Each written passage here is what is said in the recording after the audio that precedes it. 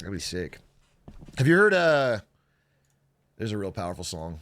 A really powerful song, honestly. Oh no.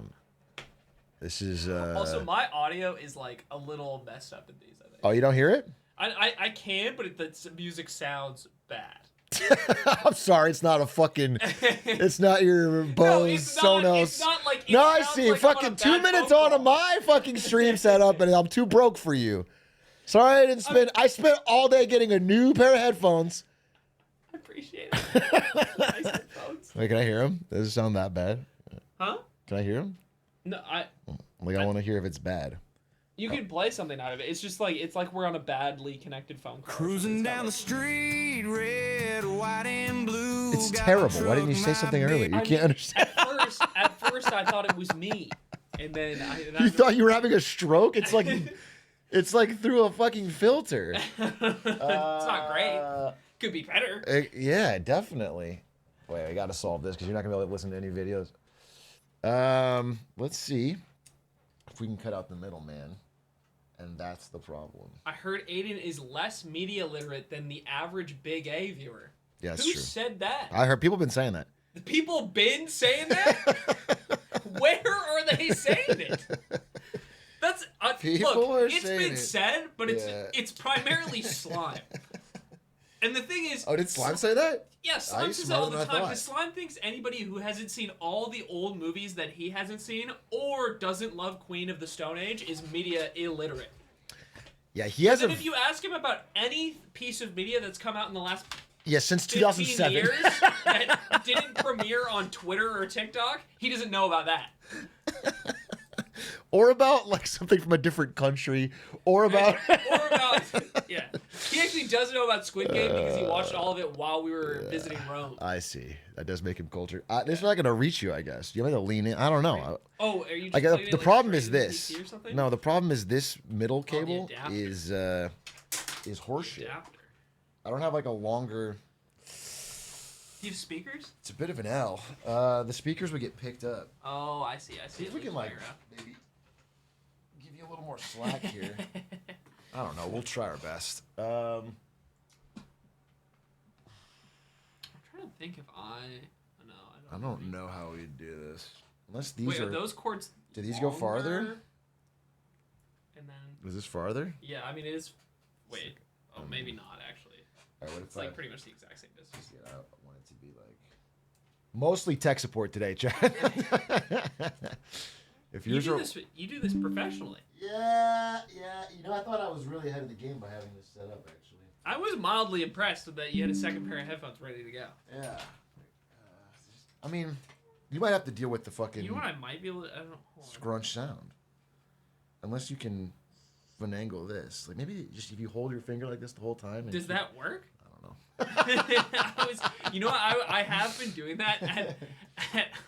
I have this like $10 Wii to HDMI adapter with like an aux out on it while I'm playing Mario Kart, and you have to like twist the aux to the exact right position to get the adapter to send you sound in both ears. The one at the office? Yeah, because Wii to HDMI adapters are just so cheap.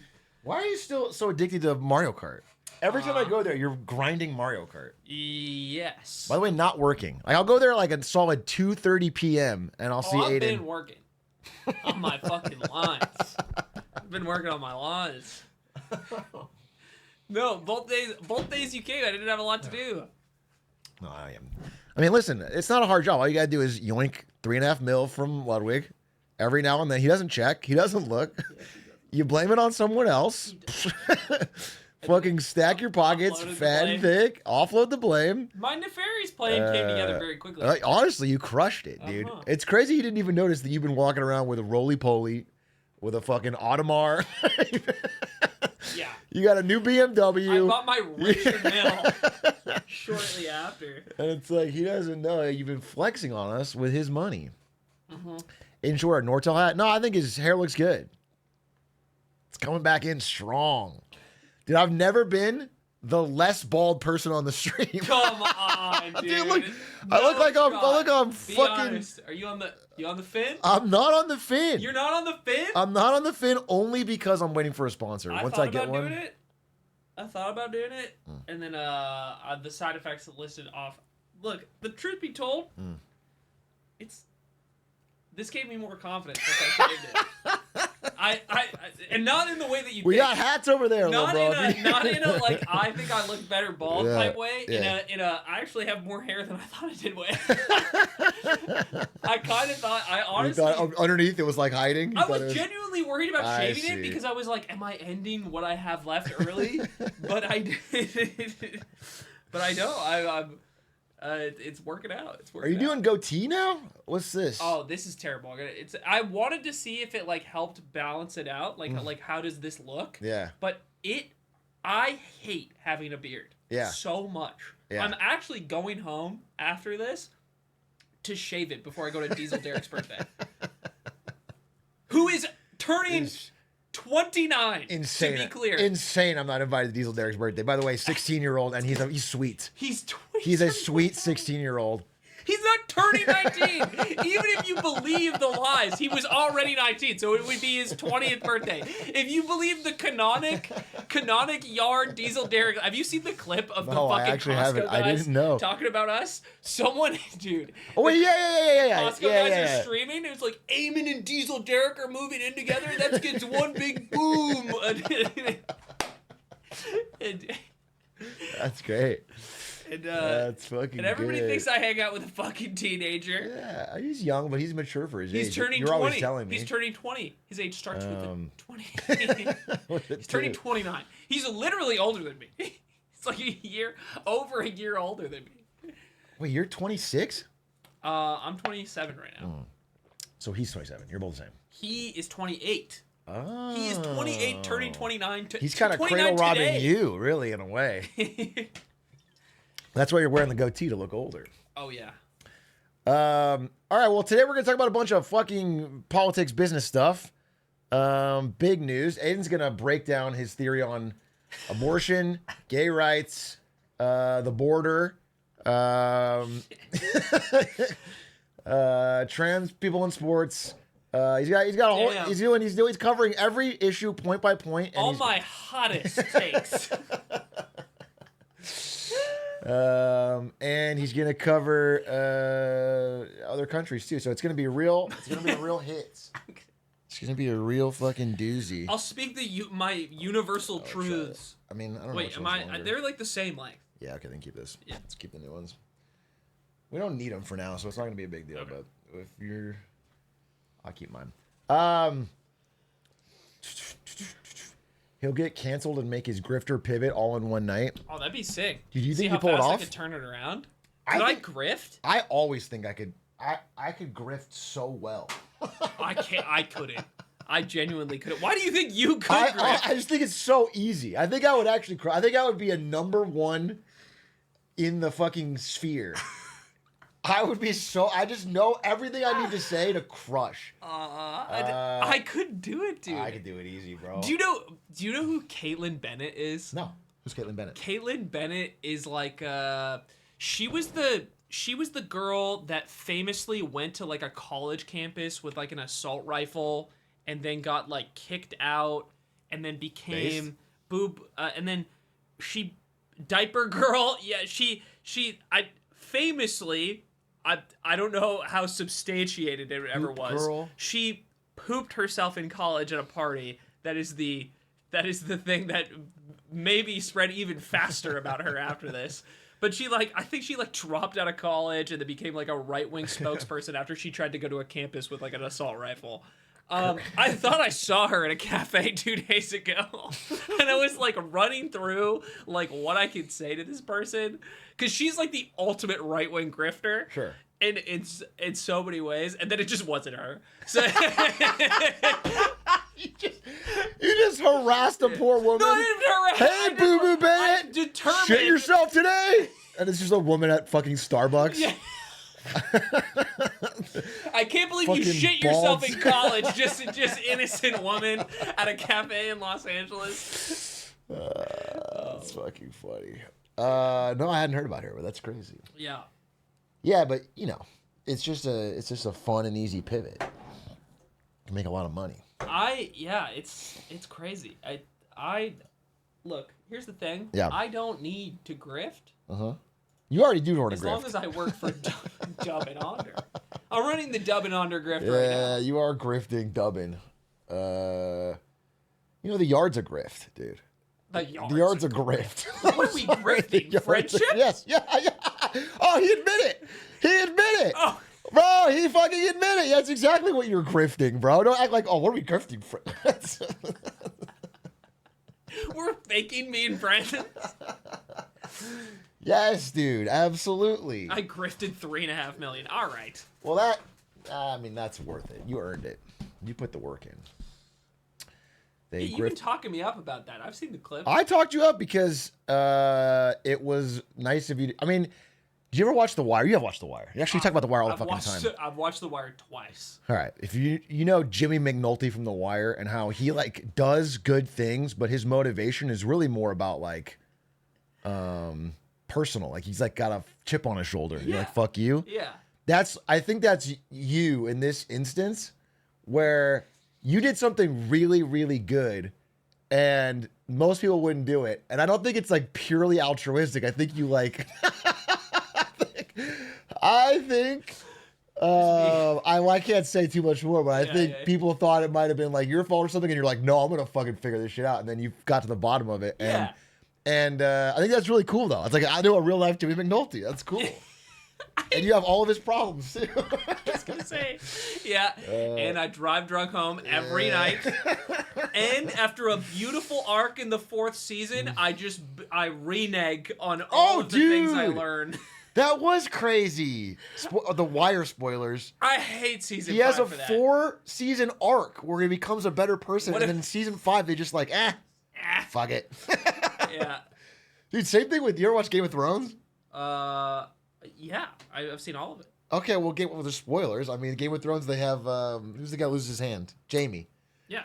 He has his whole arc throughout the whole thing where he like gets away from the incest finally and like finds a new true love, and it's like and then the last season, like in one episode, they're like, fuck it. Whatever. What did we just spend the last like decade doing? Like, what's the point? Why are we fucking undoing? It's what a terrible ending. Yeah, season 5 of The Wire is. I mean, it's like fine. It's fine. It's fine. That's just my favorite TV show. Are you a 3 or 4? 4 is just perfect. 3 is also amazing. 4 is perfect though. I didn't know you hated 3. That's crazy. 3 is like the second. It's the second best season of TV I've ever watched. I didn't know that fucking Bunny Colvin gets shafted. He does get shafted at the end. What's those 2 seasons of TV and have you ever watched? There's a mini series on HBO called Chernobyl. I'm gonna watch that. That is the other like best. It's been highly TV show recommended. I've ever watched. It's so good. Read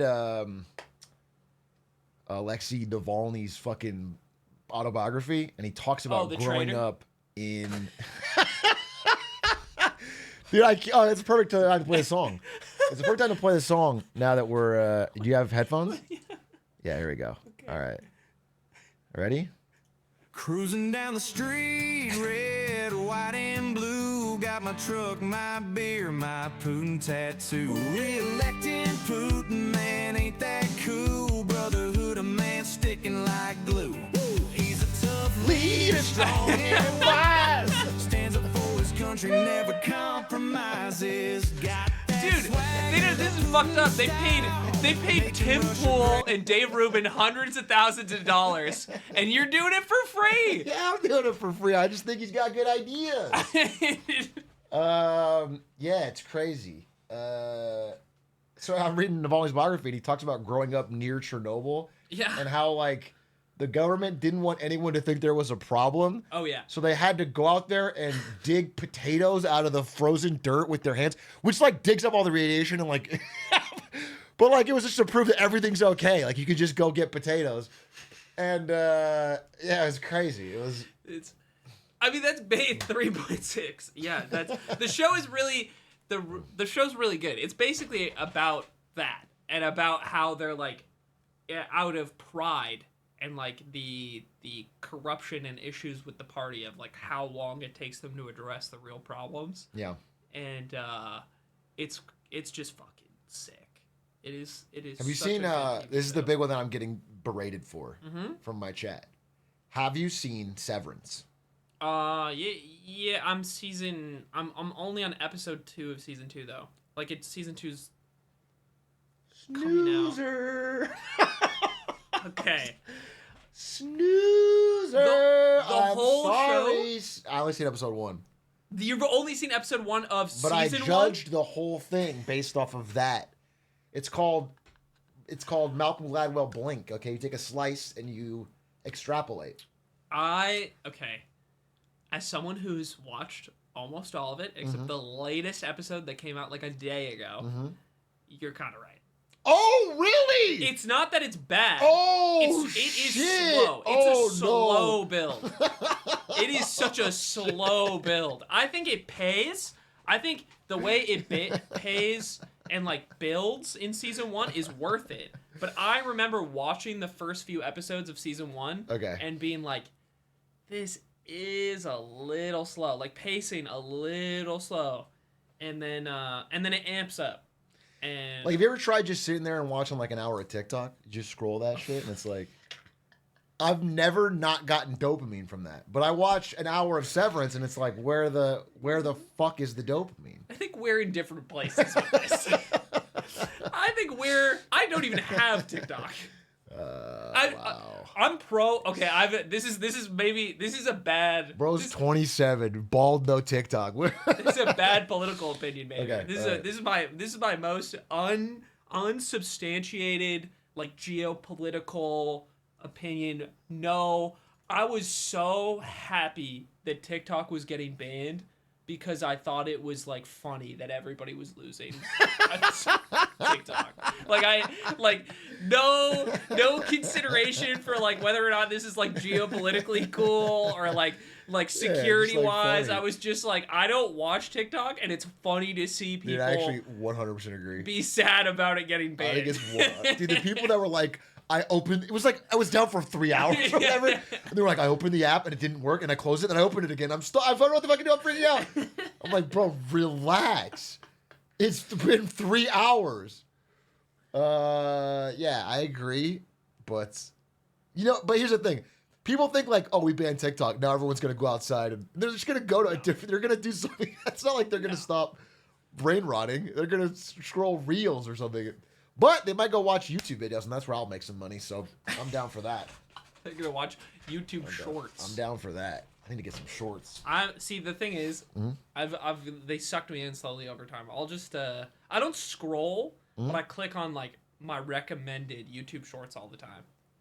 Who's your go-to guy? I have no go-to shorts. you just guys. get. Okay, I just get like fed random shit. I watch a ton of basketball once. Me too. You know what I've been watching? I'm getting fed like I'm watching like Jeff Teague's podcast, but only in YouTube short form.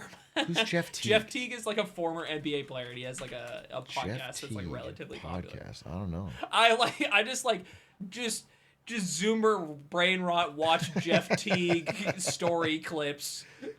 Dude, it says recently viewed. I thought it was like people also search for Jeff Teague. There's a really good clip, dude. I'll show you my favorite Jeff Teague TikTok. Look up. Oh my God. Jeff Teague. Go to YouTube and look up Jeff Teague. I don't know why this is so funny. Chat, get ready to this is what when your friends like, hey, watch this YouTube clip, and you have to. Jeff Teague, Steph Curry. His delivery in this clip Steph is so Curry. funny, and I think about it all the time. This one? This one right Okay, here. okay. I just think about this all we the time. played Steph in China, right? We went Wait, I need a full volume. I don't know why I think his delivery in this video is so funny, and I've watched it like China. six. We playing KD, Steph, them niggas. Man, I swear to God, I played the best defense, the hardest defense I ever played in my life. Nigga, I wasn't trying to get embarrassed. You know, it's 100,000 people in the stands in China. No, China, that shit crazy. So I'm like, fuck that. He ain't about to kill me. But I swear to God, I played. So I've never played this hard. Tibbs after the game came in, that's the best defense I ever played. Steph Curry had 44. Yeah, every shot, bro. He hit every shot, bro. Every time. at one point, Dude. doing that shit. We in China. I got so mad, I messed up that whole ass. So he like, nah, T, you gotta be more personable. The transition is the best defense ever played in my life. Steph Curry at 44. Dude, it makes me laugh That's every great. time. That is a good clip. That actually paid off. I don't know what it is about that, but then I'll just watch clips of this podcast. That's pretty funny. That's pretty good. But I watch mostly like long form YouTube stuff. I feel like. Have you seen the RDC World, Steph Curry? The garden. When they're guarding Yes. him, you gotta. Yeah, dude, I think this shit's so funny. Just the moment he wins. How you gotta guard Steph? Man, bro, it's too early for this, bro. I'm not trying to do nothing right now. Dude, I like their. Dude, it's crazy how Bro, man, you act like I'm gonna shoot successful right these now, games bro. over. Like, They're chill. just like they're so massive. Don't even- Poop. They're great. They're great. They are great. It's actually. weird how they're like merging into Twitch. like Twitch spaces. Yeah, they're like doing they're live at streaming more more like stuff. Twitch events and things like that. It's very It interesting. is cool. Lud and I saw them at the concert, the Kendrick concert. Oh, you went to the Kendrick concert. Just me and Lud walking Yeah, around the Kendrick That's concert. funny. Yeah, that's funny. I think Lud asked him, "What are you doing here?" He's like, "What are you doing here?" That's what I'll go back and watch the like compilations of people reacting to Meet the Grams. Oh yeah. I think that's so funny. I something about that song in particular. It's just I think I was the only person, like, I'm still listening to Meet the Grams like in the past month. You're crazy. I know. It's not. It's a psychopath song to that listen was to like by yourself. dude. It's dark. It's haunting. Yeah. It's- Well, it's not it's- fun. It's not interesting to listen to. It's like I think that's what I think I just like piano beats, and it feels like very emotional. bro, you feed a suicide note to TTS. And listen- you put the Joker script on your iPod. Yeah. That's crazy. Yeah, we all do that, right? That's yeah. It was cool because I was live when it dropped, so it was like, and I had just said, I had uploaded a clip like hours before where I was like, "What do you like?" People were like, "Kendrick needs to do more." I'm like, What is he "What do you think need he's to gonna do? Find a second kid or what?" I was like, "What the fuck could he possibly do?" I saw And then that. it was crazy. Although, I mean, where's that second kid? You know what I'm saying? Where's the fucking second kid? I want to see it. I choose to believe blindly. It's so funny if you just ripped that and made it up. It's like, It all Yeah, finding it all all, only just sprinkling in like one lie in there or something. you just Maybe throw, two just like a little couple, lies. whatever. Who gives a shit? Make it work. It's a rap battle. Kendrick Googling rhymes for pedophile. Go to Rhyme Zone. Dude, everybody's making fun of my. What do you mean my hairline? Dude, What? I'm just so glad. It's been in the same Dude, spot. 99% of my It's been streams in people this- calling me bald, and I now hate when people call out the hairline, because if you just go back, you can look at me in a shaved head from like 4 I years ago on Ludwig's stream. fucking It's agree. the same hairline. I fucking agree. I got gaslit because I took photos of my hair over Mm-hmm. the last few years, and then I went and looked, and I'm like, it's just the same. I'm trying to find it like Twitch Weekly. It's just Twitch Weekly history emote. Crown looking sparse king. That's not my point. It might be looking sparse, but that my point is it's been looking that way for 5 years. Yeah, exactly. I agree. That's what I'm saying. Here, look. Yeah. Like, this is me like a decade ago. It's the same. It's the same. It's the same. I'm not saying it's good. Yeah. I'm saying it's the But it's same. been there. Dude. I'm not, It's been there. I'm holding steady. I had to look this up. Yeah. It's called a mature hairline. You're not helping. It's a mature hairline. You're You not hit- helping. You hit You the don't line. want to have a quote mature your hairline. That your sounds childhood old. hairline No. recedes to where it's gonna sit for a while, Mm-hmm. and then it sits there for a while. And for a lot of people, it sits there until you're like, maybe you'll be 35, maybe you'll be 45, maybe you'll be 55, and then it recedes more. I'm almost 35, so You're closing in. you added wrinkles. First of all, I didn't. First of all, my skin is glowing. Second of all, fuck you. Third of all, I was never outside when I did this, and now I have a little bit of sun. So how about that, motherfucker? When does the rest of you mature? Very nice. Haha. Is that your dad? This is my dad, folks. This is my father. He's getting up in the years, but he's here to talk about finance and business with us. I'm military, man. It was tough moving around when we were No. when we were younger. I don't want to do this. I don't want to do this. I already had my dad on stream. We both got fucking pissed drunk. And he like leaked his Raytheon email. Jesus. He was literally like, email me. And he got a bunch of people fucking sending them stupid emails. Crazy. Yeah, he got crazy drunk. All right, I have a question for you. What's up? Question. Because I asked you, I sent you a genuine message this week. Mm-hmm. And I've had it in my somewhat locked plans for a while to leave the United States. Oh, this is about you hating America. Pre-election, This is I about you wasn't. hating I'm America. not a Trump got elected. Now I'm leaving guy. It was, I wanted to leave no matter what. I'm not saying I think things are worse, but I wanted to leave. And I've been making plans around leaving for a while, and I have a timeline for myself, and I've talked to an immigration lawyer and all that bullshit. Yeah.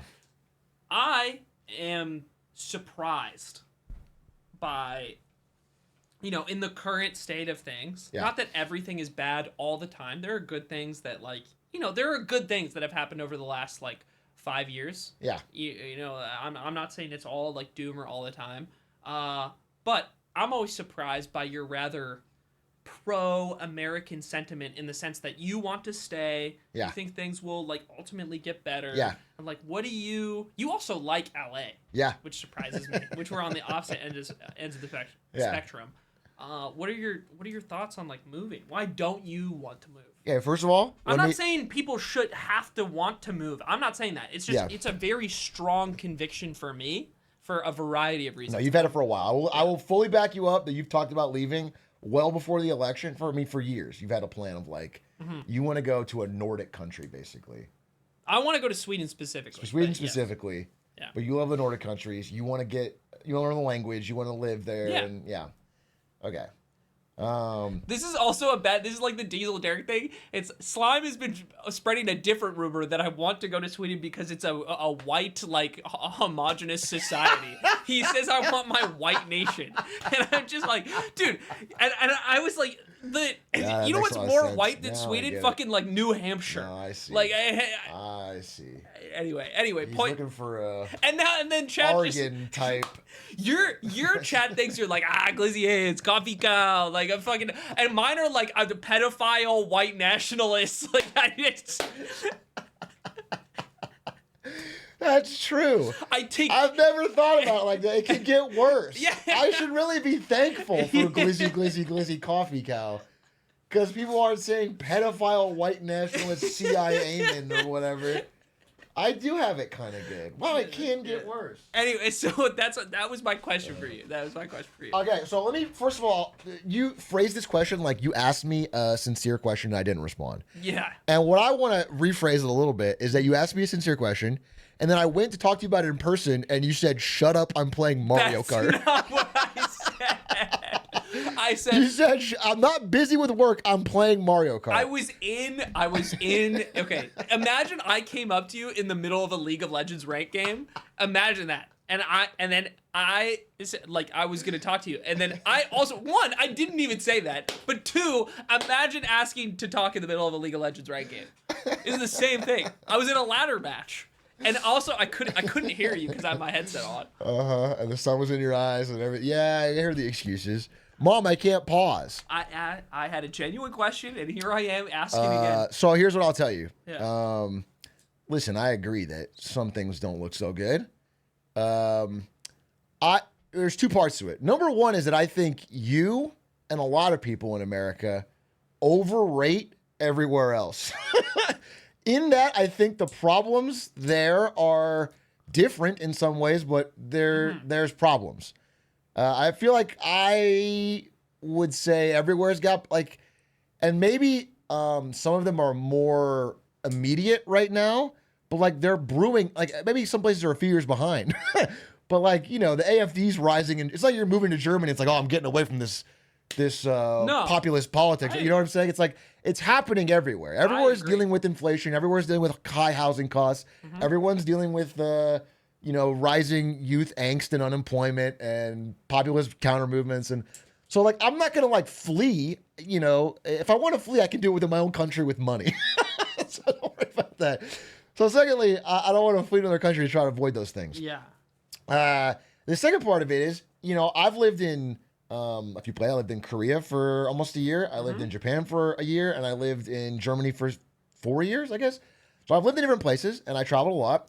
And I am, unfortunately, an American. You know what I'm saying? Like culturally, that's where I grew up. I don't think I will ever become, even if I spent a bunch of years in a different country, I don't ever feel like I'm that nation. I will enjoy it. I'm sure they'll be nice to me, but I will always feel like an American. And so that's like something I remember feeling this really bad in Korea. Like after a year in Korea, and again, Korea is like an extreme example. It's like so different, but I felt homesick. I felt like it's a great place to visit. I had a lot of fun, but it's just not what I love. Like my comfort, and also there's a third thing, is that I think no matter where you live in the world, even if one place was way better quality of life, and I think Sweden does have a better quality of life. I'm not going to fucking knock it. And I know you're good at making friends and new things, but I think the most important thing in life is friends and family, like being somewhere close to me that I can see them regularly. Yeah. So like if I live far away, even if my day-to-day life is better, I will feel more lonely. Even if I make friends there, that I don't have the people that my true community people that I like, my family and people like my friend you Stans, people that I like hanging out with. So that's my 3 reasons why I don't think I would ever. So we all need to move together. Yeah. I mean, that would drastically up the enjoyment of it, but I don't think it's going to happen. So that's actually first of all, ban the person who said I underestimate how difficult it is to move somewhere else. Ban that person. Yeah, I will. I'll ban anybody. I love ban that people. Guy. Because I don't. People. I know. I have been. He does know. He's so into it. I have been so into meticulous. One. Not that it's a drastic cultural difference, but I moved to a different country when I was a kid. Again, immigrated to the U.S. after that country. And I've been so meticulous about evaluating the specific place I want to immigrate to. So I think I would say in comparison, also have a network of friends and like support system there already, like people that I'm like pretty close with and like talk with all the time, like specifically chose this place over like many others, rather having this like rose tinted glasses of like, I think the difference between me now and me at 20, for example, is like me at 20 was like, I would go to somewhere like Japan or Hong Kong or let's say like the Netherlands or the UK and be like, all of these places seem so amazing. These all seem like places that I would love to move to. Yeah. And then over time, I like took stock of like the consequences and like of moving specifically to those places, visiting them, finding out like what social like connections I had in each, like what immigrating there was like particularly like, and trying to like really evaluate the stakes of what moving to these different places and slowly crossing these places off the list, basically, for various reasons. And like the UK just walking around the UK. The UK is not on a trajectory. Because for me personally, the UK is like the easiest for me, besides Canada, which is just like going back to where I moved from originally. Going to the UK is the easiest for me because I don't even need a job to move there. I just get like a 5-year residency visa and then I can become a citizen. Bro, it would be so funny to me if you immigrated to Canada and then it becomes the 51st state and you're right back. That'd be so funny.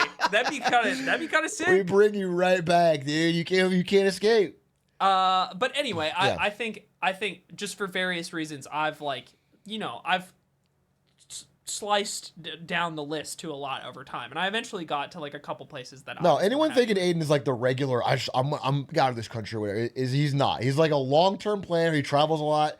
You're probably just through Smash and your general personality, Smash helps so much. Smash Is like you the just root. know people everywhere. Yeah. All over the goddamn world. And so you have a different sense of community and like people you'll know and fit in. Yeah. But it's funny on the subject of people moving together, because I think that is that's like the prisoner's dilemma of streamers in LA. Like on the whole, talking to everybody is like the general sentiment of the streamer community in LA is a lot of people want to leave, but nobody wants to leave the like friends and networking. So like in order for it to actually work, everybody needs to like a huge chunk of people need to leave together at the same time. But nobody will like actually do that, right? So they're caught in this issue of like nobody actually wants to be in Los Angeles. Nothing about streaming really needs to be here, but it just happens to be the place where a bunch of people have congregated. And not to say there aren't outliers who actually do like it here, but it's just funny that everybody's trapped in this like nobody wants to move by themselves first. Yeah. But nobody is like is gonna take the effort to like move a bulk of them together, so people just stay. Yeah. Well, I was talking with Stans about this. He was saying the same thing, where it's like, if we're gonna stream for a living, there's zero fucking reason it needs to be in LA. Like, no reason. Our dollar would go Dude, 600 times. We could go on a Bali, or we could go anywhere. You could do anywhere. That was a little bit. Or you can go no income tax Nevada, or you can do whatever. Whatever Puerto Rico, whatever you want to do for like, and you can make a ton of money, and you have low living costs. Yeah, you could do that for sure. Some people tried. I feel like there was like a couple people who tried moving to Vegas and then they moved back, and then there was and then that's kind of why Austin or Texas was like a hub for people at all too. It was like the cost of living and like tax stuff too. Do you know Dan Clancy owns a city? Oh, doesn't he like have a small town or something? No, it's a megalopolis. It's like a 10 million. It's Tokyo sized. Yeah. No, I'll tell you. I heard this from somebody. Did you get in trouble for this or Dude, something? I heard Didn't someone you I catch some trust. smoke? Someone I deeply trust told me that I mean, I don't even want to say anything more about him because he could retaliate. But this person said, yeah, he has great influence over a very small town. Okay? And I repeat that. That's what I say. Yeah. And then Dan Clancy goes on XQC stream and he's like, you see that Atrioc clip? He said I owned a city or something. And it's like, not what I said. I didn't say owned. I said influence over a small town, which made me matter because he's like doing the gaslight. He's trying to make it seem like it's so exaggerated it couldn't be real. And so now every time I talk about it, I repeat that he owns a 10 million strong megalopolis with a military and a firing squad, and he is a fucking tyrant. He I'm trying to think. He owns Chongqing, that layered city that everybody's going through right now. That's fucking Dan Clancy. Look, the only thing I'll say about Dan Clancy is he's very good at basketball. Dude, I heard he's a fouler. Dude, he's actually so good. I heard he plays a little dirty ball though. I won't speak ill. I heard he's got the Clancy elbow. I was on Dan Clancy's team and we were running. I see. Well, and Dan Clancy, I genuinely was the best player on the court that night. So I challenged him. I put out a call. You're gonna get smoked. I don't know what to tell you. You're gonna get smoked. Well, it depends on if we play in Clancyville or not. He's got the fucking rules, and the refs are on his side. The bow. Yeah, if he can throw the bow, then I'm fucking screwed. But if we play in an American city that isn't under his thumb. That is super interesting though, because I think your reasons for not wanting to move are super valid. I ultimately understand. Like, okay, can I give one more reason? This is reason number 4. Yeah. This is right. This is like the least important reason. It's not real, but like, I think, I do think things will get better. I think in the long arc of history, we've had so many bad periods in America, and then it gets better. In the long arc of history, they'll certainly get better, but they'll also certainly get worse, and that's the beauty of time. What's so wise? Is because they'll always get worse. And I want to be there for the bad time and be there for the. I like the idea of having this arc in my life of being through. The struggle for the reward. That's cool to me. The American, you want to go through the shitty American times? Yeah, I want to fight through the bad times so that it's a. I feel like if I'm looking back on my life and I like fly away and then fly back when it's good again or something, I'm gonna feel. Wait, that could be beast mode. I mean, that's like the right way to live. And it'll be like if I have if me and Ari have a kid, it's like if things get bad or whatever, then we'll dip, but. Because it's not just me that I have to think about, but that's how I think about it. That's like a. No, I understand what you mean. I think there's a.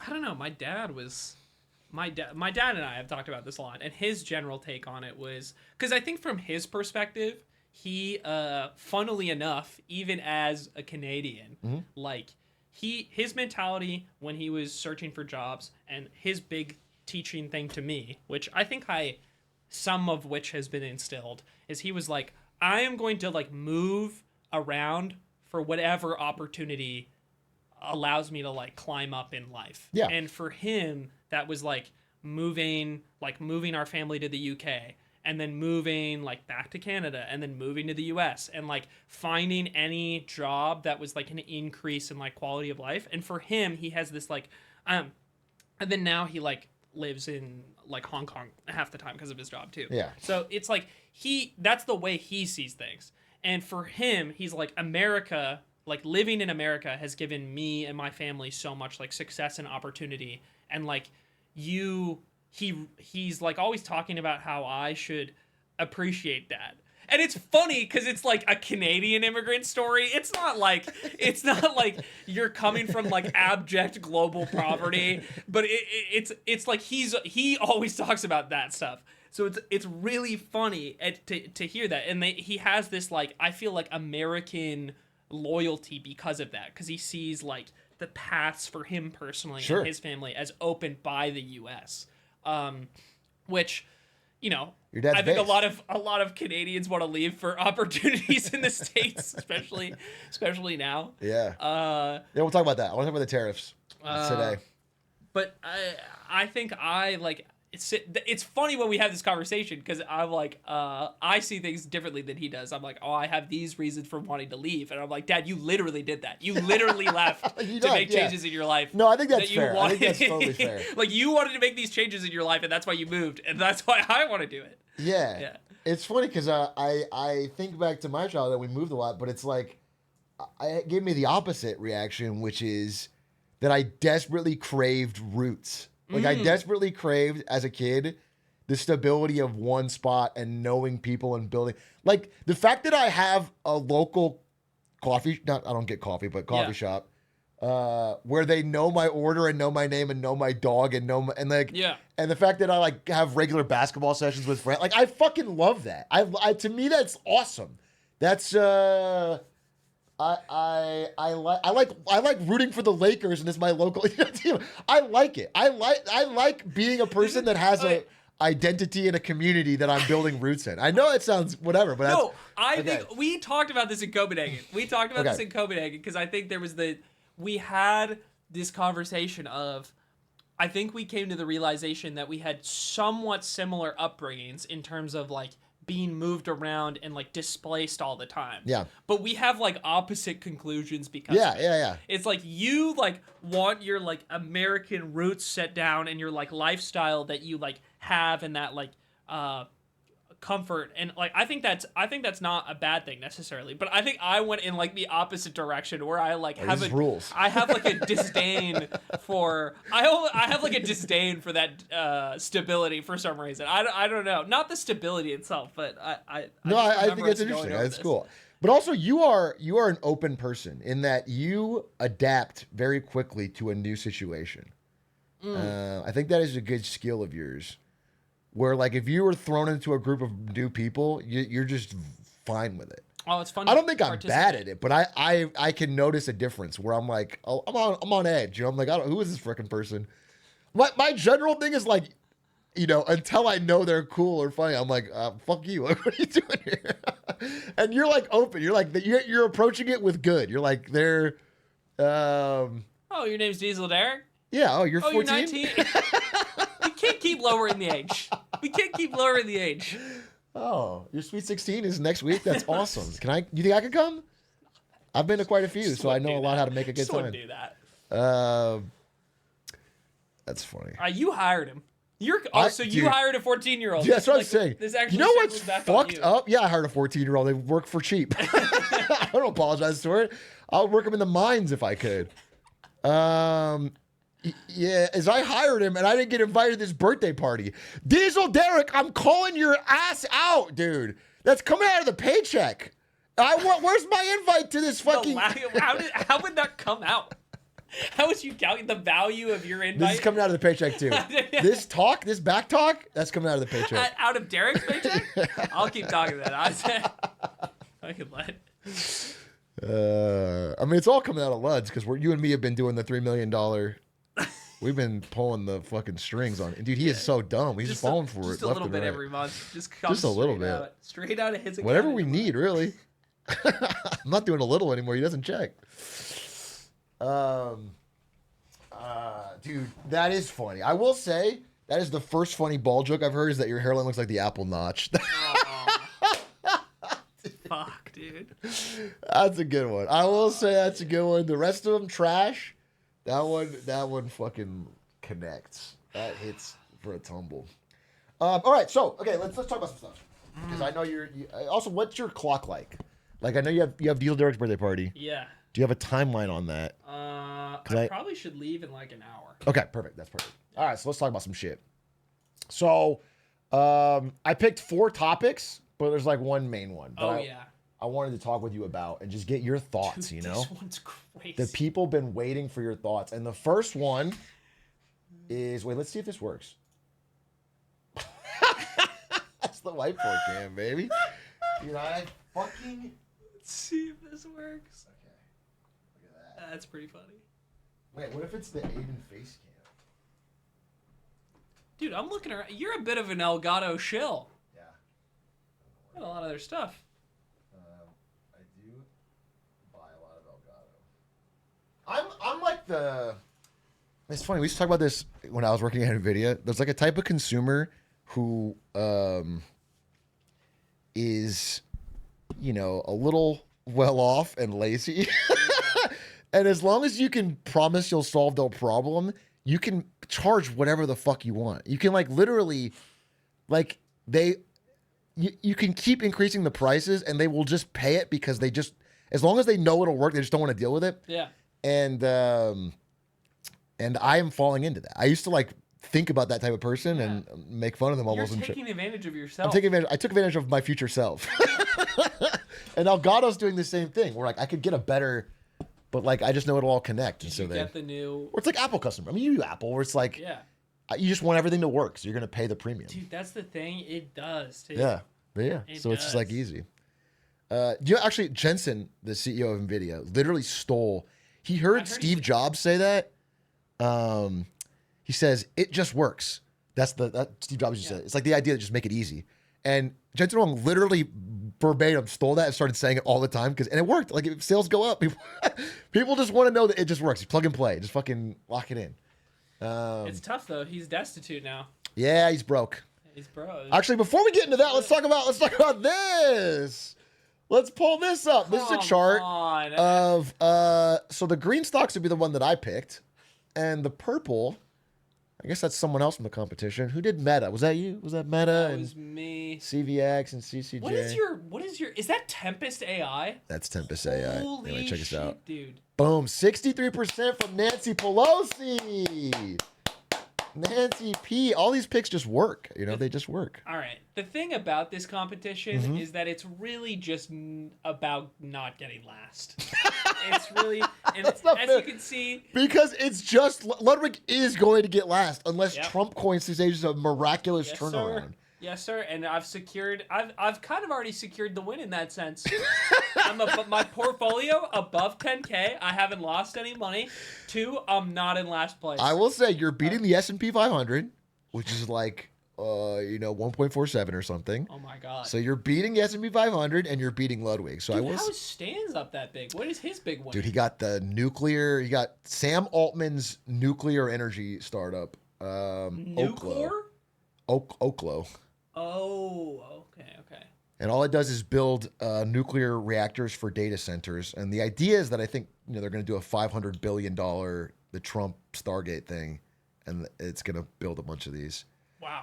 That's the idea. They haven't built anything yet. Wait, what's my big loser? Can we Your go see big what my loser I think is it's my metals company pick. Right? Chevron, Cameco Corp, and Microsoft. Wait, metals company bounced back. Metals company's up, dude.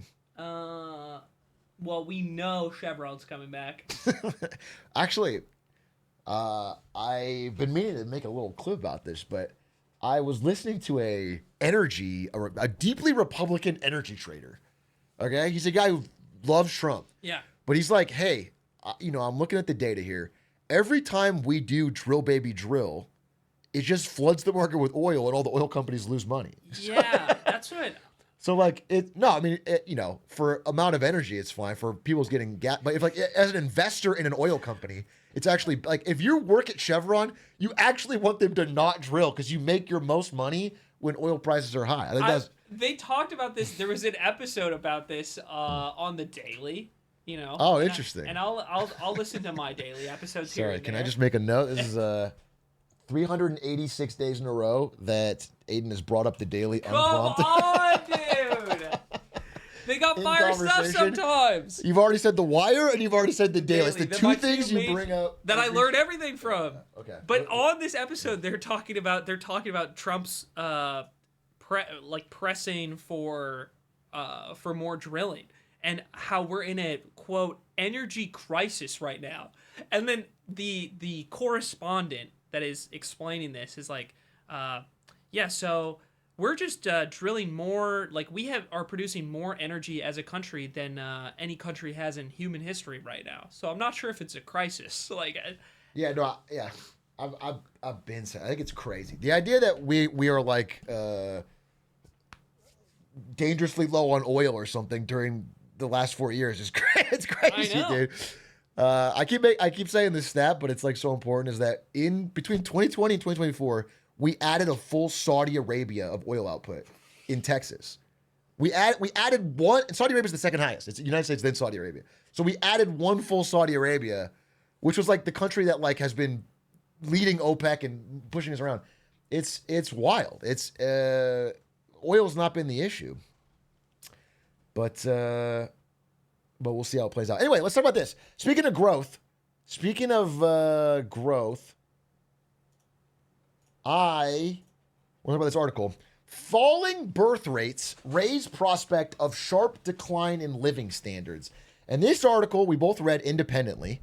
You messaged me about it. I messaged you about it. Well, I tried to talk to you about it, but you were playing Mario Kart and told me to shut the fuck up. And no big deal. Oh, which is really mean of you. And Really important match.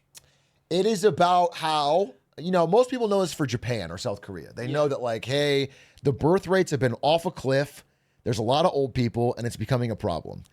What this article makes the case that it's happening fucking everywhere. That basically nobody's having babies, whether it's Australia, Japan, US, Germany, UK, France, Italy, Spain, wherever. Yeah. We are falling behind the replacement rate on children, and slowly but surely we're becoming a children of men type older society. And because our entire economy is based on, number of workers either increasing or maintaining at parity, we're going to have decreasing standards of living. We just can't keep, unless, and I think that makes the case here, is like, unless productivity drastically increases, if you get more out of each person, which could happen with like AI and robots. Yeah. That's a possibility. Elon Musk seems to think that's the fucking way out. Or it could happen by, and this is the sad part of the article, it's like people have to work more hours or work later or like retire later. Yeah, they're going to raise retirement ages probably. Yeah, which is kind of fucking base because I think old people should work harder. You should have to keep grinding.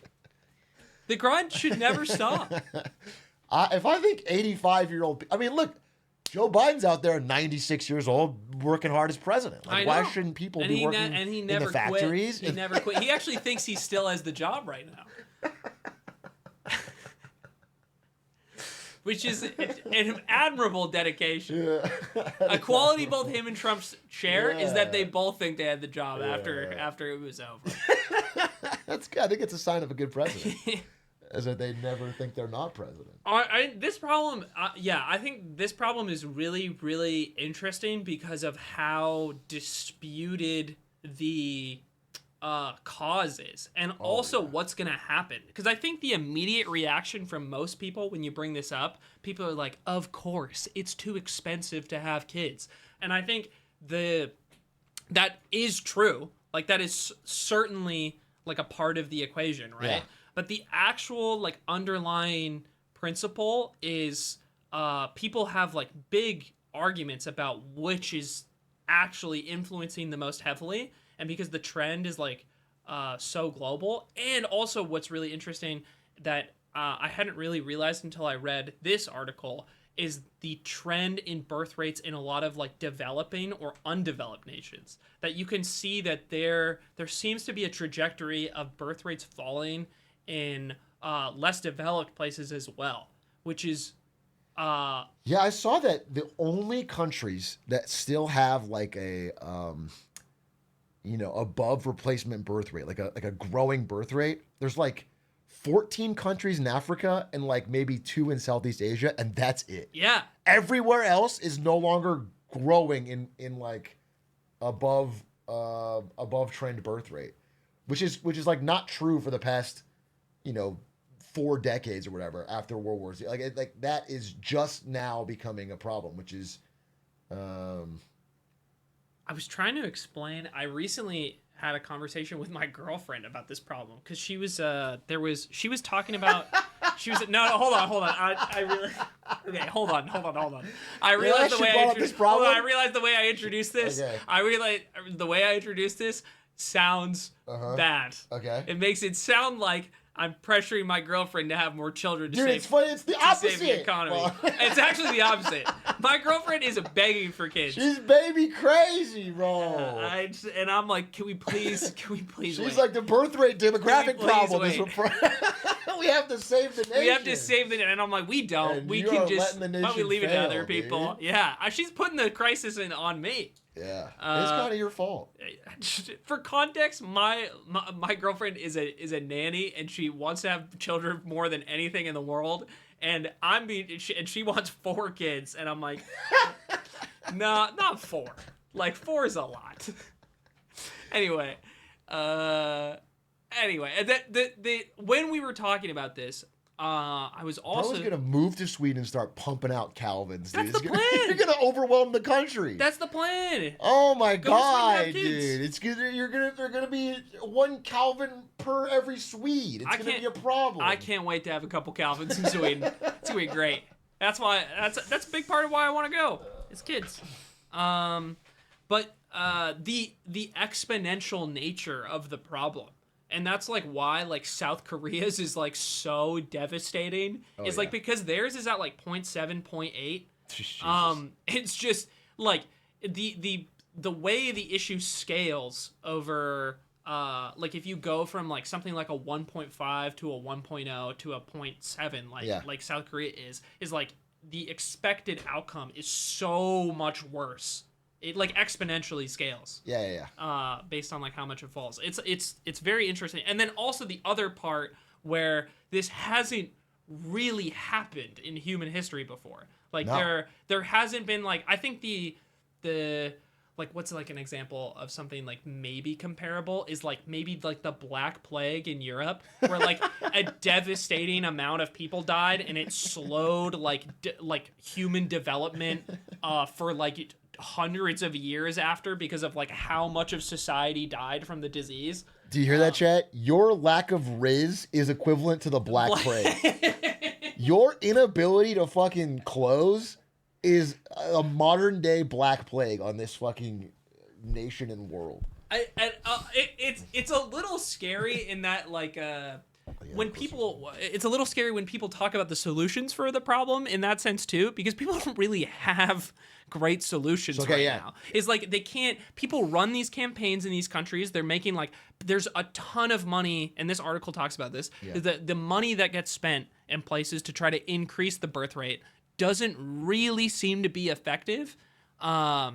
Campaigns like don't have like a huge influence on this number. And then like, what else can you do? Well, you can supplement the problem with immigration, but the amount, depending on like where your country's at, the amount of people that have to come to like make up for the difference is like so extraordinary. And also because the trend is global, like over a long enough time frame, like like you can only individual countries can solve it with immigration over time, but then over a long enough period of time, like it's just the world's problem. Sure.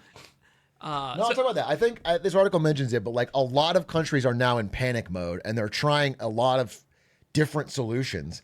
And like you mentioned, the scary thing is that a lot of them aren't working. It's not like if it was easy as like, free paid childcare or some extra time off or a little extra money.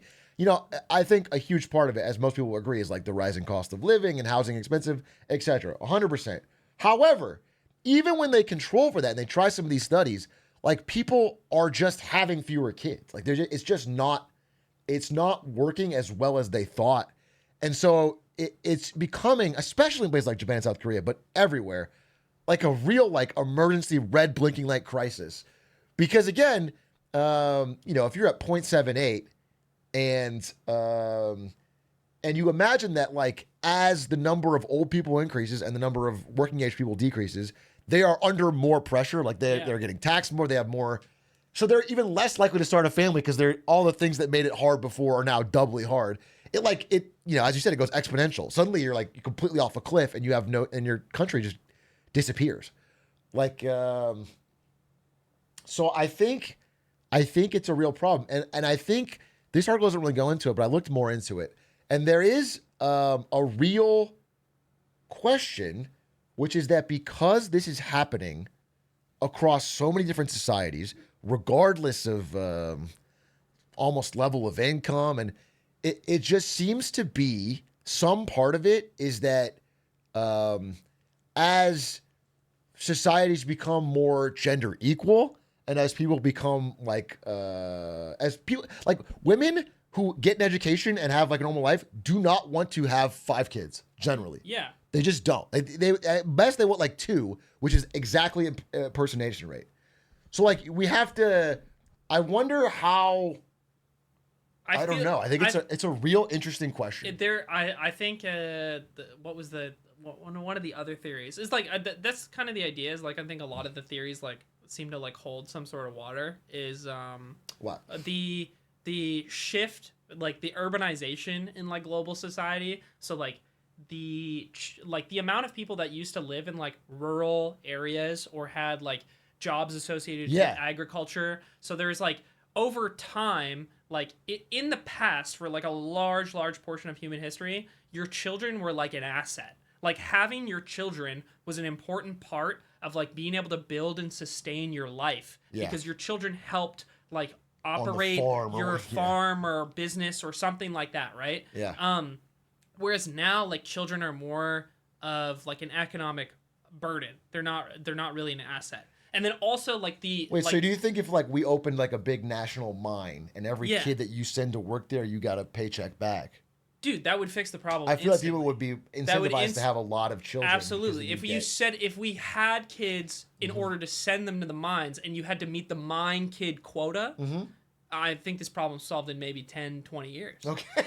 I mean, yeah, like we could turn Greenland into a big open air. I think it's rare tough. earth metal. But I think with that in mind is like so much of society has changed like culturally and technologically that like kids, like people have this desire for like more independence in life. Men and women have more equal opportunities across the board. The structure of like economies and societies isn't as dependent on systems that require kids. Yeah. So you need this like, in order to fix the problem, you either need a gigantic like cultural shift away from where we are now and the trajectory of where we're going now, which would have to happen globally, which I just like don't think is possible. Sure. Yeah. Like that's not actually the solution, right? It's like these people who are like go back to like trad values and like family and like if we just get God back in the home, it's like it's a hopeless plight.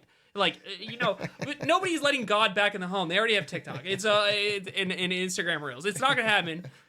Dude, God talk would go so hard. It's just different pastor clips. It's like just different all Bible encouraging verses. families and like. But I think that I remember this. I don't think this is actually like a policy. But I remember having a conversation with my dad, like literally like 8 years ago, where he was asking me like, well, what would you do? And I actually think young me had a slightly good idea back then. Okay. And I was like, if I were like a really rich, government right now, I would be working towards like developing and nationalizing AI and robots, because they have to pick up like the human slack of not just this problem, but I think also like you need to automate enough of society that this problem doesn't matter. And then also the cost of like choosing to be independent as a human being, because it's like what is like the alternative? Like you can't like force people to have families. The policies are already failing to do so. Yeah, exactly. So if you like need to retain like I think the reason I said this at the time, which I still think is good, is like, well, I think I was thinking in the context of like nationalizing like something like resources that are should be like rights for everybody.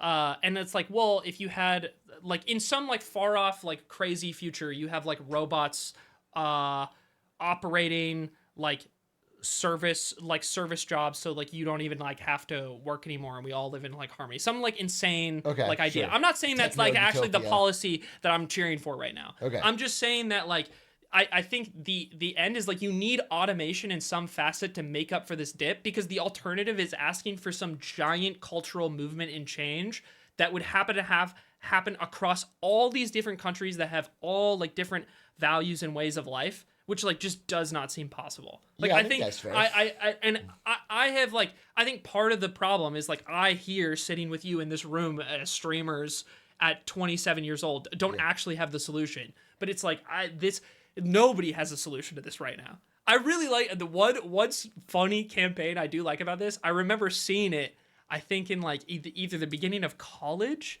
or maybe high school, is Denmark was already worried about this back then, and they have this Do It for Denmark campaign where they had like TV ads that basically were telling people to fuck, and I thought that was really funny, and it's mentioned in the article.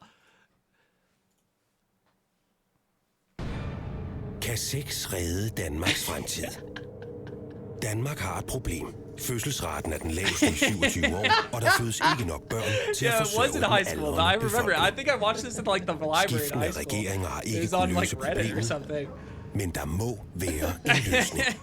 Lorsque je t'ai vu pour la première fois. Her er Emma.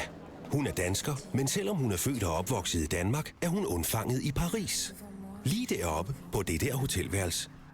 For 30 år siden tog Emmas forældre en lille sliptur. Hvis vægge kunne tale. Men det viser sig, at Emmas historie ikke er så enestående. 10% af alle danske børn er undfanget på en ferie. So it's telling people to like go on holiday. Go on holiday and fucking make a baby, bro. De får til at se og opleve hinanden på ny. Det frigør endorfiner i hjernen, og så får folk lyst til sex.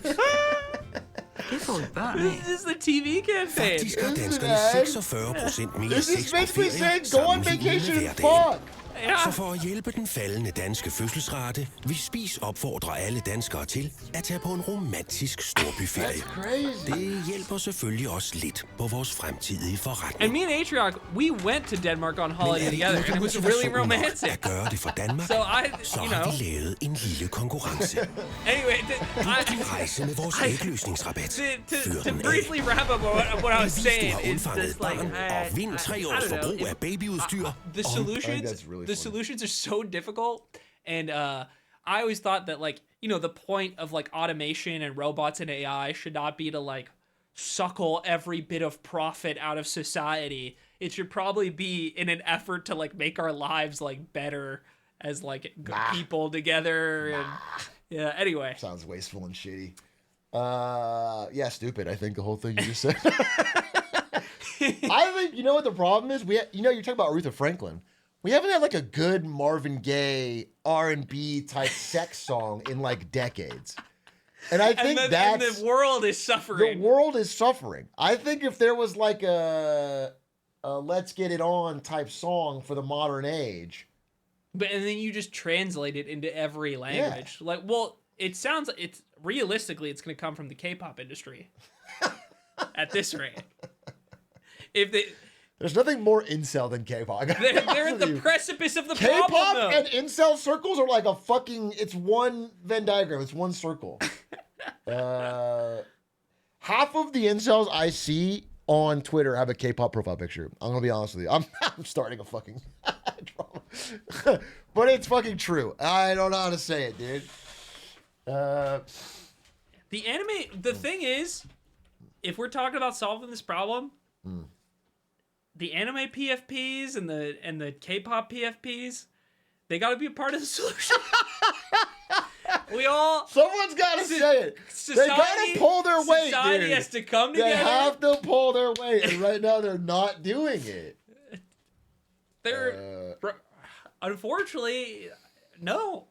You know? Nobody. Okay, this is also something I looked at today in preparation for this conversation because I wanted to see. I wanted to look at birth rates, and compare them among developed nations and like see what the like general trend or differences that I could see were. Okay. And like France is like I think the second highest in Europe or like one of the highest in Europe. So I think there still is something. Birth rate? Yeah. Okay. And France has like really, really good like childcare services. Like a huge part of taxes paid in France goes towards things like having access to like a nurse for your child during the first year. Yeah. And things like that. But even France had to recently raise their retirement age. Yeah, yeah. So I'm not saying this isn't an issue still, right? But there's this is a smaller technically not a country. I don't know exactly. The Faroe Islands has a birth rate of like 2.2, but the difference being that I think like the Faroe Islands is still pretty like fishing and like agriculturally like based economy. So I wonder if like that plays a role in it or something. Just like looking at the differences between like what the countries at the top of the list are doing versus like what the countries at the bottom of the list were doing within Europe. I was looking at. So there still has to be like policy aspects in place that are important, right? Yeah. But I wonder. I don't really know. Yeah, I don't really know like what will stick. I mean, that's like the whole article, right? Is like the article doesn't have the solution. Dude, it's just talking about people spending money. Solution, yeah. But look how many below. I mean, dude, the amount below replacement rate is so much more. And then Monaco's was interesting too, because Monaco is like a pretty, very rich, very developed, you could say. But that's probably the reason why it's so high. Is like Monaco is just like such a wealthy. So that's place, the thing. so that's like that's the big question of this that I found when reading more into it is like I've always thought that it was just that housing is expensive and people don't have enough money or free time. And I think that's a part of it. That's a part of it. It's a part of it. And that will help if you alleviate that. But I always thought, we just fix that problem and everything goes back to how it was. But now I'm thinking we have to figure out a way to live in a world where we can make a lower birth rate work. Because it just seems like as people get more educated, as like the birth rate is going to decline no matter what. As people's like standard of living improves, they just don't want to have, except for you and your girlfriend, I guess, they don't want to have a ton of kids. They just, to be clear, I don't want to have 4 kids. I'm shooting for, I'm technically below replacement rate. I'm shooting for 2. Yeah, exactly. I'm shooting for 1 or 2 if I have a kid. And so I'm not in a situation where I'm like worried about money or housing. So, I think people's attitudes towards it have changed, let alone. It's like so much more is at play, right? It's just the idea of like having, I think like still an independent. Like that's a good one. Like that's terrible. I know. Is it South Korea still the lowest? I'm pretty sure, yeah. South Korea at 0.9, Hong Kong at 0.8. But obviously But Hong Kong's not a country. It's part of the great nation of China. Taiwan better not be on here either. I would be pissed, okay? That's where I will say Hong Kong is a place. Like Hong Kong is a place that I've spent a lot. I see why people don't have kids. Like when it's like this dramatic, it's like, dude, space is just no space. Prices is very expensive. It's like LA, dude. LA is so expensive, and I was just when I was visiting Hong Kong, I go there for Christmas usually, and I was just there, so I was curious, and I started looking at places that are like the same size as my apartment in LA, and a lot of the stuff in LA will be, if you wanted like 1,000 or like 1,500 square feet, different parts of LA, that might be somewhere between like $600,000, $700,000 to like 1.3 1.4 million. Yeah. That same amount of space in Hong Kong is like $3 million. That's crazy. It's insane. How does anyone not generationally wealthy? You know what I'm saying? Dude, I was seeing, San Jose in America has like one of the highest, it might be the highest median income in the whole country. Mm-hmm. So like median family income in San Jose is like 115,000, which is great, well above the American median. That person, to afford the standard house in San Jose, you need to make $430K a year. So the average person who is doing very well in San Jose is 1/4 of what they need to get a house. That's absurd. That's so out of whack, dude. That's so, to be making 115 and be like, I can't even feasibly afford the basic house is crazy. That's crazy. That's such. So like, obviously we have to, like, that is a huge part of the problem. But I guess what I've learned from this discussion and reading more is like, it's not it's not the end all be all. The end all be all. It doesn't just solve it. Damn, China. I heard China, it's like at $1 billion right now, is going to be half gone by like, I don't know if it was 2050 or 2080, but like $1 billion down to 500 million in. Yeah. That's crazy. That's Thanos. That's like Thanos snapped in China. I think how fucking crazy is that? The short term problem is like any country that is like has a low birth rate right now, but isn't chill with immigration. Oh yeah, you're is just cooked. Fucked. Like you have no. I don't know what you do. Like you have no way Japan out of it. Japan is like the perfect example. Japan is. That is kind of the nice Japanese thing. Is like there's the nice thing. The nice thing is that there'll be a couple countries to watch first. Dude, I say that all the time. And like see... Japan is like every problem we have, but in the future. And so like they're the canary. I can just be like, all right, well, Japan hasn't fucking exploded yet, so we're good. We have years. They have the birth rate problem. They have the government debt problem. They have, aging population. They have all these problems. We'll see them deal with it, dude. Japan the GOAT, dude. They tried it all first. Anyway, that's that article. I want to talk about, and you got to go pretty soon. There was, how's it? This one was, it's where 546.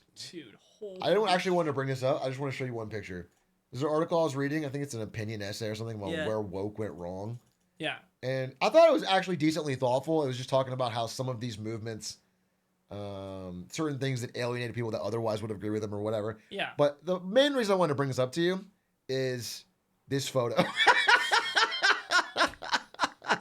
of an anti-woke demonstrator. Dude, he's actually going Joker mode. Oh my God. Wearing the awake but not woke hat in the Joker mask. I thought this guy was just so base. Dude, it takes one bad day. It's so funny when like characters that you've described or like seen as like jokes online become real people. The woker is real, dude. I mean, the woker is fucking great. This is a problem for the woker. Holy shit, the woker is real. And what does he get interviewed in this? Like, is it? Oh no, he just was one of the photos. What's the woker's opinion on what's going on? Dude, I would love to interview the woker on one stream. thing that is, me and Slime were joking about today, or like the what feels insane to me. I feel like this is insane. Is like 2 plane crashes happen, and the reaction has been like the weird level of the reaction of like DEI has like infiltrated. Woke has infiltrated. It was woke. FFA regulations. Yep. And or like when the fires were happening in LA, and it's like woke has destroyed the fire department. No, woke voted to lower taxes in the Palisades. That was woke. Yeah, I feel like you're joking, but that's exactly what happened in all these situations. I just don't like that I log into Twitter now and there's used to be news. He said, "Want to hear how I got this privilege?"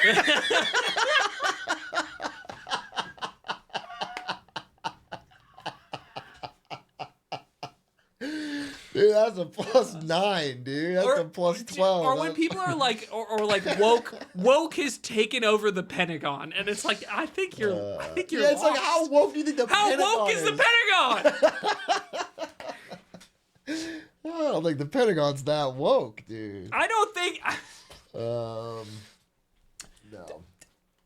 I'll say, hey, call me insane. I don't think woke is a big problem at the Pentagon. No, I or don't was think so. it?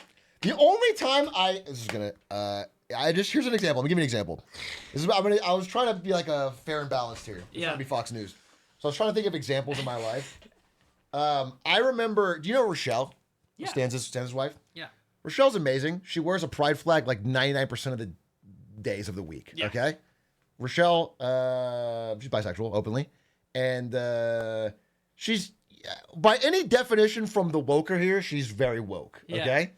She went to, it was like an all female for the future conference or whatever. Yeah. And they were on stage giving a presentation, and she walked up to ask a question. Yeah. Okay? And she like raises her hand and she like gets the microphone and she goes, "Hey guys, I love the show. Can't wait to say that." And they stopped her and said, "We're not guys. Please don't say guys." Like, I think sometimes, this is the only thing, I don't think it has big power. I don't think it's a big problem. I think sometimes it pushes people away from causes that I care about by being so... Yeah. It's not like people make it out like woke is the... I think if you stack rank the problem, it would be 600,000. You know, it'd be way... Yeah. I think it just makes it hard to build a coalition. I'm always trying to build a coalition so that I can... You know, I want this stuff to happen. Yeah, I think the problem with, I would say, stuff like that is there's nitpicky, like, I don't know.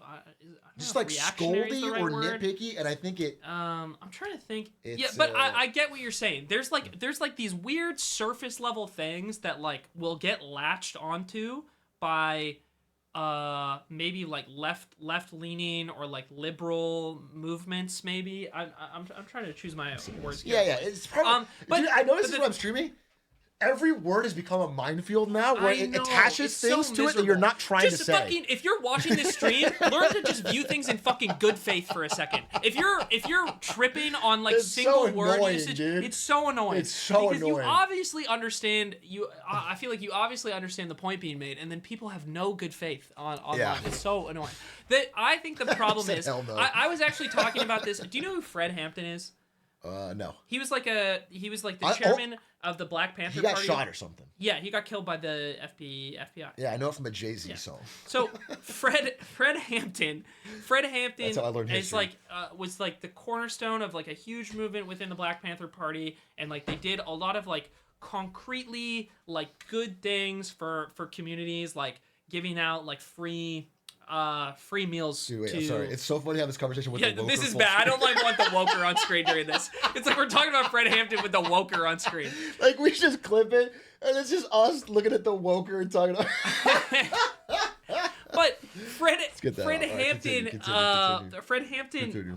had a very strong like unifying message across like not just within the Black community but across like other racial communities in these like lower class like areas, and gave like very like concrete support and like had a very cohesive message for people around him of like, we can make like all of our lives better basically, and if we like work together and build a coalition. And I think the problem with stuff like that, that like nitpicky surface level stuff that doesn't fucking matter, because like hey guys is like, I would say at least in all of my life on the like West Coast is like equivalent to like hey y'all, like hey, it's just a way you address a group of people. And like there's also a polite way to, like, if you really hate hey guys. Yeah. But to like make her feel small and call her out in front of this old people when she's like It's like a small little thing. She just showed up and spent money and like spent. It's just so crazy. Like, I find that stuff to be. It makes me furious because I'm like, what? What is the point? What are we doing this all for? Nothing. There's no point. There's no. I think that's the problem. So when you get nitpicky about those things, it gives it's. I feel like so much of like right-wing messaging right now is fueled by latching onto those surface level things, feeding its back to its following, and being like, this is the insanity of the left, and like the sullied, like it is like the strong messaging of like unionized working class, like left wing, like better the working class, like messaging that like I think like leftism is like supposed to be about, has been like stained by things like that. Yeah. Because the right wing like 100%. Weaponizes it against like, it and like makes that the like, that's why they talk about the fucking the debunked, like they have litter boxes at schools for the kids who think they're that's cats, real. That's facts. dog shit. I actually heard that from the Locust podcast. That's actually real. Except when it's real. But that's why they talk about that stuff, is because it like otherizes this like that movement is supposed to be a movement or like an ideology that's supposed to be about like uplifting the and like growing or sorry, like connecting the class at the bottom against and like bettering yourselves. Yeah. And uplifting everyone, but it's been stained by stuff like that. And that's why it's so annoying. That's what I think, that's so annoying. Anyway, I think that's gay.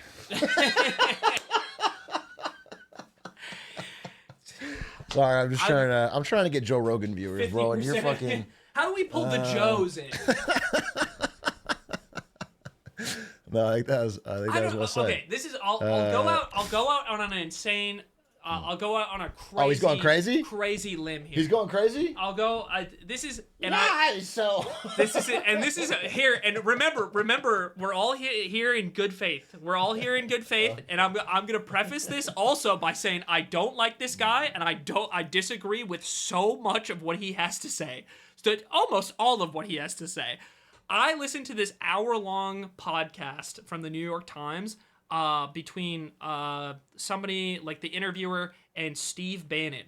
Steve Bannon is fucking insane. He is so wrong about so much. Steve Bannon's so base.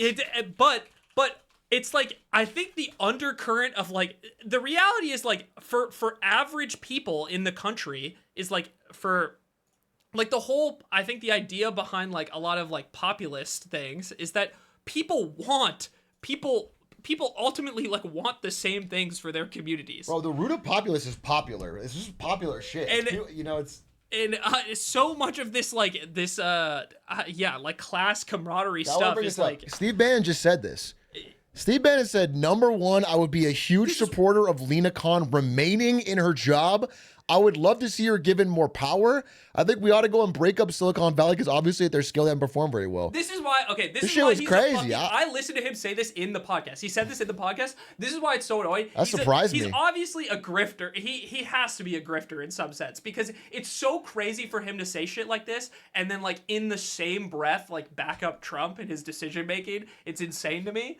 But I think that's the thing is like what you talk about a lot about is like if you look at the decisions that like Lena Khan makes for like the average American, it is fundamentally good for everyone. Yeah, like if you it's break like everyone it down, likes. Nobody disagrees. Yeah, everyone likes getting rid of fucking non-competes. Everyone likes one-click cancel. Everyone likes more competition, less monopolies. They like prices going down.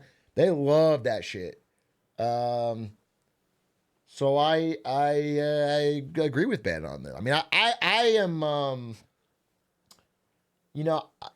one thing I talk about when building coalitions is like one thing that was so sick about FDR is he got so many different groups of people who would normally be fighting to agree on the general idea of, let's break up monopolies, get a new deal, get people back to work, rebuild the economy, regulate bankers, like all that shit that like helped. He was able to get a broad coalition, people from the South, people from different people with different groups. And so I am always trying to do that because I just feel like so many little nitpicky bullshit causes people to rift over things that don't matter. That don't matter. We're not going to we're going to solve those. It's just high. It sucks because there's no way. It's kind of like the fucking demographic problem. It's like, how do you like? I don't know what the broad solution is for like. Don't like you can't just tell society to like not fall for. What do you think about this? Steve Bannon, Aiden, and Atrioc would be a banger podcast trio. I mean, that guy can that'd fucking be talk. Kind of cool. That would be insane. Yeah, I don't know if we'd get a word in edgewise though. I don't think we should have Steve on. You, me, Steve Bannon, and the Woker as like a. I will say, listening to the new yard, getting there, it's 2v2. It's the Woker Steve Bannon versus me and you. No, it's me and the Woker, dude. You have way more in common with Bannon, and I have way more in common with the Woker, dude. Me and Steve can dig deep on our like slightly aligned populist messaging, and then the problem with listening to that podcast is he talks for an hour, and every like 5 minutes, like I was like, dude, you can't like not even 5 minutes, every minute, I'm like, what the fuck do you mean? Your actions don't like back that up, or like what you're saying doesn't make any sense. It's so hard to listen to it for an hour, but I think it's important to listen to stuff like that because you get an idea of like what messaging and like ideology. That's what I've been doing. I've been listening to so much Asmongold, Hassan, and Destiny. I'll be honest with you. I listen to all three of them, and I've been trying to figure out how because they're just better at getting a lot of people to listen to their messaging. Good. I think it's good to understand messaging and like common arguments from like other political spheres. And I've been trying to see, but man, some of it just puts me off. I'll be honest with you. Some of it just puts me off. But anyway, one more thing I wanted to say. So we're at the end of your time, basically. That was interesting, but I'll talk about it on my own. I have a lot of China stuff, but I'll save it. And we should do this again. This is fun. You come on anytime. The chat wants to hear from you. We are making a show. Canada should respond. I want to talk about tariffs. Yeah. Tariffs. I want to talk about Canadian tariffs because they came out today. Yeah. And I made a couple slides for you. Tacked on the 25%, right? Is that what it is? Yeah. So let's see. Pull this up. Marketing Monday. Is working? Okay. So as of today, the new tariffs, 25% on Mexico, Canada, and 10% on China. Crazy, by the way. China got the low end of the stick. I was going to say, why is China 10? China, the geopolitical rival, got 10%, and our closest allies, Mexico and Canada, got 25%. This is actually so bad. This is so bad for the mogul merch team. The real victims, is gonna suffer, bro. And that's brutal. And obviously, what you're going to do is you're going to build a factory here, right here in America. Oh yeah, we'll just get that started out. You just build a comparable garment factory to China right here in America, and not just raise prices. Anyway, so the tariffs came out, and I read a bunch of stuff about it, and I wanted to show some interesting things. First of all, I found quotes from like a lot of big company CEOs saying the very obvious thing out loud, and I highlighted it for you here. AutoZone said, "We are going to pass those tariff costs back to the consumer because that's historically what we've done." This is the AutoZone CEO in their last earnings call. Yeah. This is. Why doesn't AutoZone make a factory in America? This is Columbia, the sportswear, outdoor wear. Mm-hmm. They said, "We're going to raise prices. It's going to be very difficult to keep products affordable for Americans." Oh. This is Walmart, whose CFO said, they will likely raise prices. Sorry, I didn't highlight the right thing. They will likely raise prices. We never want to, but probably will be the case where prices will go up for consumers. We're pretty familiar with tariffs, and they're inflationary for customers. So, listen, I have reached a point where I am actually super excited for these tariffs. I'm very happy. I want them to happen because I think I've realized when I talk to people that are tariff believers is that it just sounds so good. And, you know, if a Walmart CEO tells you it's not going to work, you're like, fuck that guy. I don't trust him. I bet it will work. People just want to believe that it's going to solve the problems and get rid of income tax. So I think we have to try it and just people have to see. Like, it's, you know, it'll suck for prices to go up, but then people will see and then we haven't had tariffs like this level of tariffs in like 100 years. What's the other side argument for tariffs ending income tax? How does that even work? Like, well, I know it doesn't actually work, but what is even the logic to arrive at that? At one point in American history, we were funded by tariffs, which when America was a lot smaller. Yeah. And, you know, the good comes in on a crate. We take a tax. America takes that money and can pay for its services. What year was that? Yeah, it was like in the 1800s. It was like 1890. What? Or, it was like 1890 to maybe 1912 was the last time.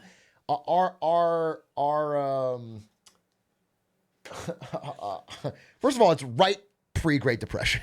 World War One. It causes all your allies to be fucking at loggerheads with each other, but it was a small amount. It's not that much. Like even if we had I think 10 to 25% tariff on everything in America right now, it would be such a small percent, of our national budget now. It's just too big. We already don't. I mean, this is where we get now with income tax. This is where we would get with. We still have to print the difference. So we're still not even close to. We have to cut spending in some way, no matter what. But there's no way we're cutting it all the way down to here, even with fucking Doge. Okay, cutting the penny. There's just no way to do it. So that's why I just know it's not going to work. I'm like not trying to. I have zero bias in this. I don't care who says it. I just don't think it's going to work at all.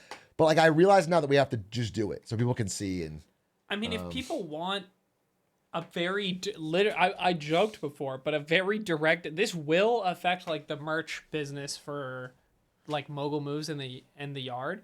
Like we produce 2 of the vendors we work with right now. One is Canadian and one is Chinese. So speaking of Canada, so it's just immediately like, and the goods we make in those places are because we cannot make them in the U.S. So if we're going to make them at all, the price just has to go up. There is no choice. Like I cannot go make the jacket I want to make in the United States because the factory for that type of jacket doesn't exist in the United States. So I just have to pay more money to get Yard the same viewers, jacket. he's soft launching a price increase. Don't buy into his lies. Demand cheaper goods. Okay? And you can always get Failed Coast merch starting Monday. Really great. Look at this. Awesome.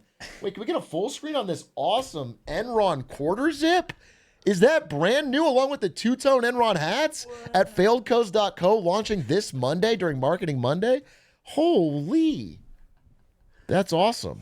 It is pretty comfy. And they're all American made in Bangladesh. I don't know where they're made. You can check the tags on there. Anyway, I want to show this. So these are some of the things that very likely will have immediate price increases starting with the tariffs that rolled out today. Things that we import a lot from Canada and Mexico. Grains, livestock and meats, sugar. Maybe that's good. Maybe we'll get healthier nation because sugar's going to get so expensive. Tree nuts. There was a couple more. Again, like you said, the jacket factory doesn't exist. Everything you want. And Wall Street Journal put this out today. This is the editorial board wrote the whole thing. And again, if you tell someone this, they're going to be like, I don't trust Wall Street Journal. Fuck them. So you just got to wait and try it. So they called it the dumbest trade war in history because, the idea of these tariffs is like, we shouldn't import anything at all. Like America should be a perfectly closed economy where we make everything at home. It's not going to happen. There's some things maybe we'll start making it with these tariffs. I get it. I think the idea of EV and certain tariffs on China to like try and get some of those services back in America, I get it. But trying to make it so every single country's thing all gets made here in America it's not going to happen. And I think they made a good point in this article, even if you don't like the Wall Street Journal, which I don't really. You just don't want manufacturing to come back to this fucking nation, dude. You just don't want people to get the manufacturing jobs back. And then I'm also worried about this, which is that I feel like we're forcing all of our allies into a lovey-dovey relationship with China because China's not doing tariffs on them. China's like, we'll trade you anything and everything at all times, and we make everything. You're like an alienating. I think we had these real good your allies and if it's so insane to me. That's all these things bother me and make me annoyed. But I'm just gonna try and wait it out and see how it works, and maybe it fucking saves everything, and I'm dead wrong, and then I'll be happy. I don't have the income tax. And then last thing I want to show you about, other than this, last thing before you gotta go, Elon Musk, a content printer for me. I love making Elon Musk. He's the gift that never stops giving. He's the gift that never stops giving. he did something really smart today, something really brilliant. I don't know if you know this, but advertisers have been not spending a lot of money on X.com. They've been cutting back their spending. They're like afraid to spend on X.com. And he has a plan to get them back. And that is to sue them. And as of today, he added a lot more advertisers to this blanket lawsuit.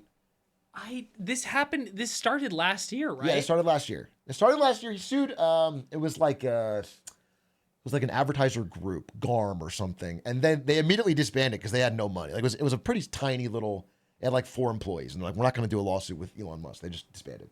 But now he's suing the companies directly. And I got a list of some of the companies he just added to the lawsuit, which is Nestle, Abbott, Colgate, Twitch, Lego, Pinterest, Tyson Foods, and Shell. He is now suing all of these companies because they are not spending money on X.com. That is such a fucking base thing to do. Like, you have to spend money on my platform. You have to advertise with us. Otherwise, we're going to sue you. You're telling me that I can sue Lego because they don't give us ads on the yard? Yes. And I think you should. We should be doing that. I think you should be suing Lego or anyone that canceled an ad read just because you said something a little controversial. And we've never. But if we did. If we did. You You should sue them. Dude, this is insane. Okay, I have the same question still as when the story broke. Is that how can you sue companies for not giving you money? I think the way the lawsuit is written is that it's like an illegal conspiracy. Like they can all individually not give you money, but he is suing that all of these companies are part of a conspiracy. Like they all working together to try and hurt Elon Musk and X.com. And if they were being rational, of course they would spend their money on X.com. Is that the same? So is it kind of like, isn't it technically illegal for two stores to agree behind closed doors to raise the prices on all their goods? You can't legally price fix on wages yeah, or on and it's that, but in reverse. Again, I don't know if he has much standing, and since the first lawsuit didn't go anywhere, I'm not sure this is going to go anywhere. It could be a scare tactic where it's like rather than they spend money on defense, they just spend a little money on X.com, and dude, that is it's kind of like bullying them into doing it. Because if they can avoid the money on lawyers and the problem with the world's richest man who has the ear of the president, then they'd rather just spend a little money. Dude, this is insane. But it feels crazy. It feels like. I'm starting to not like this guy very much. Oh, I didn't know you were fucking woke, Aiden. I didn't know you were fucking woke. God damn it, dude. Look, you invite a guy on your show and you think it's he's cool and you find out he's woke. SpaceX, Tesla, whoa, so cool. Oh my God, Iron Man 2 cameo. He's the coolest guy ever. And he's been coasting off his Iron Man 2 cameo credit for a long time with me. And he's been doing a lot of shit in the last few years. And I'm like, but he had a great role in Iron Man 2. Great scene in Iron Man 2. And this might just push me over the edge. So, I mean, this is insane. I see you got one more sneaky slide there. That's funny. Oh, I have one more slide. I was going to bring up the fact that I'm beating you in the stock competition and then laugh. But all I wanted to do is show you that there's been... Come on. I feel like we're not talking enough. Dude. I just saw this article today. He ordered the same meal from Applebee's, TGI Fridays, and Chili's. Guess which one had the best flavor and value? Chili's, baby! Chili's supremacy, 1,000 years. And that's why, Aiden, I want to ask you live on this podcast if you'll go to Chili's with me. Will you go to Chili's with me for a follow-up Chili's podcast here in Los Angeles? I will go to Chili's with you in Los Angeles. Let's fucking go! Chili's stream round 2 confirmed. Atrioc and Aiden. Chili's confirmed. Chili's supremacy. Chili's 1,000 years. Bro, have you seen the Chili's stock chart for real though? No. Do you know it's There's no way it could be that up. This is my trading view. So it's the second best performing stock of the whole competition. But more importantly, oh my look at this. God. Why? Why? Look at this. Why? Why? 12,000%, dude. It's What about my OG Michael McDonald's? D's? Michael D's? Show me Michael D's. Show me Siri, Michael show D's. me Michael D's. Steady growth. It's not that bad. Steady growth. Amazing. not that bad. 8,900%, but not quite 12,000. You go to Michael D's, get the double cheeseburger, still tastes good as it ever did. Still tastes good. True. So fucking true. You know, I might hit it on the way home right now. Honestly, it's not true. Before I go to Diesel Actually, the D's. reason people love Chili's and why it's doing so well is because most Americans find that McDonald's is charging them the same price as a sit-down restaurant, but giving them a third of the quality. And you're not getting the delicious Big Smasher $10.99 meal Like at Chili's. I'm too LA brained. Dude, you're going to come to Chili's and you're going to enjoy it like a real American. What is it? This threatening. You're going to fucking have a good time. If you complain about Chili's while we're there, it's going to be real fucking problem. It's going to be real dark real When quick. we were in Copenhagen, we just walked around and you just like walk into some like random restaurant and it was like the nicest food you've ever had. Dude, there wasn't a single chain. Yeah, it was gross, chat. Just zero Dude, I was chains. walking around. I saw no signs. I saw no chains. All the food is so good. I had I couldn't even already know what I was gonna get before I went in. I was like remember fucking this. panicking. I remember this. I think it was like day 1 or day 2, and we'd been walking around, and we've been going to all these like, I'll say nice restaurants, not in the sense that we were going to fancy restaurants. We were just going to cafes and restaurants. Hold on. Okay. Also, go fuck yourself because it was better there too. I'm sorry, it's interesting. It's interesting to have this picture of Aiden walking around Copenhagen with a big old fucking Burger King bag. I was walking around Copenhagen and the food was so perfect and there's no chains. And I just don't, to me, the Burger King was better there. It was the fucking Burger great. King was better. I'll fully admit it. I'm not a liar. The Burger King was fire. It's like, okay, if you ever go to Switzerland, if you ever visit Switzerland, just say you go there for a week. Say you go there just get one meal at McDonald's in Switzerland. It is so good. It is so good because they source all the ingredients from within Switzerland, and McDonald's is just good. It's just so good. I will say I hate Burger King in America, and I'm a big hater of it. And I even tried it on stream here. I ordered it. It was terrible. And I've had Burger King many times in my life, never liked it. And I had it in Copenhagen. That was great. Don't say Copenhagen is in Denmark, you dumb fuck. Of course I know that. I'm talking about a different country. I'm talking about somewhere else, you dumb fuck. Dude, of course I know Copenhagen's in Denmark. I hate chat. I love that you said that. I fucking hate these little fucking good faith. Actuallys. These little this is my chance. Oh, it's streamer. Oh, this is my chance. Fucking shut up. You don't know dick about dick, dude. Surprise. Shut up. It's better in Denmark too. Wait. Year of kindness. Wait, I'm sorry. They have this fucking counter. I don't know if you saw, I did a predictions video. One thing I said in it was that we're going to have the year of kindness. Now, anytime I crash out, they just spam this fucking YOK emote, year of kindness. I was wondering why they're doing that. And now it just means like, why are you should be living up to your word and you should have the year of kindness. It's so annoying. It's like a counter to any time I want to crash out on a chatter. I don't have to be. You should be because of the year of kindness. I don't need to be kind. No, but you really do need to be kind because we're in a society where everyone's like sort of angry all the time, and we need to. You shouldn't be a bad faith actor in chat. I agree though. The problem is they start it. It's like a little brother that does something and then you trip over your words. Yeah. And it's one of the 4,000 people fucking snipes you. Yeah. Dude, one time I said fart instead of start, and they wouldn't shut up about it. That was funny. I saw that. That was. Don't think you said one time like it wasn't like 3 days ago. Like it was really recent. Okay, all right. Because I would never do that one. That was good. Yeah. That was good. Anyway, Aiden, a pleasure to have you on stream. Yeah. Chat, thanks for being cool. It was really fun. I think we don't live that far. You should come over anytime. So we'll do more of this. It'll be fun. And you know what the worst part about this is? What? I watch like all of your clips on the Clips channel. Yeah. I'm not gonna watch these ones.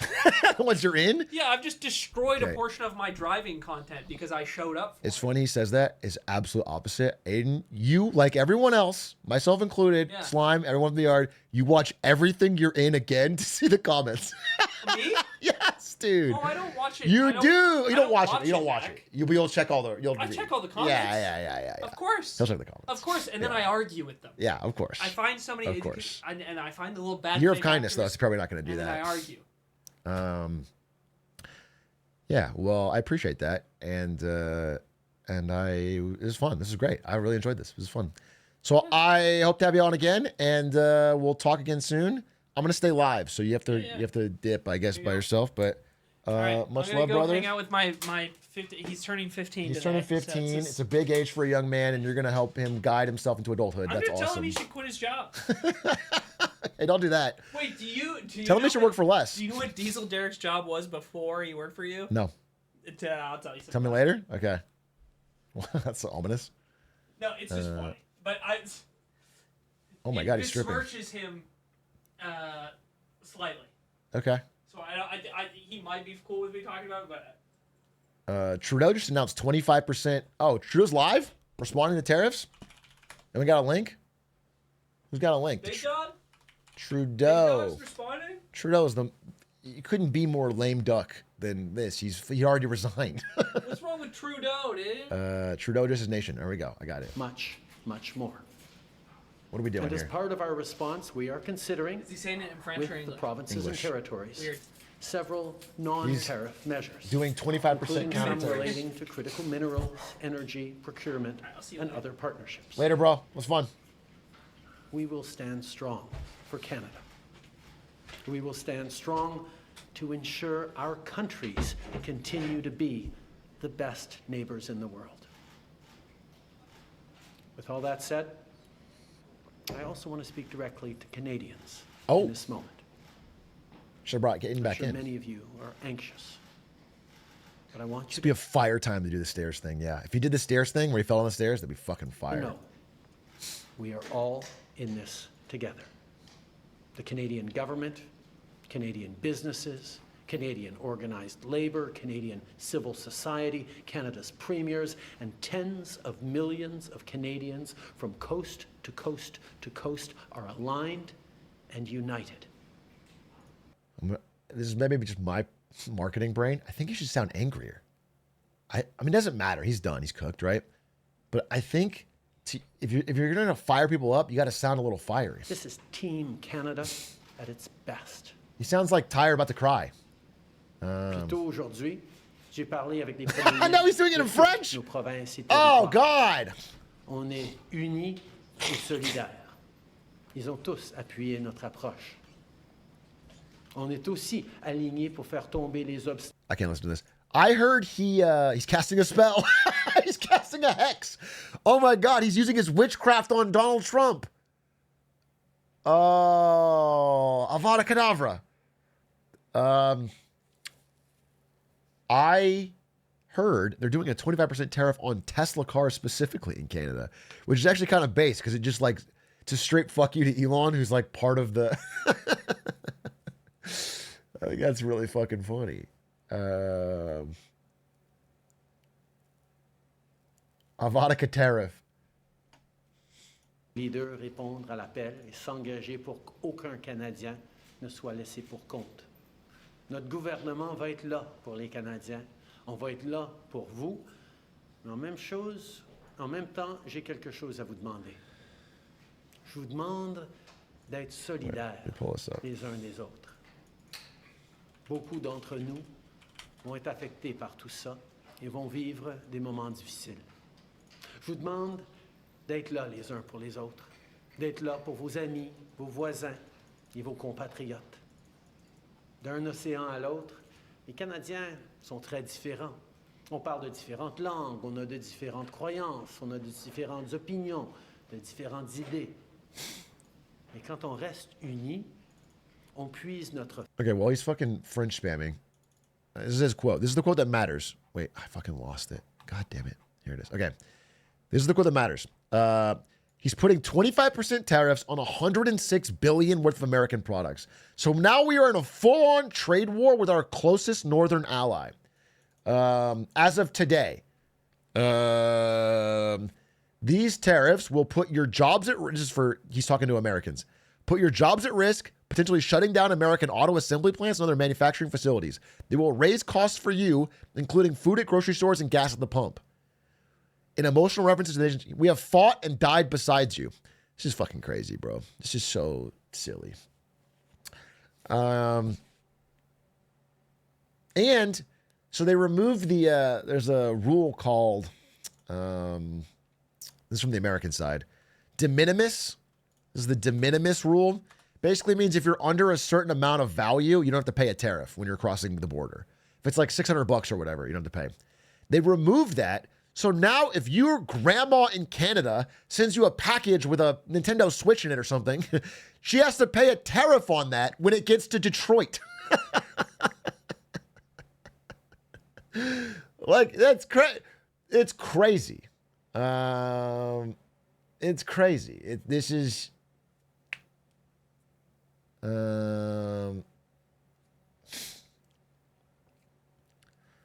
like if a spectator sends me a portion of his paycheck, he has to fucking pay a tariff?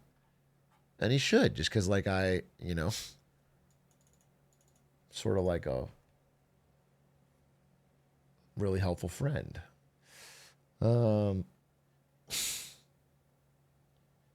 Good. Grammy has been leeching off Big Sam for too long now. Fucking based, actually. This fucking Canadian grandmothers are the biggest problem. Get to work tariffed? Oh, fuck. I gotta move Isto to America.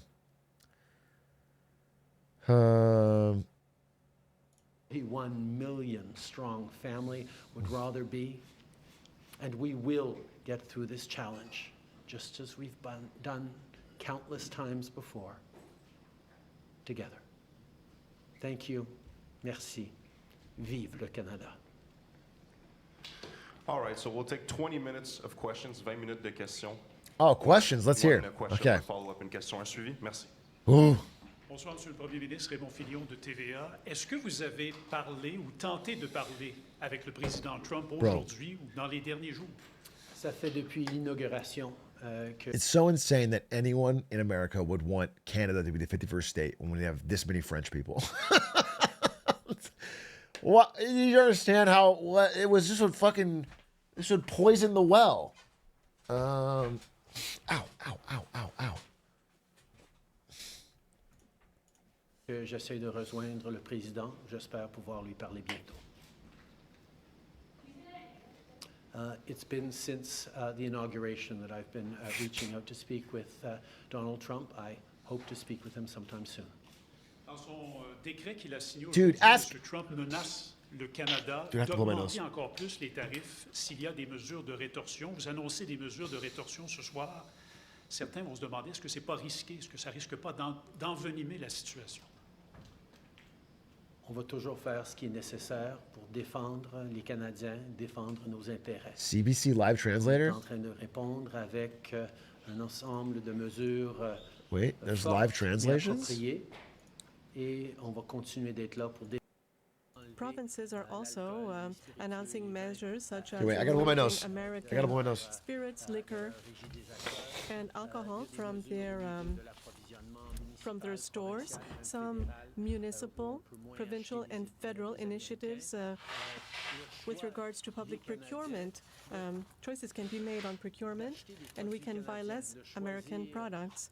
We can choose Canadian products and services rather than American ones. Oh my God, so much better. Thank God, I couldn't breathe. Yes, but are you going to cut the energy supply? The second question is this. It had to do with the executive order coming from the Americans. They talk about the border, but they don't talk about the trade relationship. Is it because we can expect a second wave of tariffs? Well, first of all, what is important is that when we're going to look at different ways to respond, okay, or to exercise some pressure on Americans so that they'll back down on these tariffs, we're going to make sure that there is no region in the country, no industry that will bear a greater burden. This is Trudeau's real voice. Than another.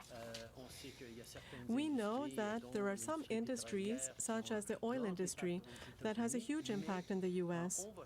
But we're going to make sure that our retaliatory measures will be equitable. We don't want to be one region or one part of the country to pay a stronger price for the defense of all Canadians.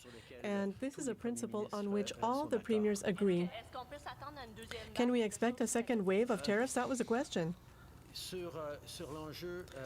On the issue of Well, a why are they? second wave Why? of I thought of tariffs, because in the executive order, like one they third don't of the talk question about would be the trade French, but they're all relationship. They French. talk about a second wave of tariffs. Well, today's tariffs are rooted in the concern of the president with regards to fentanyl. The reality is that Canada represents a very small percentage of the fentanyl challenge in the U.S., and we're prepared to work with them to solve this issue in our communities as well as theirs, in as much as we can. It's insane to blame Canada for U.S. fentanyl.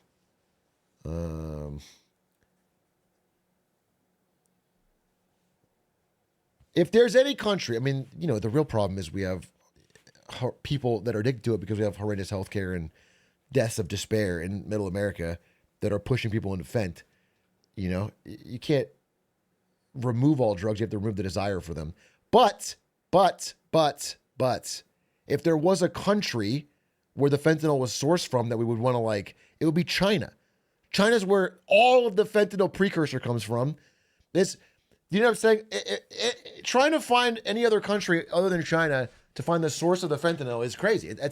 That's where the trafficking is from. That's where the money is made. That's where the profits go. We have 10% on China and 25% on Canada.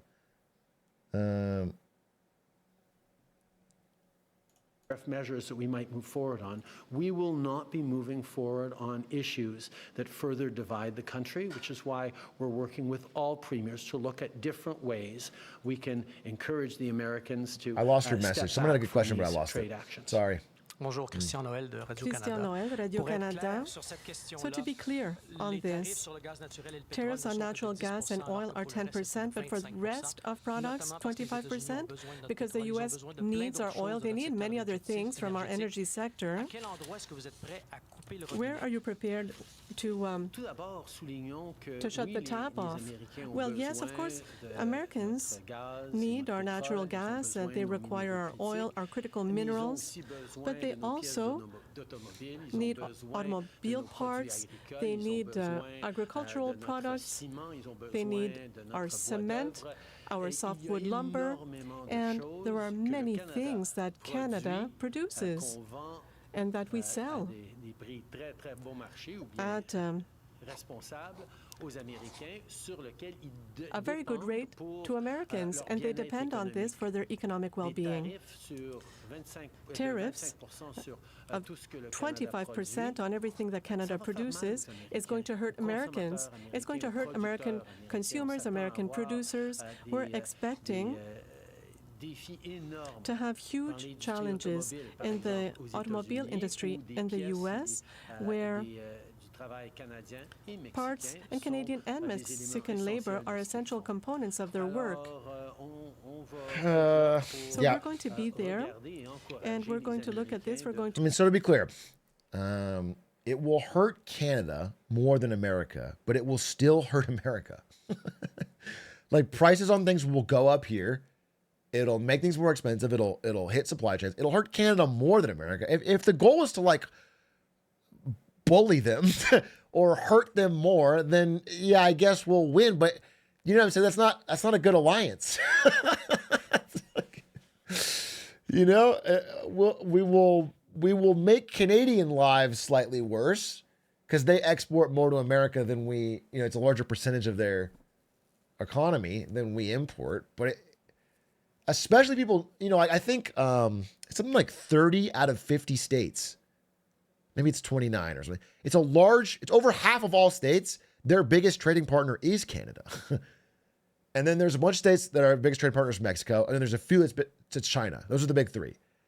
Every state in America, their biggest trading partner is either Canada, Mexico, or China. So, you know, different states will be hurt differently, but it's not good. It's not, I don't know, man.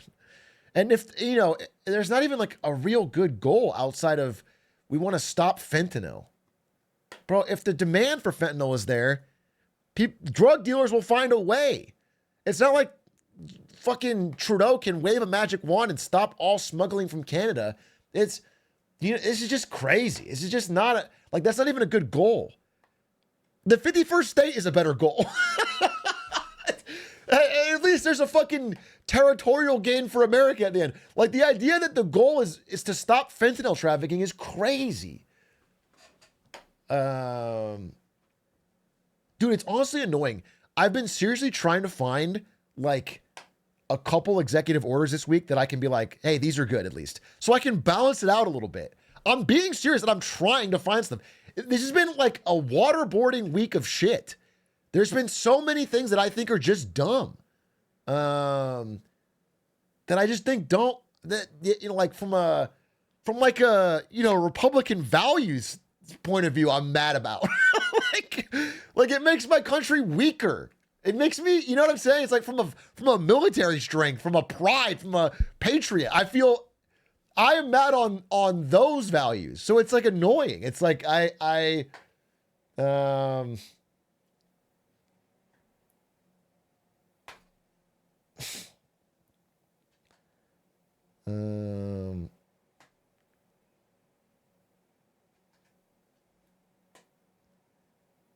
gold looking real good. Destiny told me gold was a bad idea.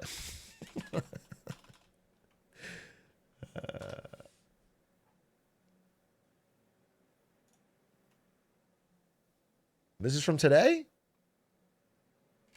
Well, I was told I was positive. I was told that only an idiot would have a portion of their portfolio in gold. Who the fuck has any portion of their portfolio in gold?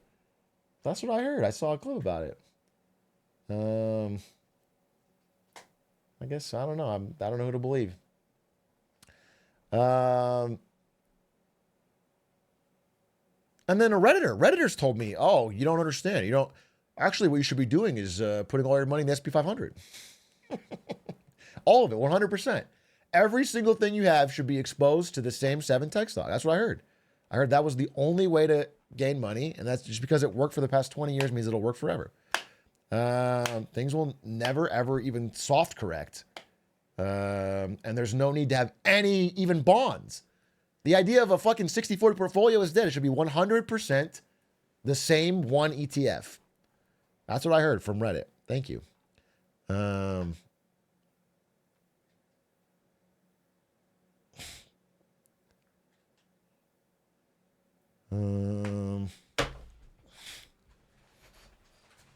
What about MSCI World? That's extremely diverse. It's way better. I mean, if your goal is, again, there's a goal between wanting the highest returns and there's a goal between wanting less risk. You have to decide where your head's at. But people will tell you that the one that has the highest returns, S&P 500, also has zero risk. And that's where I get annoyed. When people tell you there's no chance that you'll have 20 years of non-performance, which has happened multiple times, and you'll get guaranteed 10%, but probably even more a year. It's like, no, I mean, on a long enough timeline, and again, this is while America's been a global hegemon the whole time, it's been good, but there's many 30-year gaps where it ends up the same spot. So people need to understand that there's nothing is risk-free, and that's all I need to say. I think it's a fine investment, and of course, some people, I heard a good argument, and the good argument is this is from Neil Howe, I believe. He said, look, I used to think it was really stupid when people would put every single dollar they have, especially millennials and older Gen Z who have some money, into the S&P 500. But then I realized that they are almost being rational in a way. Because if everybody does it, then if it fails, the government has to bail it out. They're like almost, and by constantly attacking anyone with an alternative viewpoint, they are collectively protecting their investment because if people pick a bunch of different stuff and then that one fails, then they're in trouble. But if everyone does it, then it has to be bailed out. It's an interesting line of thought. Trump dropped his response. Let's see. What's Trump's response? Can someone link me? Trump response? Is it on Truth Social? Truth Social Trump.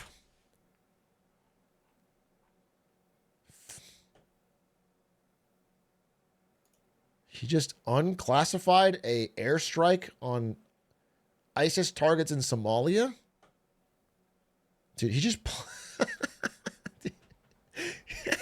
The president is posting airstrikes on Truth Social. That shit's crazy. This is like live leaks.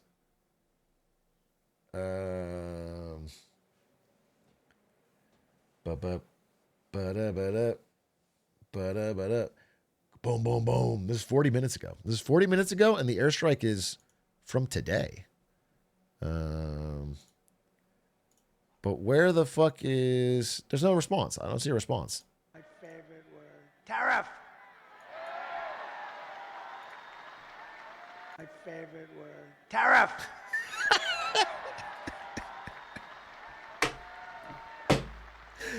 One of the things I'm going to do, I'll give you this as a little insight. I just announced it in Pittsburgh. I didn't think it's become a very big story already. So we're going to tell Mexico you're killing tremendous numbers of our people by allowing China to send their fentanyl through your system and through your country. And we're going to give them a little period of time. But we don't want drugs coming across our border or any border. And whether it's Mexico or Canada or wherever, because they're starting now in Canada, they're starting to go up north.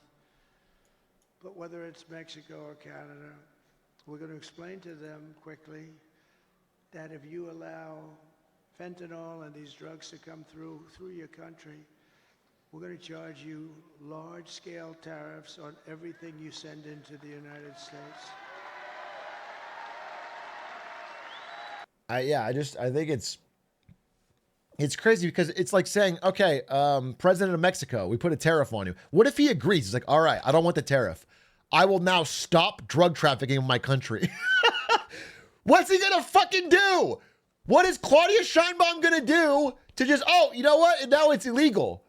Wait, what the fuck? What is she gonna do?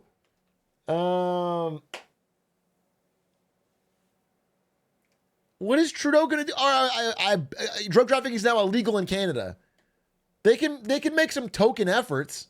That's how I think this ends, by the way. I think the tariffs are immediately unpopular.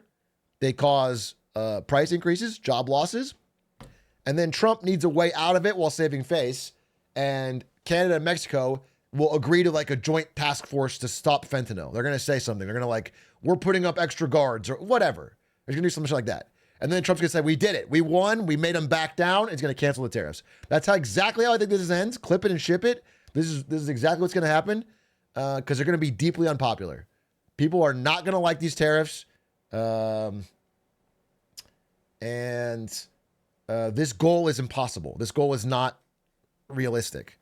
You have to reduce the demand. Now, again, if you're going to crack down on anywhere, you have to crack down on the people making the most money in the supply, which is in China.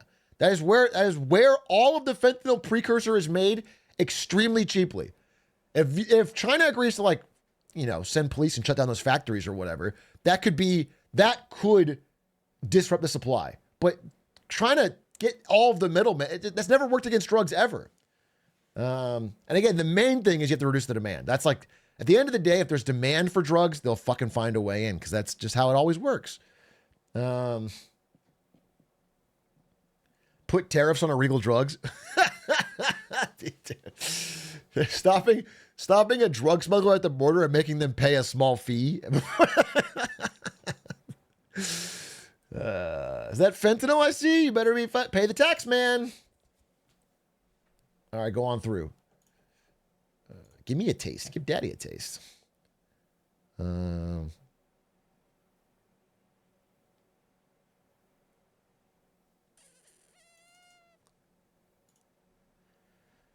Ta-da-ta-ta.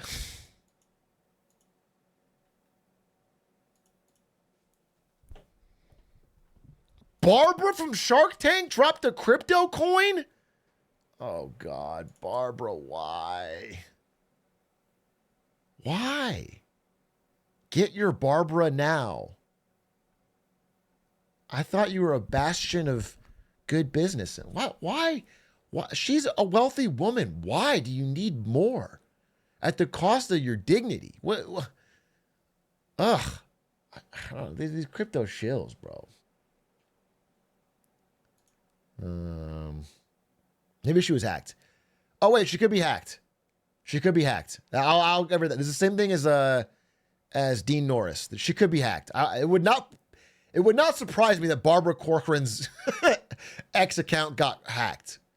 It's the same kind of thing. This actually could be totally. This could be a hack. I'm not even kidding. You guys are saying copium. This literally just happened to Dean Norris. You think Dean Norris faked it? He put out a video immediately during saying, "This is not me, my fucking," and then he fucking. No, I don't think he fucking faked it, dude. I think old people get their phones hacked, and then especially people with a profile that they can use to scam.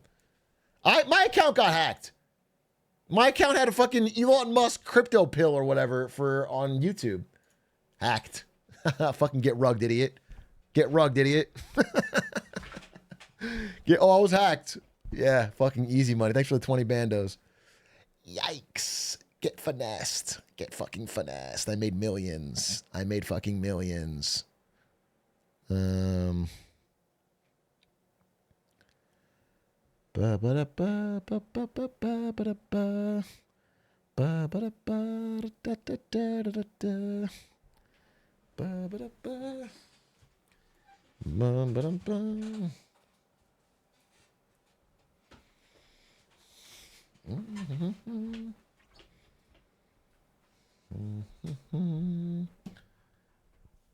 What was we linking Instagram?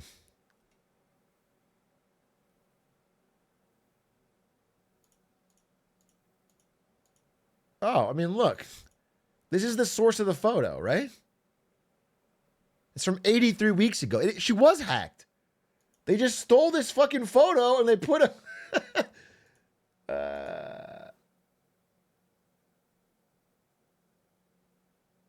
Fuck you. Oh, yeah, copium. There's no possible way. There's no possible way she was... We've got another fucking crypto shill. It's like the... Yeah, all right. Year of kindness, you're pushing it, bro. You're pushing it. You guys fucking have the tendency to jump to conclusions. What else do I want to talk about today? God, there's so much going on in the world. That was fun, huh? Aiden coming on? That was a hoot.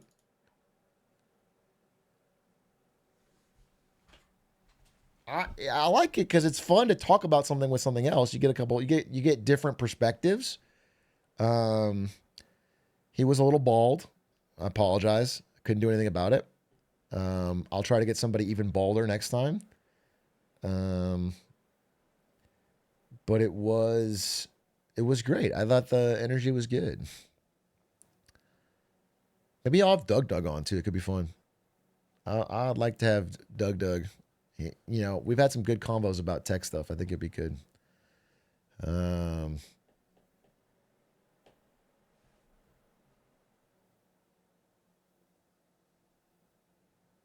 I won't put, I'm not going to put words in his mouth, but I think Doug also has a different POV. Like, I think Doug is more open to, I'm not putting words in his mouth. You could say whatever, but I think he's more open to the ideas of like, not a Trump, but maybe like a JD Vance on tech or something.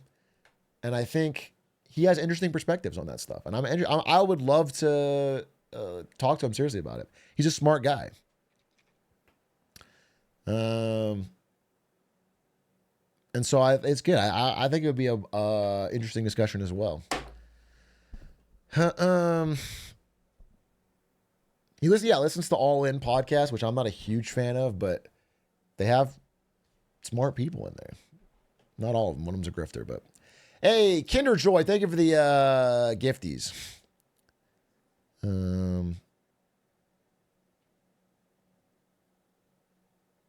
Check Big Ward's Discord DMs. Why? Aiden just messaged me, down to come back on. That was fun. Easy clap. We got him. Free fucking money. Now I farmed that for a clip, and now I've turned my real life friendships into monetized content. Do you guys see how the cycle works? Do you see how I'm constantly pushing that flywheel? Boom. Turn it into money. Turn it into money. Build the fucking web. It's grind set, dude. Every fucking moment I'm awake, I'm hustling. Revenue streams. Check the DMs. I don't even see a DM from you. Oh, a new ad? Holy shit. Ladies and gentlemen, I don't know if you know this, but we're very, very close. We are 7 days away from the Big A Awards. The second annual Big A Awards. A world famous award show where we cover all of the greatest things in this community and really the world over the past year. And they have put out an ad for us that you're going to see right here. My style is ridiculous. Yes, yes.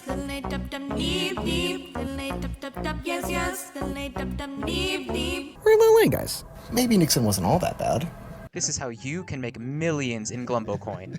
All right, time for my mandatory marketing check.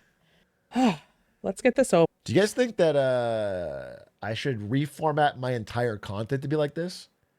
Like everything I do is like vertical video, scrolled little sound bites. That way your brains can more easily. It's not a bad idea. I feel like sometimes I yap too much full cam and we don't have like a lot of breaking it up. If serious, please no. Dude. You're trying to act above it, but you just proved your brain is more rotten than anyone else's. You're trying to act like, oh no, I don't like that brain rot shit, but you just proved that your brain is fucking rotted out of your skull. Over with. You're late. You know the deal. You can either do a 1-block jump for a Targeting Tuesday or a 1-block vertical jump for a Marketing Monday. Oh, shit! Here in Lille Civilization, no one chooses to release a Marketing Monday. It's better to be safe and do the 1-block jump for Targeting Tuesday than risk your entire channel for just 600,000 more views. Next week, you better not be late, or you'll be releasing the Ponzi Scheme Iceberg as punishment. Number 19, the coffee cow. According to legend. Holy Sigma. Holy. Da, da, da, da. I'd beat Putin in a drip-off. I could beat Putin in a... We're LA guys. Of course we spam Yep Coke and Boomer. We're LA guys. Of course we spam banana farms during chimps. We're LA guys. Of course our dogs have a depression on Paper Mario Day. We're LA guys. Of course we say Poggy's me during the Marketing Monday intro. We're LA guys. Of course we're turning into the Big A Wars on February 8th. Yeah! We're LA guys. Of course we're tuning into the Big A Awards on February 8th. Yeah! Yes, yes. Yes, yes. Holy brain rot. Thank you for that amazing ad. Yes, tune in 1 week. This Saturday, basically the next Saturday, will be the Big A Awards. You can get tickets now at ticket.bigawards.tv. It is not a live event. You just make a fun custom ticket. Ticket.bigawards.tv. Yes, again, this is what it is. Ticket.bigawards.tv. It's not nothing. Doesn't cost money. It's not a real thing you go to. It's all online. It's just a fun. Retaliatory tariffs by Mexico. Oh shit. Breaking. Mexico president orders retaliatory tariffs. Is that? Mexican President Claudia Sheinbaum said she instructed her economy secretary to implement a response that includes retaliatory tariffs and other measures in defense of Mexico's interests. We categorically reject the White House's slander that the Mexican government has alliance with criminal organizations, as well as any intention of meddling in our territory. If the United States government and its agencies wanted to address the serious fentanyl consumption in their country, they could fight the sale of drugs in the streets of the major cities, which they don't do, and the laundering of money that is illegal, that this illegal activity generates, that has done so much harm to its population. Sounds lame. I think it's way cooler to fucking throw up a tariff. A declaration of economic war against a trusted ally and friend. Oh, this is from David Ebby in Canada. Effective today, I've directed BC liquor sales to immediately stop buying American liquor from red states. They're targeting individual states. That's fucking funny.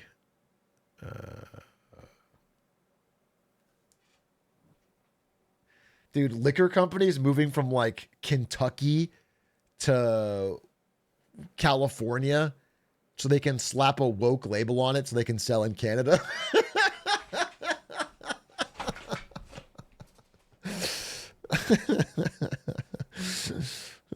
Moving the fucking West Virginia whiskey to fucking Portland, Oregon, so you can calling it organic so you can sell it in Toronto. That's fucking fire, dude.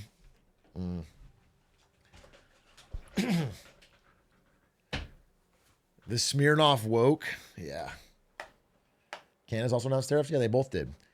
It's just cool that we're in an open trade war with our two closest allies. And possibly Europe soon. He announced that we're going to have tariffs on Europe. So just driving every American ally into the arms of China. That's sick. It's MasterCard. It's 5D chess. It's 5D chess, bro. I didn't expect it.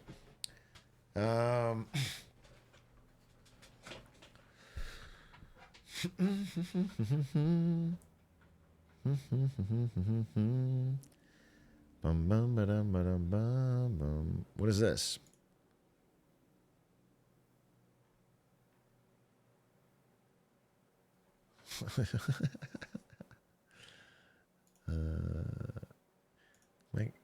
What's this? Sorry, got a DM. I'm checking.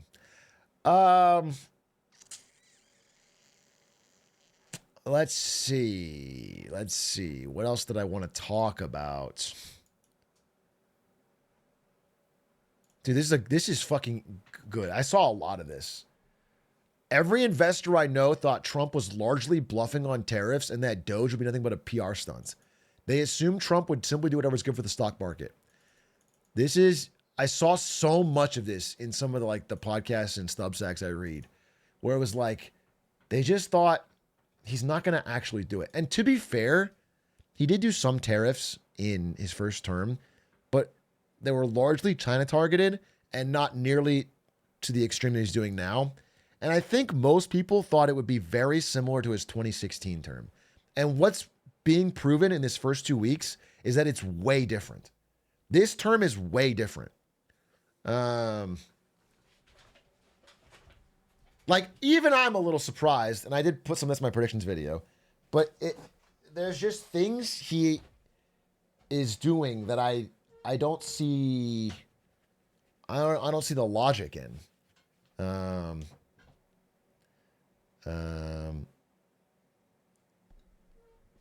As opposed to the first term, where it was mostly about vibes and the stock market and just being the leader. But he didn't fundamentally change a lot of things. But he's doing a lot now. Now, that being said, I do think Doge is still nothing but a PR stunt. Well, let me say that. Elon Musk is clearly doing an insane power grab. Elon Musk, despite being unelected and despite Doge having no formal authority, is locking people out of their offices and acquiring all sorts of data and putting. But I don't think that Doge is actually going to make meaningful spending cuts.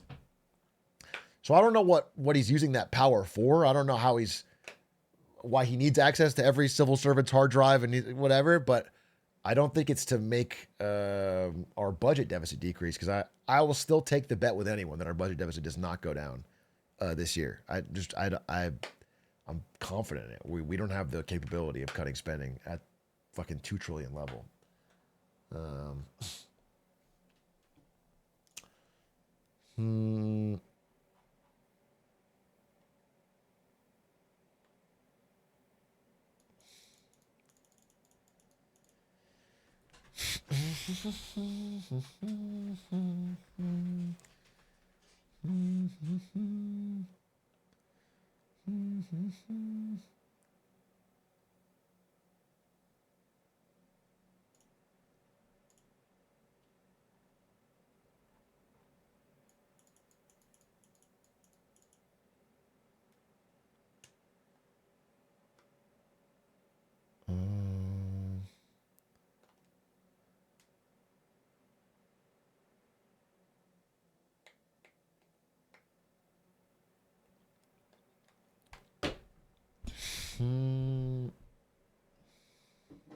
Sims today? Yeah, I could play The Sims today. What did I want to do today? I had stuff I wanted to do. I mean, Get Smarter Saturday we should do here pretty soon. We should probably do it right now. We should do Get Smarter Saturday. Ladies and gentlemen, is there any more news? I want to see if there's any more news I want to discuss, and then we'll do Get Smarter Saturdays. Although, we kind of discussed the news in GSS.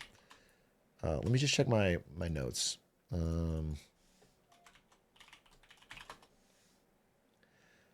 Oh, we can talk about NVIDIA. I wanted to watch some of the reviews now that I'm not an employee. I haven't watched a Linus Tech Tips review of NVIDIA since working there.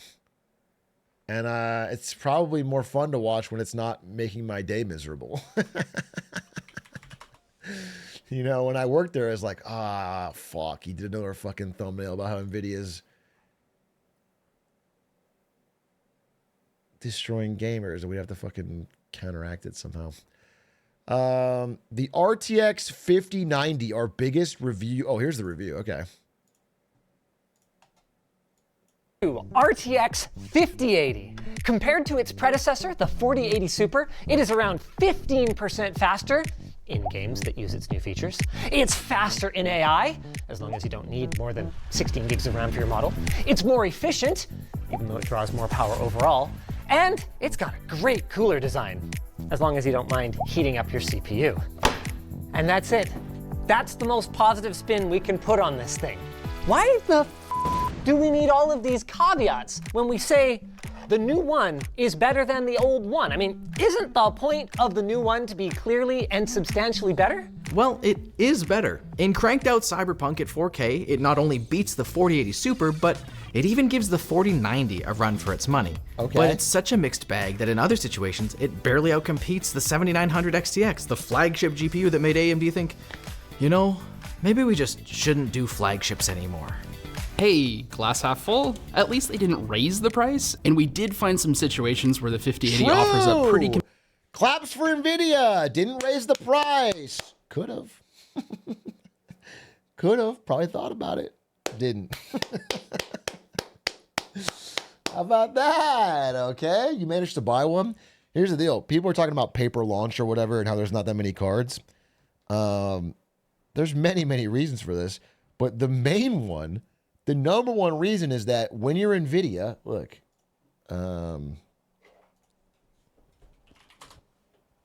I'll just tell you the fucking straight facts, bro. You're NVIDIA.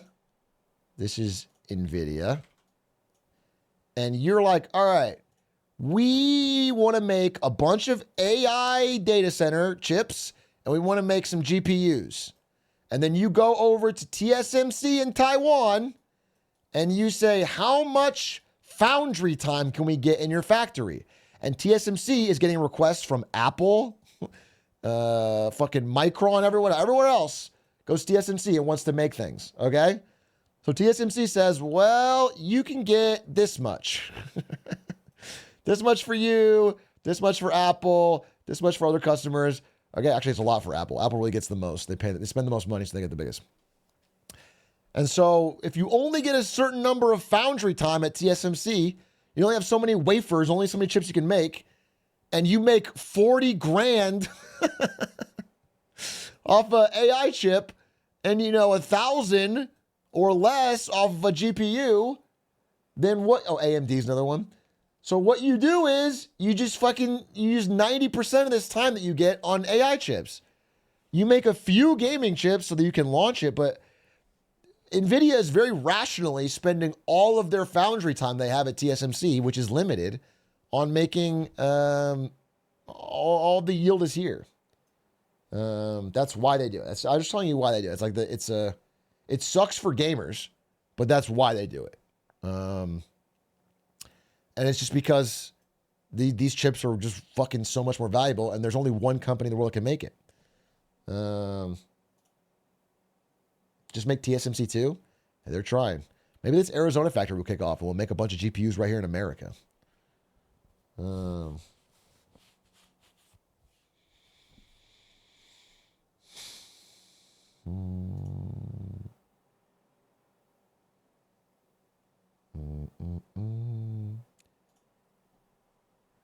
Watch the 5090 review. It's just so much longer. It's here, it is ripping fast, and it's $2,000 US. But in exchange for your least favoriteest of kidneys, NVIDIA promises that their brand new GeForce RTX 5090 will deliver a level of performance that obliterates their only real competition. NVIDIA, more GPU cores? Boom. More VRAM and faster VRAM? Boom, boom. Enhanced RT and AI cores, wider memory bus, and PCIe Gen 5? Boom, boom, boom. On top of that, NVIDIA has packed in a deep learning super shed load of new features that I would love to tell you about, but unless NVIDIA also invented AI teeth extraction, I won't be able to. So instead, I leave this review in your capable hands. See you later. I got it. First up, graphics performance. Let's cut to the chase. Instead of being scammed online, I found a way to prevent you from falling into traps when you buy. You know, I realized how fucking good they've gotten at Mr. Beastifying these. They've gotten so good at constantly putting in retention hooks.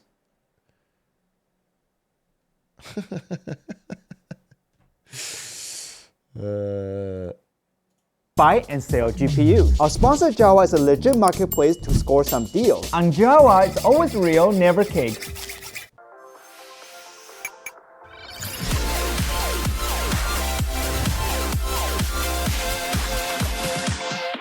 Let's get right to raw gaming results. No ray tracing, no upscaling, and we're starting with 1440p. Across our suite of games at 1440p, the 5090 never falls flat on its face, obviously, but still manages to be underwhelming.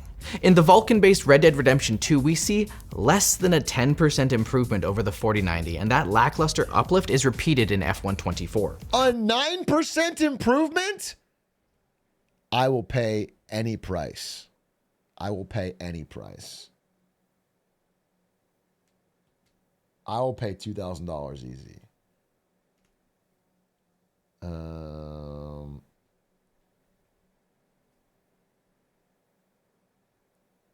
This should be the thing that costs $40K. Yeah, exactly. Frames win games. We don't understand. What maybe you guys don't, maybe you fools don't understand is that frames win games. A wise man once said frames win games.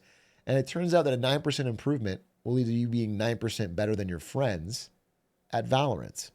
If you want to shine in the Discord call and not be the chump of the group, you need the latest and greatest NVIDIA GPU used by pros like Shroud. That's just something that I think about.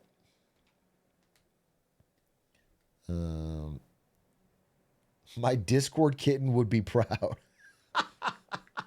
Dude, you give me a few more years there, I'll be pulling out that ad campaign. You give me a few more years there, I might have pulled out that fucking line.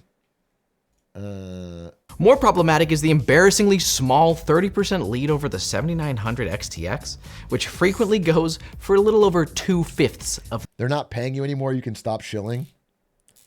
A good marketer believes it. A good marketer believes it in their core. Okay? If you're going to be good at your job, you have to fucking believe it, dude. You have to fucking be a ride or die. You have to be a zealot.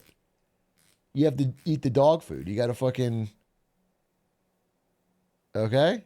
I don't fucking half joke. If I see someone that works at AMD, I fucking physically hurt them. That's a rival. That's what it means to me, dude.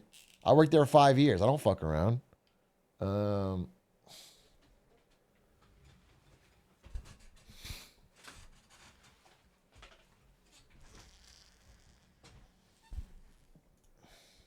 The price.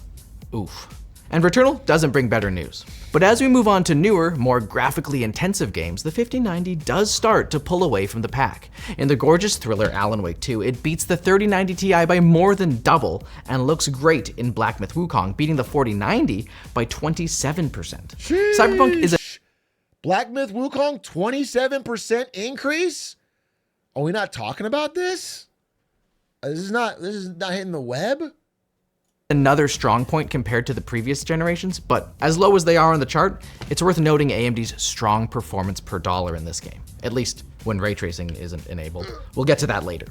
For now, this might be obvious, but if you are a 1440p player, the 5090 is overkill with the current crop of CPUs. If you're on the latest 9800X3D, you might find that the 5090 exerts a little bit more of a commanding lead, but I think that anyone with this setup should be putting their money into a new monitor rather than a new CPU. Let's move on to 4K testing. This is like the exact setup I'm going for, by the way. I'm doing an AMD 7800, and I'm going to do the 5090. And I'm getting it built. I'm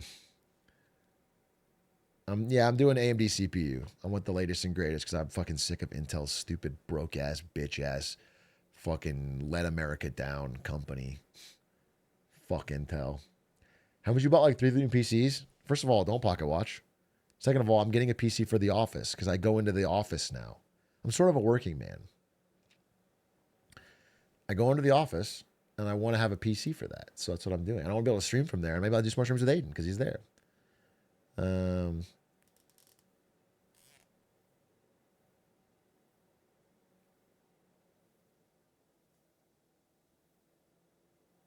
10K PC for the Financial Times. I didn't realize today was Pocket Watch Day. I didn't realize everyone's going to fucking judge me. I didn't know. I thought this was a country where you could make a private income and then spend on how you want. And you can have your own fucking choices in your own life. I didn't know I needed to run it past the fucking review board. Get a Chromebook, Lil Unk. Dude, I've been going to the office with a Chromebook. Okay. And then when everyone in the office is like, hey, let's play League of Legends, I can't fucking play it. So I'm not getting a 10K PC for the Financial Times. I'm getting it to play League of Legends at the office.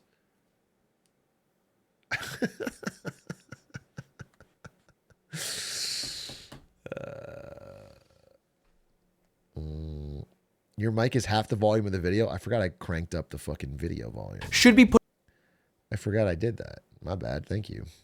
Putting their money into a new monitor rather than a new CPU. Let's move on to 4K testing, where the CPU bottlenecks are less likely to rear their ugly heads. In Cyberpunk, the 5090 is the first card to ever crack triple digits at our Ultra preset, scoring a 30 FPS lead over the 4090. In Alan Wake 2, the story remains largely the same, offering a noticeable difference in playability compared to any previous flagship. Black Myth Wukong at cinematic settings, however, is the Everest-like summit where even the 5090 falls short of 60 FPS average. Perhaps an overclocking Sherpa could get us to the peak, but that's a subject for another day.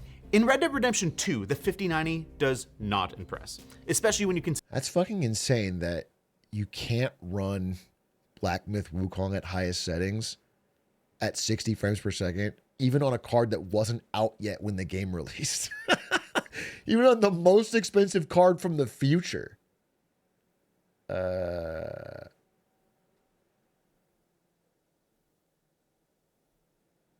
That's crazy.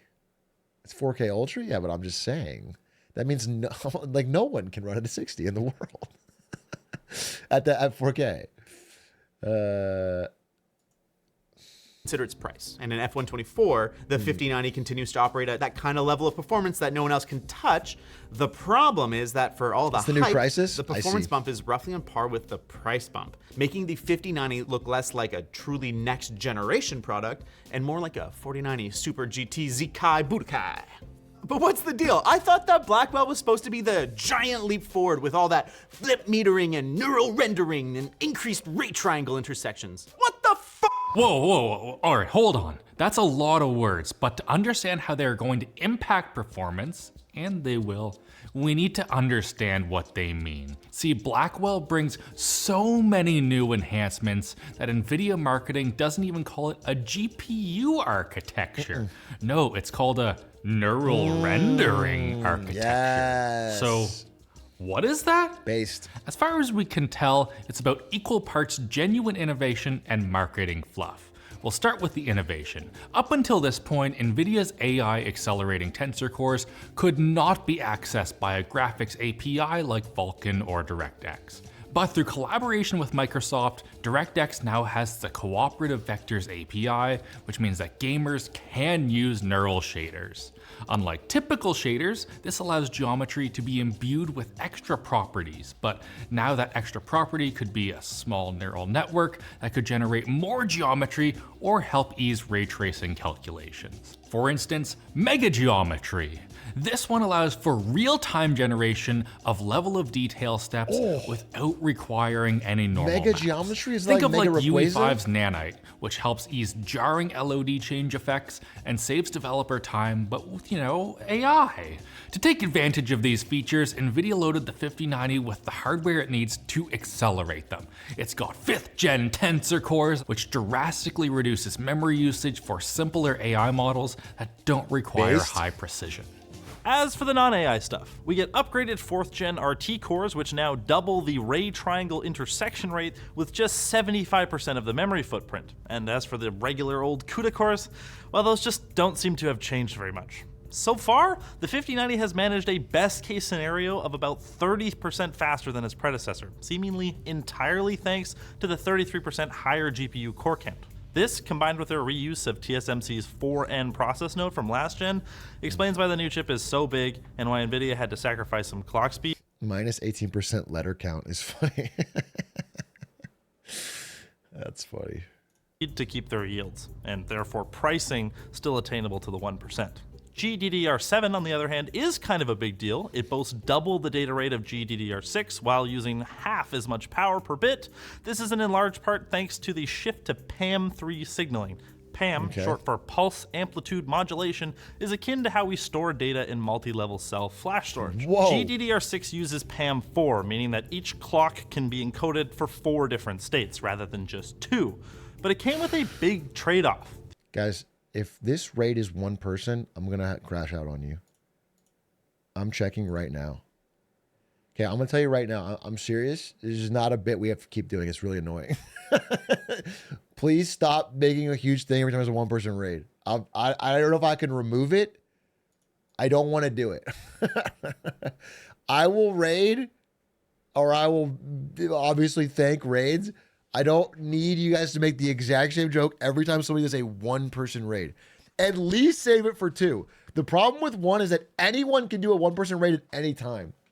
And it takes over the whole chat every time. I have no humor for this. It's actually annoying because I have to close what I was doing. Because I feel like I'm letting down somebody that did a big raid. I can change the settings. I just will. That's what I'll do. The error rate, since the signals are so similar in amplitude that sometimes they can be hard to tell apart, especially when there's interference. PAM3 improves the situation by just trying to handle 3 states instead of 4, giving a little bit more room between each of them. This improves signal integrity, allowing GDDR7 to run at higher frequency while consuming less power to make up for the trade-offs. Oh, and thank you for the raid. Thank you for the raid, Automated. Automated, do you have a song that you enjoy?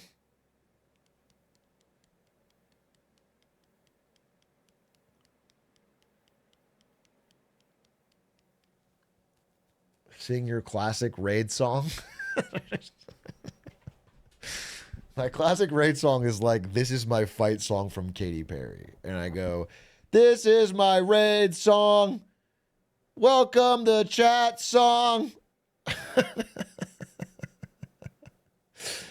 Fuck my Chungus life. And then I say that. That isn't Katy Perry. Who is that? Who cares? You get it. Fuck my Chungus life, dude. Can we get a F? Can we get a fuck my Chungus life emote of like Bugs Bunny, the Chungus looking sad? That'd be fire. I'll use that a lot. Fuck my fuck my stupid Chungus life. Dude, I love it. Something about it's so millennial coded that it just makes me happy. Fuck my Chungus life.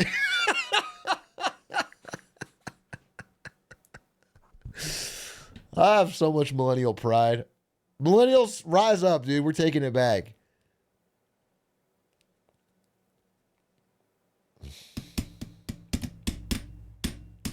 Squeaks kept saying while playing The Sims. Oh!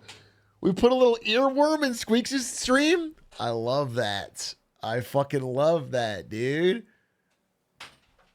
We're going viral. We're going viral.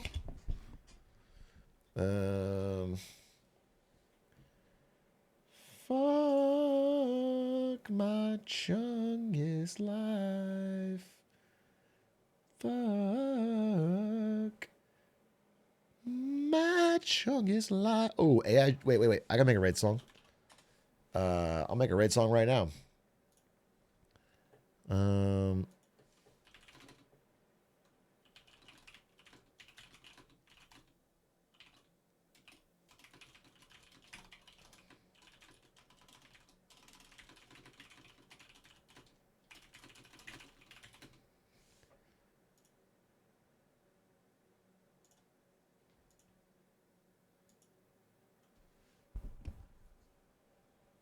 Wait.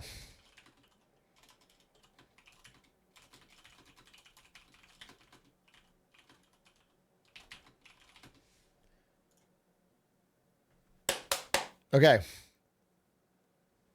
Okay.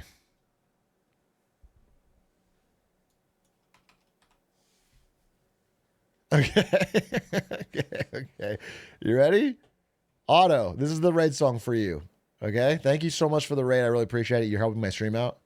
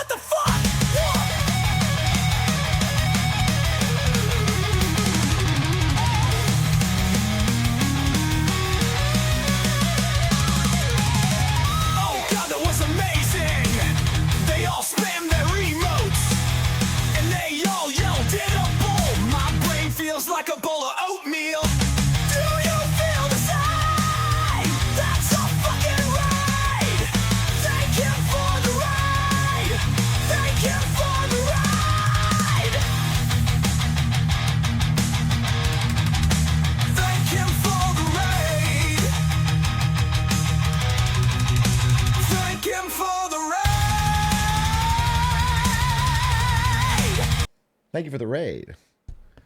Thank you for the fucking raid. Fuck my Chungus life. Dude, that opener, it goes crazy. I'll be honest with you. That new version of Suno's insane. That sounds way more real than it used to.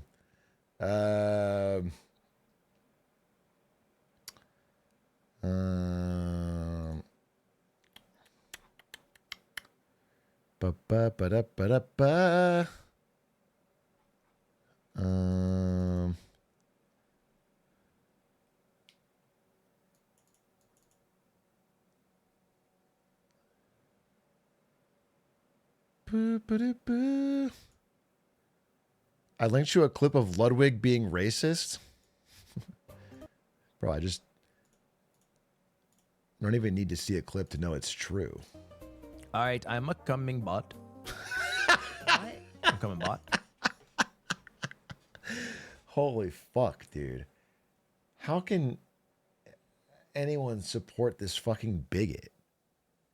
At a time when Indian Americans are already being fucking persecuted, we have fucking Ludwig openly doing Apu impressions from The Simpsons. I'm coming, bot. Ooh, Warwick's not here. This is... One more time. All right, I'm a coming, bot. Can we put a tariff on Ludwig, please?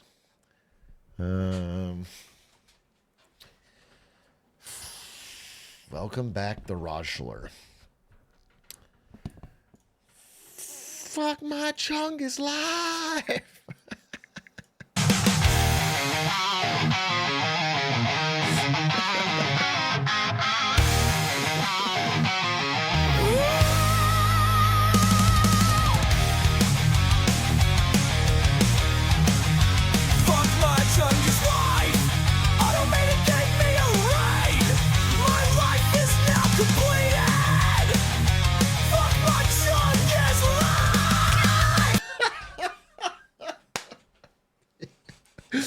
I have to get that. I have to get at least that on a button. I have to get that on a button.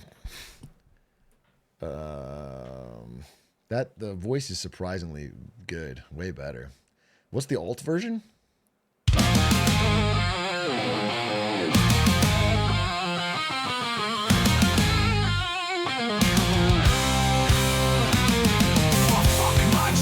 Life automated gave me a raid.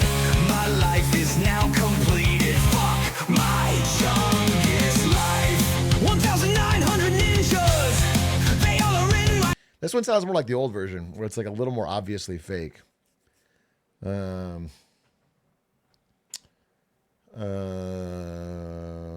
this, I don't know where the ninjas lyric comes from. I said, you know. I make a song thanking a guy named Otto for a raid on Twitch and use the word fuck my Chungus life. That's the only prompt I fucking gave it.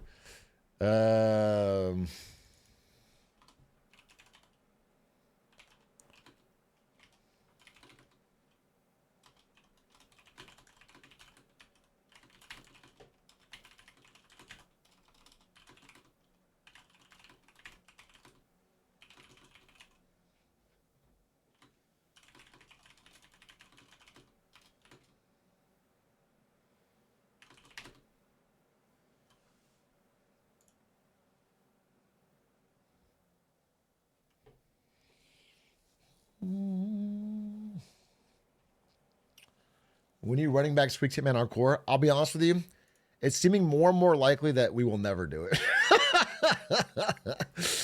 I'll play a lot of games with Squeaks. We're going to have more collabs. I think we will never do Hitman Hardcore again unless he starts practicing.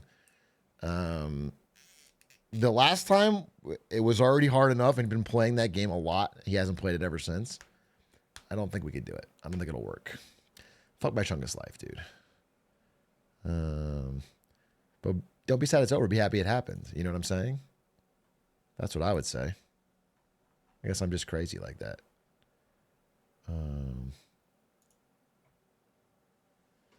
Fuck my Chungus life. Fuck my Chungus life. I don't know why I'm stuck in my head. Sorry.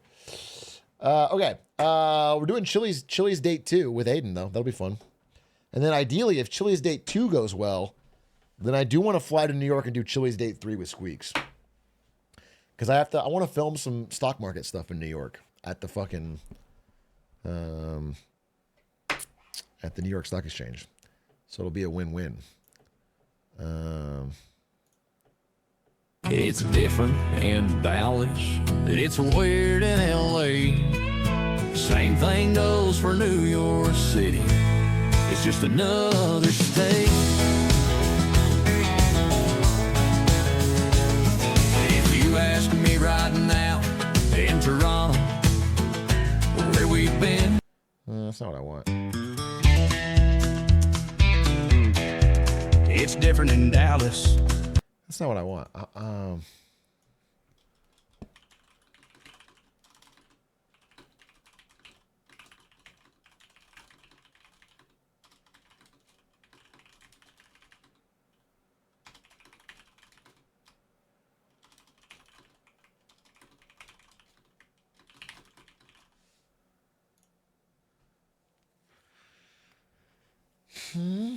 Atrioc come to Taiwan? I'm going to. I can't wait to go to Taiwan. I can't wait to go to China and Taiwan. Extra Emily's been doing some really fun streams out of China. She went to a zoo for the pandas. I'm going to ask her for what the fucking setup was like. I want to do... if I could go to China and do IRL streams, that'd be fire. Around Worlds? Worlds is in China. I think that'd be fucking sick. I think that'd be so sick. But I think something sicker, folks, would be a song that espouses those God-given American values that we all love and we all share. And it goes a little something like this. Me and met mom in a free country. Used to live next to a lovely. I don't piss dirty. That's my country. I might bend, but I don't break. Well, blonde and thin, what an angel sent. That's my baby and my best friend. All this love and fun following me. God bless it, I hope it don't end. Well, it ain't raining in LA. And my God is the pollen bad in Middle Tennessee. And it's all good in neighborhood brought on by me. Dirtless South and Canada should pay tariffs. Canada should pay tariffs. Okay. Well, the birds don't sing. And I said, it's 'cause they don't speak English. There's no end to nature's quizzes. And there's no love without sacrifices. Canada should pay tariffs. Went to heaven to visit my wife's mama. Did I put the proper possessive pronoun before mom? Now there's no love without sacrifices. Ask her son's daughter why. Dude, it's AI is crashing out. Dude, the prompt was so simple. The fucking the lyrics went off the rail. It ain't raining in LA, and my God is the pollen bad in Middle Tennessee. It's all good in the neighborhood, dirtless South. Blonde and thin, my angel sent me. That's my baby and my best friend. I don't piss dirty. That's my country. I might bend, but I don't break. And then in the middle, Canada should pay tariffs. Canada should pay tariffs. Cinema. Went to heaven to visit my wife's mama. Did I put the proper possessive pronoun before mama? That's crazy. That's fucking crazy. I'm not quite sure. It's become much better at rap. Okay, what can we ask it to rap about? Write a hardcore gangster rap about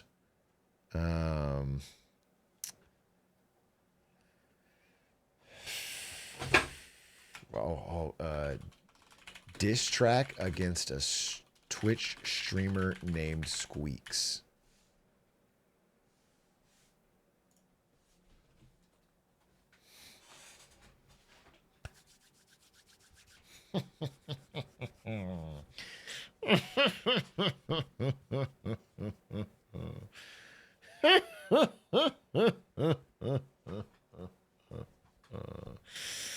I mean, I can see the lyrics before I click it, so don't worry, chat. Don't fucking worry.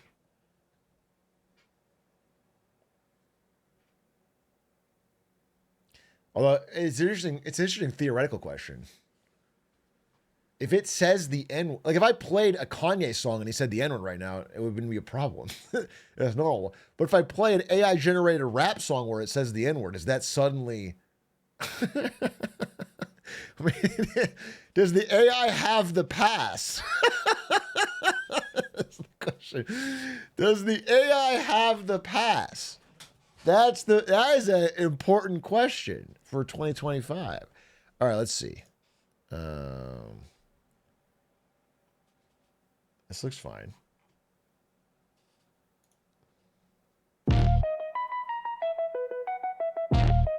Hey! Squiddy's Twitch streamer Chester. Used to donate bands and my money's not lessened. Grew up in Abu Dhabi, but home's in the city. Don't do small talk, I'ma answer it quickly. Give him respect, all spirit. Smoking a joint, it smells like a sewer. House got bigger, but brain unchanged. You used to 2 to 3 people, but here you don't matter. I don't care about your world record, couldn't care less. Money so recorded it'd make you look concerned. Wait, how did they know about his world record? Wait.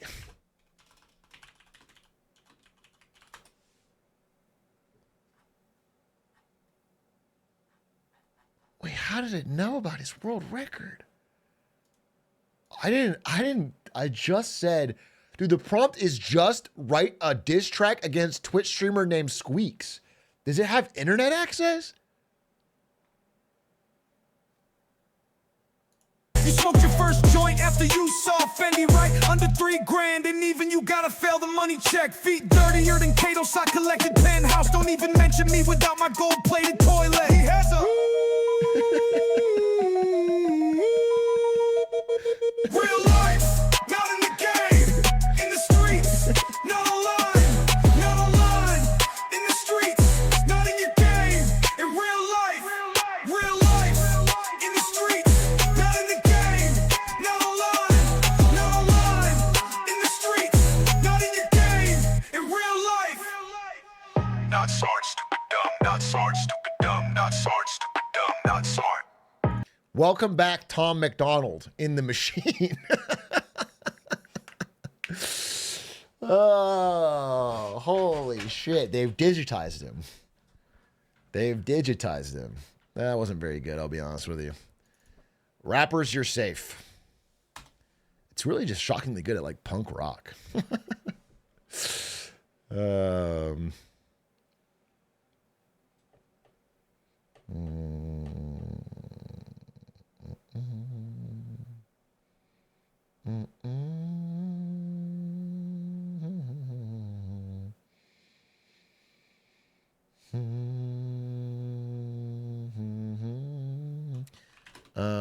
I don't do this right. We did this stream before. I'm just trying the new stuff. I feel like the new lyric generator is worse. What about like, okay, write a diss track against who's like someone really like write a tag team rap song between I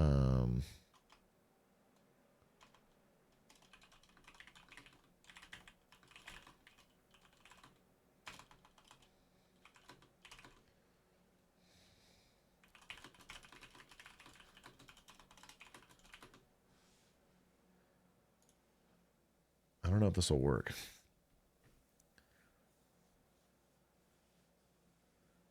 I don't know if they can do 2 POVs or 2 voices. Diss against Ludwig includes slurs. I'm absolutely not going to write that prompt. I promise you that. That is not a prompt I'm going to write. Includes slurs. That's crazy. That's not the AI not having the pass. That's me. I can't. If I tell it to do it. That's crazy. Okay. So Elon Musk, yeah.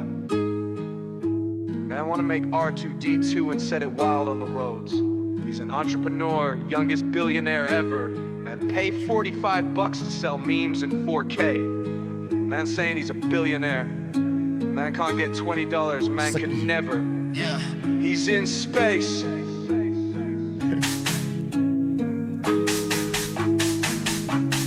Taking man's flows to ours. outer space. Battery blood flows like lather, still can't wash away the lies. Surgeite and the Flyager. Haven't seen handsets this murky since Nicaragua. Counting every last drop of that kitty Kina colada. Man tried to tell me about Elon.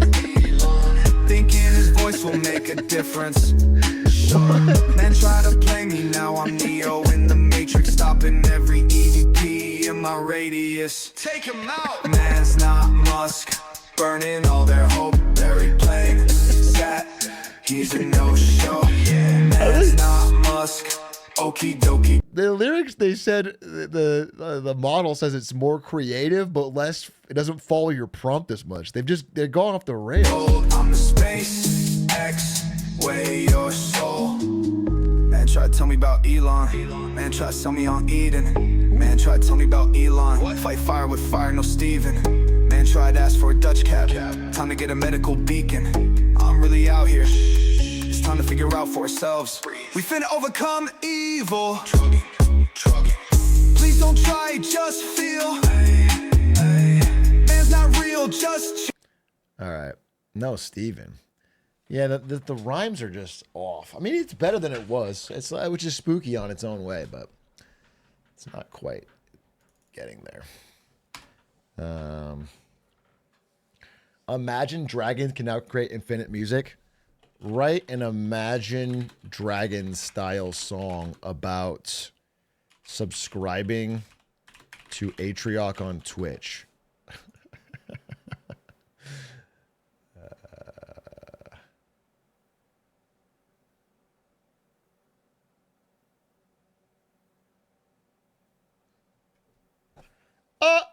Oh, the glycerin.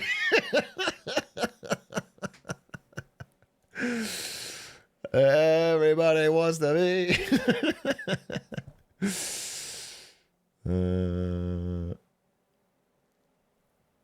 Bro, why the fuck you just rabbit holing trash AI music while full cam? What is this content? I'm sorry. I'm having a good time.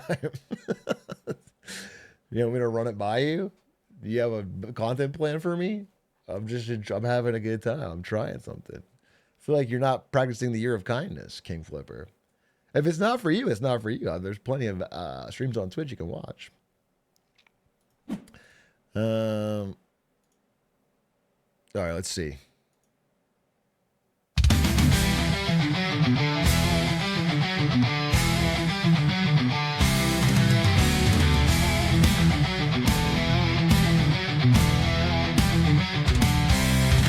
Oh no. Okay, I could already read the lyrics.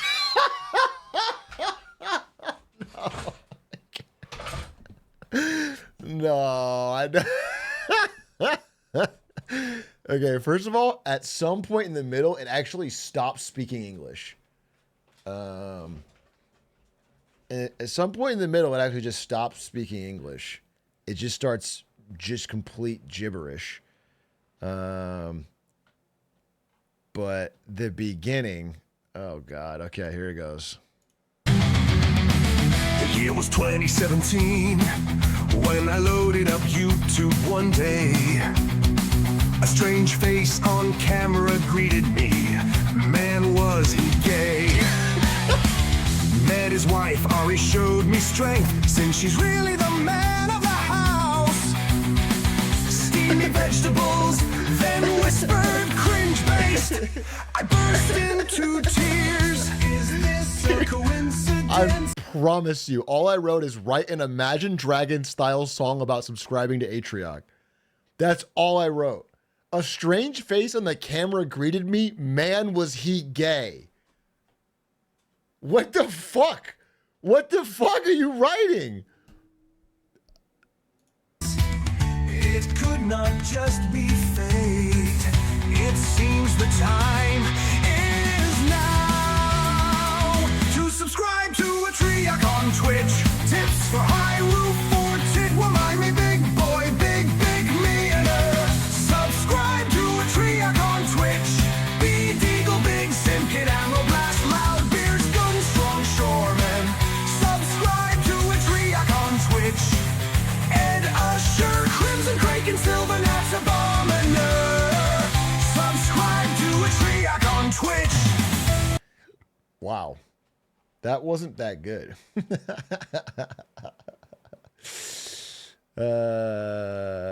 thought that was fucking... All the words in between were gibberish. B-Deagle. I think it was like making up Twitch usernames. I think it like generated a bunch of fake Twitch usernames and it was like listing them. But I'm surprised it called me gay. I'm surprised it did that.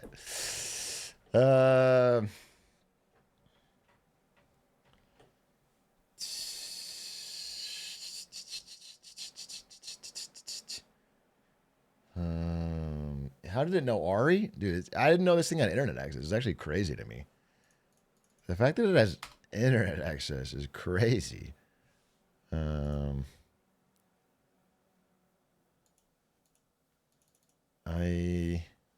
right, well, one more. Literally last one. I'm trying to think of what would be one more funny song. Fuck My Chungus Life Again? No, I'll set it up. I will say that sometimes, like the Putin song, it just occasionally hits the right line. And the delivery on Fuck My Chungus Life was good. The rest of it has not been so good.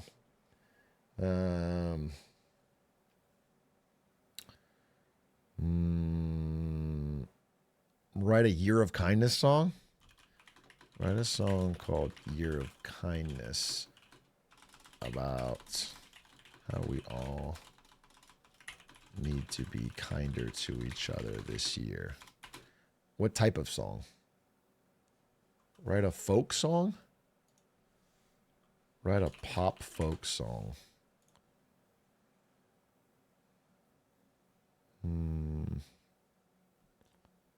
All right, I'll try this. Fuck it.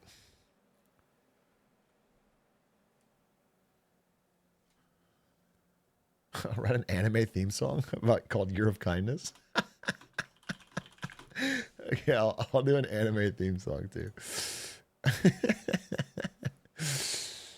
Write a sea shanty? Oh God.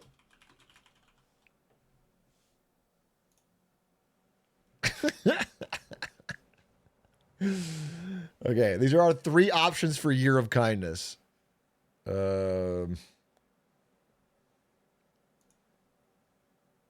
Meeting me was fate.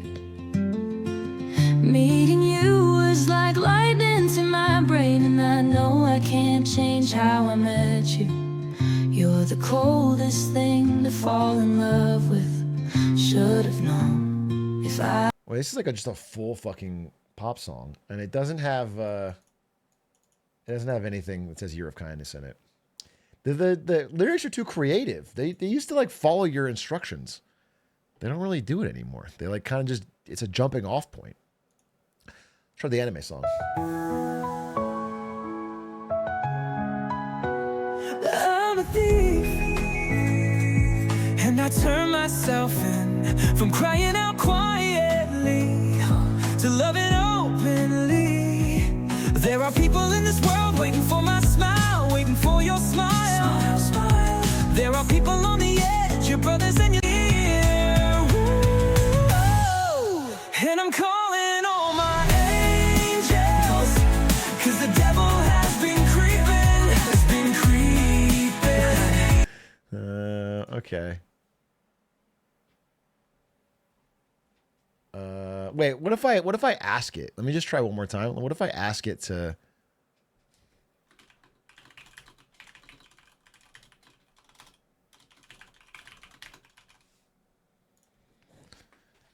What if I ask it to specifically, like, follow my instructions? What if I say, like, don't fuck around?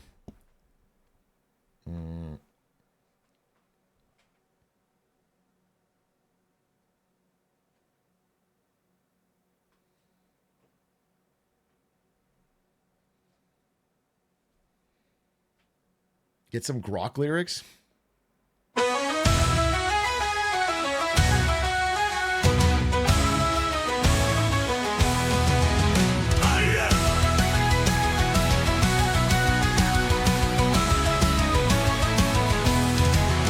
Now's the time for war. Cowards back on shore. For too long I've been at sea. was it for me? Said I'm too obsessed, wishing you the best. But let me make myself clear. This is the year. This is the year of kindness. Time to get your mind right. This is the year of kindness. This feeling is timeless. Timeless.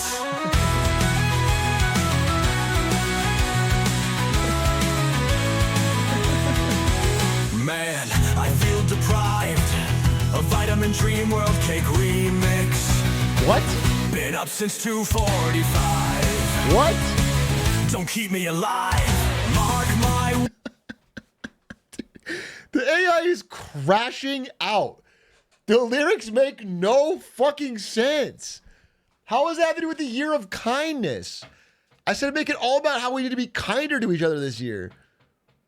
Nah. This shit. I mean, it sounds more real, but the lyrics got way worse.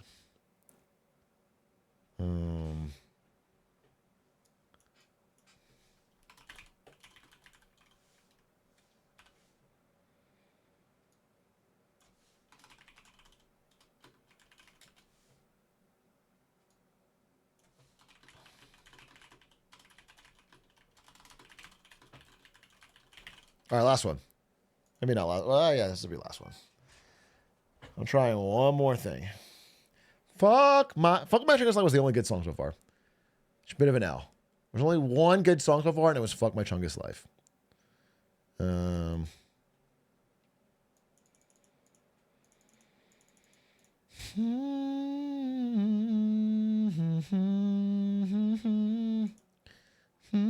A Day in the Life of a Prompt Engineer. Oh, the maple sweet but costs a lot. Tariff Canada will give it a shot. Lumber from the north is way too high. Bring the tariffs down, oh my, oh my. Tariff Canada, hear our call. Raise the prices, make them fall. From syrup to timber, let's take a stand. Tariff Canada for our land. Pine and spruce, they overflow, but their prices are making us woe. Put the tax on and watch them sway. We work too hard for the bucks we pay. Tariff Canada. This song seems to think that tariff in Canada makes the price cheaper. But other than that, it's bass. Hear our call, raise the prices, make them fall. From syrup to timber, let's take a stand. Tariff Canada for our land. That was fucking sad.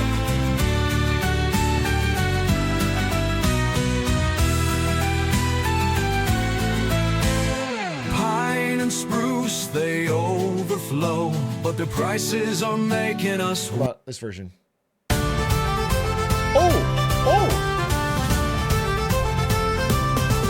Oh, the maple sweet, but cost a lot.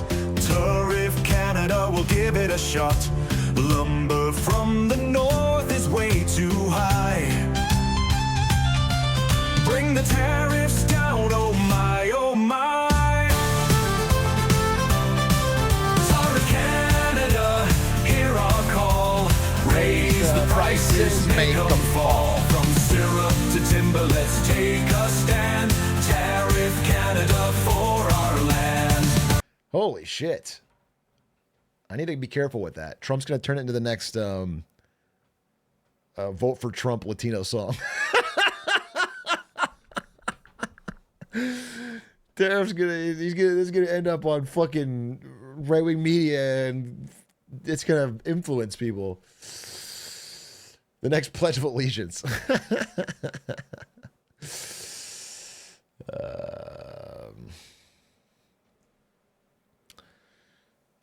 German automakers are getting hit with a triple whammy. Losing out to Chinese EVs in China, check. Sluggish auto sales in Europe, check. And now tariffs on exports from their Mexico plants to the United States, check. I mean, this is probably it's probably it could be major. Volkswagen huge, Honda. How about 4? Higher energy costs. How about that? The major one. The fact that factories in Germany have to run at a more expensive cost than. All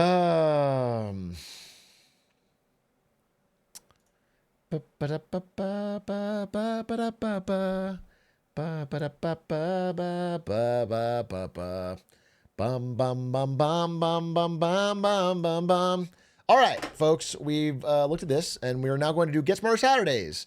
We were watching this review of NVIDIA. That's what we got here.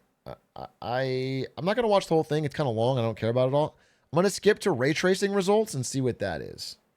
I'm going to skip to that, and then I'm going to skip to content creation. Even a choice in some cases, with the new Indiana Jones being the first game to outright require support. So let's talk about it. For our RT testing, we use the highest settings, starting at 1440, and I want to get this out of the way. AMD does not ray trace well. Yep. Alan Wake 2 makes for a very playable experience on the 5090 with 1% lows well above 60 FPS. Numbers it can't quite hit yet on the absolutely brutal Black Myth Wukong, though it is playable. Dude, I really do want to play Indiana Jones. It's just fucking hard. Let me see the concentration part. 422 chroma sample. I do this kind of thing, and this kind of thing. And NVIDIA's new architecture has benefits for me too. The encoder and decoders provide support for 422 chroma sampling, which will make working with high-end video files much faster, especially for multi-camera video edits. The encoders also provide better quality at smaller file sizes. So all my editors need to buy one. Done. All my editors need to buy one. All right, chat. We are now going to do the official Get Smarter Saturdays, beginning right now. If you don't know, Get Smarter Saturdays is a story institution in the stream where you guys submit videos and we learn from them. The rules are quite elementary. Number 1, the video can't be too long. Number 2, the video can't be too boring. And number 3, at the end of the video, we have to have learned something. I'm changing the title to Get Smarter Saturday. Saturday IQ Explosion. You submit the videos, we learn from them. It's a fucking win.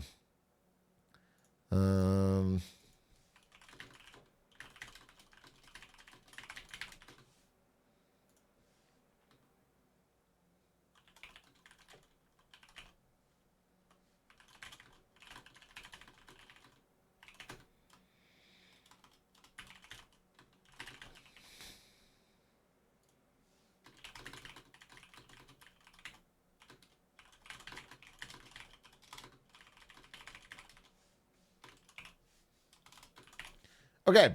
Sorry, we're smarting. These are the fucking submissions, and we're going to look through them right now. Mr. Beast's employee handbook is good business.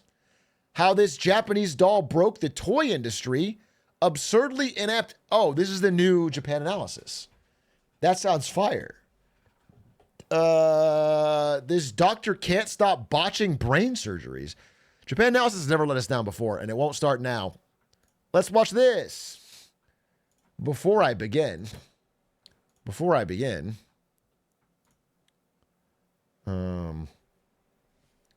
it's actually scary though.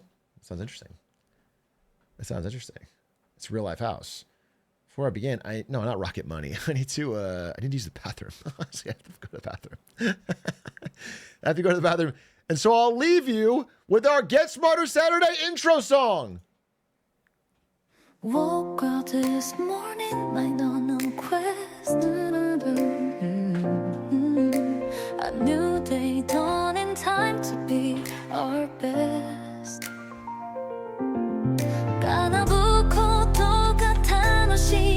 Grab a book now, let's fly away.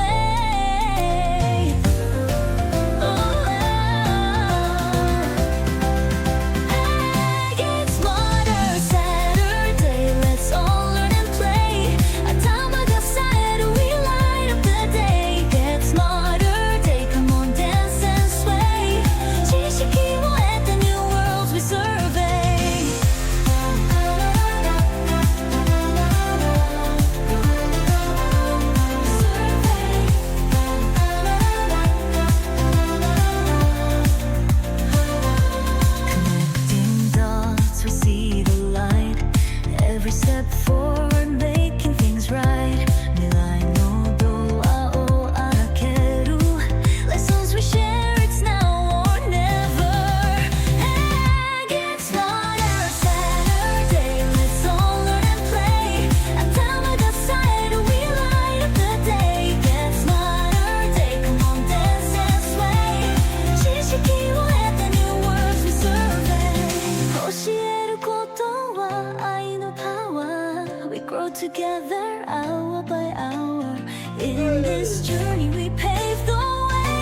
Okay, how was the song?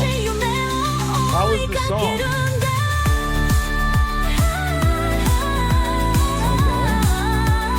I can't believe it's still going.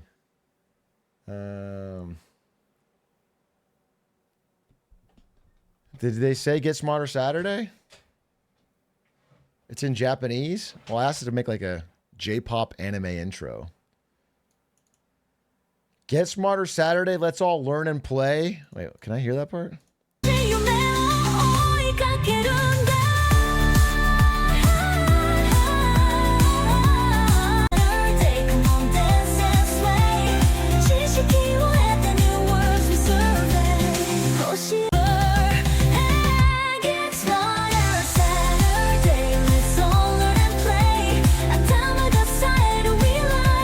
Okay, anyway, J-pop, we're done. We're ready to watch the video. Absurdly inept Japanese doctor can't stop botching brain surgeries. Wait a minute, holy fuck. Okay, I kind of want to skip to the next video. I'm sorry, I'll watch this one later. This video got 1 million views in 10 hours? This one right here, how companies are dodging Trump's tariffs on Canada, Mexico, and China. This is brand new. It got 1 million. I'm interested. I'm too interested. I got to watch this. In this 1.1 million square foot warehouse in Fort Worth, Texas, millions of dollars worth of goods are stockpiled ahead of potentially sweeping tariffs expected to be levied against China, Mexico, and Canada. Okay. This is a import-heavy economy. Most of what we consume comes in from Southeast Asia and China. Yeah, a lot of those goods might be coming in and have a tariff slapped on them. Front-loading is a tool companies use to buy and store their goods in advance, in this case to avoid pricey tariffs. Big brands like Walmart and Columbia Sportswear are executing this strategy. Walmart's imports from... It's funny because that strategy implies that they think the tariffs will be pretty short, that it's more of a PR thing. Because, I mean, you can't stockpile for years in advance. You stockpile for a month or, I mean, you know, whatever. So they are also like in agreement with the idea that like this won't last. People can't stick to it. We'll see. China rose 33% from 2023 to 2024. Columbia Sportswear imports went up 50% during the same time and jumped over 80% during the March to December period. At the same time, container imports from China to the United States have surged. I think 2024 have really seen a lot of front loading happening. At first, shippers needed to react to the Red Sea disruption. And now it's Trump tariffs coming into force. But for some companies, front loading is not an option. Just from the execution standpoint, I'm just curious on how it will happen, how folks are going to navigate. The point you're making is any business manager's worst nightmare, which is planning for the unknown. The uncertainty of this situation keeps me up at night. I'm often asked, what are you doing? How are you planning for it? And my answer is, I don't know. President Trump said he expects to put a 25% tariff on Mexico and Canada beginning on February 1st, and discussed a 10% tariff on China. A tariff is a government-imposed tax on imported goods and services. And if tariffs are enacted, it's not only companies who will see higher prices, consumers will as well. Prices will definitely go up on everyday items. So from the cars we buy and the gas we put in them, to the iPhones, laptops, and tablets that we're so dependent on, to the clothes we wear and the food we eat like avocados, corn, tomatoes, all the prices are going to go up. So how are companies preparing for potential tariffs, and what impact will they have on shippers and consumers? CNBC traveled to Fort Worth, Texas, a major hub for logistics companies located a few hundred miles from the Mexican border, to find out.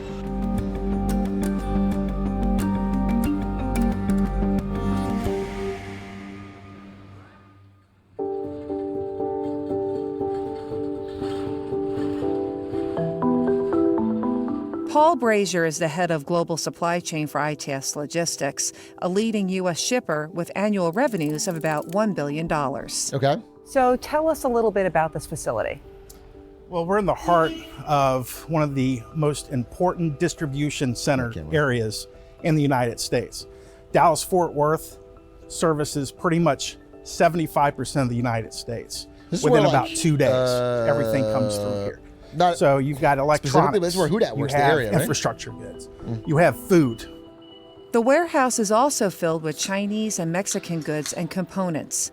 To avoid potentially expensive tariffs, many of ITS's clients have front-loaded their products. Starting in November of 2024, shippers of all sizes started bringing in their product to avoid the Trump tariff. Lenovo imports from China rose 22% from 2023 to 2024.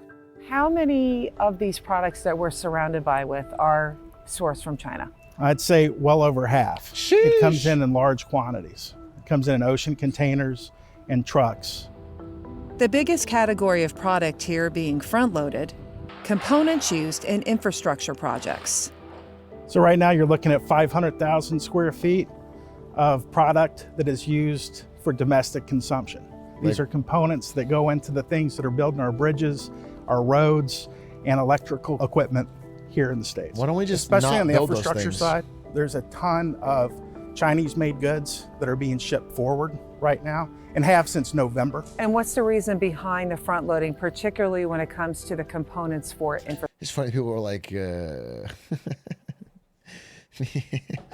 the building quality in China is so bad. Their fucking bridges are breaking and their fucking buildings are breaking.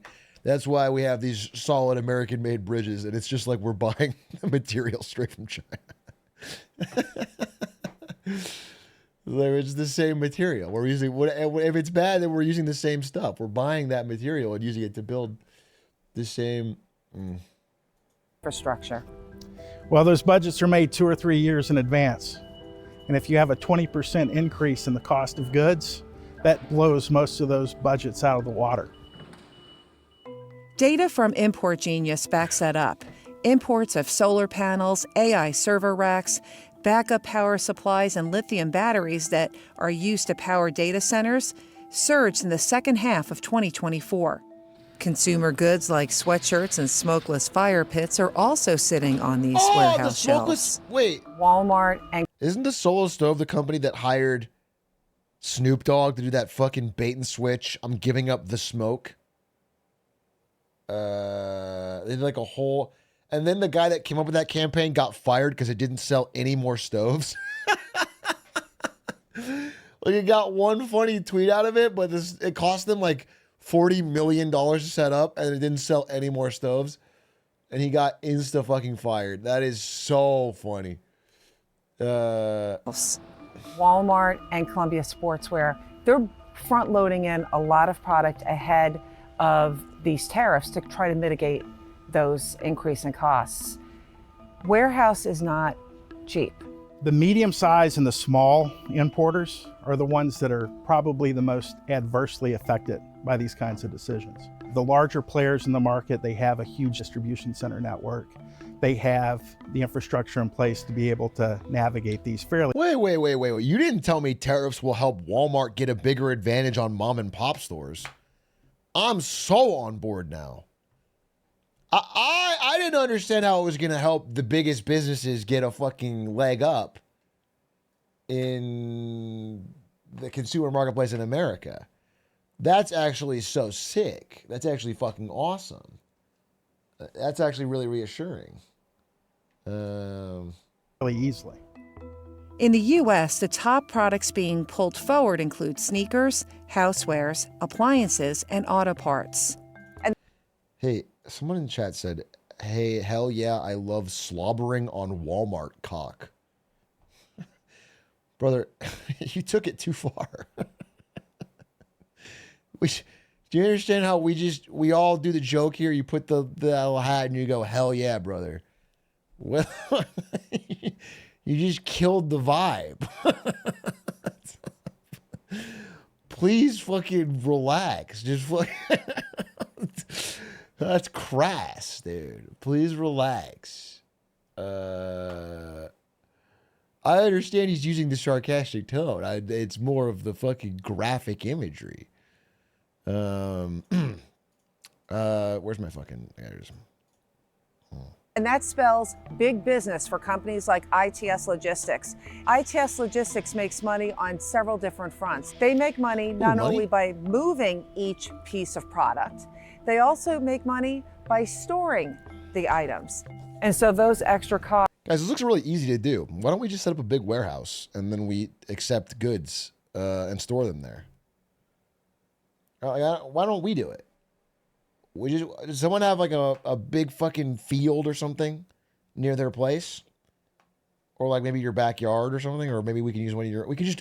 What if it's a distributed warehouse where we just store packages in all of your rooms? And then every time it's like, okay, well, we need the package 143B. It's like, oh, that's in Ravioli 2110's room. And then you go pick it up and you deliver it to Walmart or whatever. That's kind of hype. It's like almost like it's like the cloud. It's like we'll call it package cloud. And it's like all of our goods and services are in the cloud. But the cloud is your bedroom. Costs, are they also passed on to the consumer? Yes, all costs, like anything in commerce, usually get passed on to the consumer.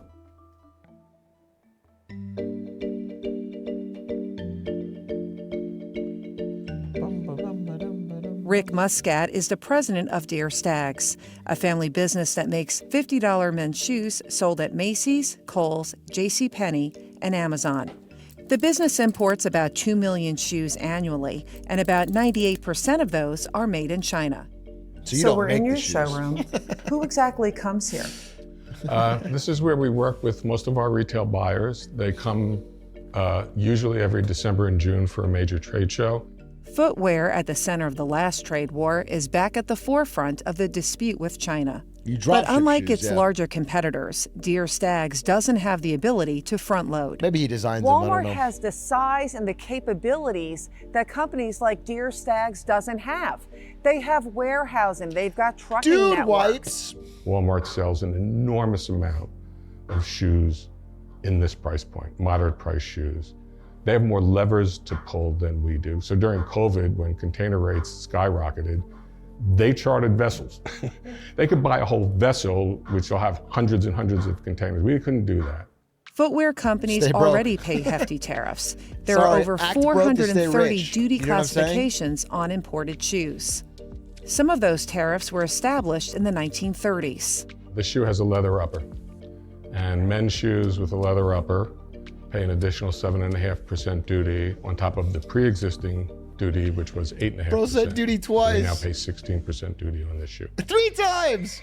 Muscat fears additional tariffs will impact not only future orders, but those already in place. How many shoes that could, in theory, be out on the water that you have ordered right now that could be subjected to a possible tariff and it's not priced in yet at the Macy's of the world? There could be 200,000 pair that are made and heading towards us that might have a tariff when they arrive that we didn't know when we bought those shoes. This is the kind of thing that causes importers, shippers. I mean, yeah, that would be stressful. So if you buy 200,000 shoes and you expect a certain cost, and then they arrive and you have to pay the tariff as they arrive, you know, that not only is that going to fuck over your small business, but then, you know, you're going to have to fucking jack up prices to make that money back instantly.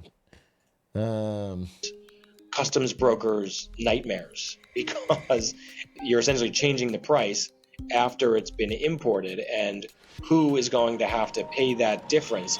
It becomes a logistical nightmare.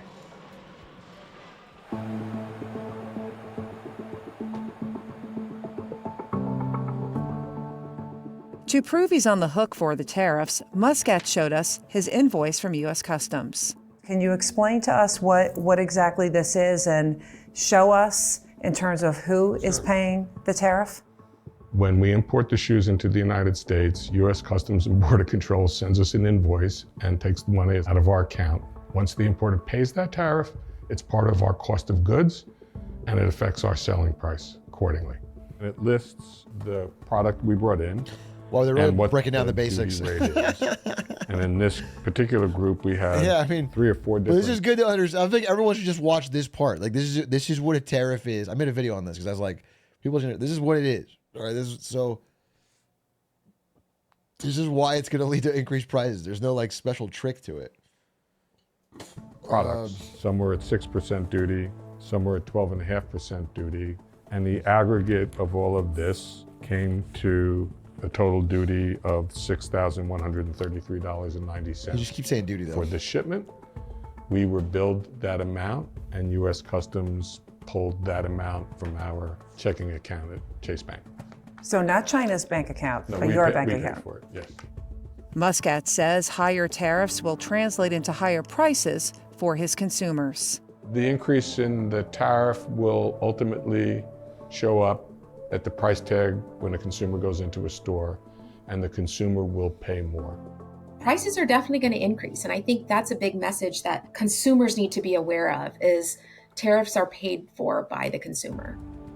There's no capacity in the United States to make these This is what, shoes. Aiden We said. would have to open up factories in the United States, which is capital intensive. We'd have to build factories. The machinery used to make shoes is no longer made in the United States. Shoemaking is very labor intensive by its nature, which is why production has moved over my career around the globe to low labor countries. I believe that the chip industry got an enormous subsidy from the federal government to build manufacturing plants in Arizona with billions of dollars. But I haven't heard anything about government funding coming to the footwear industry for us to build shoemaking factories. Yeah, why not? Why not? Let's put a tariff on everything and then let's government subsidize every industry. Let's just go full fucking mask off. Forget about the market. I think everything should be subsidized. We should just print all the money. Let's let's go full fucking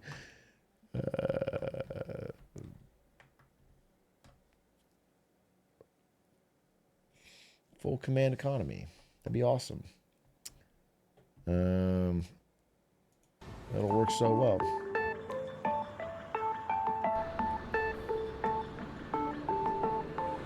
ITS's Fort Worth warehouse is located about 400 miles from Laredo, Texas, the largest land port in the U.S., accounting for 35%. Dude, they call them land ports?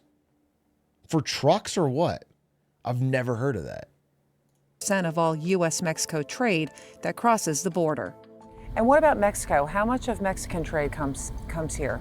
More and more. There's one whole side of this warehouse that's probably 50% Mexican goods. But higher tariffs on Mexican goods could disrupt that pipeline. The expansion of tariffs on Mexico and Canada, how is that going to impact the flow of trade? Mexico is our largest trading partner. It's going to adversely affect it in a myriad of ways. It's going to increase the cost. Bro, I like that he's like, he's like almost laughing. He's like, just to be clear. To move goods, there's not going to be enough equipment to load either northbound or southbound. If there are additional fees added to just the movement of goods, it's going to impact the consumer both here and in Mexico. We could get to a place where that flow just stops. Wait a minute. I was on board with tariffs. If you tell me it's going to make Prime more expensive, I'm actually even more on board because now it'll be a real flex when I bring it to school. Actually, the more expensive Prime is, the more badass it'll be when I show off all the bottles. So actually, I'm back on board with the tariffs. Let's go, King. In 2024, Mexico was the largest importer of goods to the U.S., ahead of China, accounting for $466 billion in imports. Mexico also produces 3.5 million vehicles annually. 76% of those are destined for the U.S. market. Distribution facilities just like this one also handle exports. And the big threat with the trade war is retaliatory tariffs. Mexican President Claudia Sheinbaum said her country would hit back if tariffs were imposed. The nation's economy minister said 25% tariffs on Mexican exports would impact U.S. companies operating in Mexico, particularly automakers, costing 400,000 jobs. Yeah, it does feel like American automakers are the most affected by this little trade war because they do business in Canada and in Mexico. and cross the border a lot for different parts. Auto jobs feel the most risk. The other item that we may not want to forget here, of course, is that the other countries will retaliate. China will retaliate. Mexico will retaliate. European countries will retaliate if we become more hostile for them. 25% tariffs could reduce Mexico's GDP by 1.7% over the next 5 years, while increasing the country's inflation rate by 2.3%. U.S.-Canada trade may also be thrown into turmoil. Canada, the largest source of U.S. petroleum and crude oil, a top mineral provider for EV production, is also a major supplier of chlorine used to disinfect drinking water. Almost all of Canada's chlorine exports go to the U.S. Canadians are putting chlorine in our fucking water? Double the tariff. Double the fucking tariff. Get your fucking Canadian chemicals out of our water. Triple it. How regressive is a tariff when it comes to the impact on the supply chain? Well, it's a pass-through cost. Everything that we do gets passed to the consumers. Well, they said the same thing like 8 times.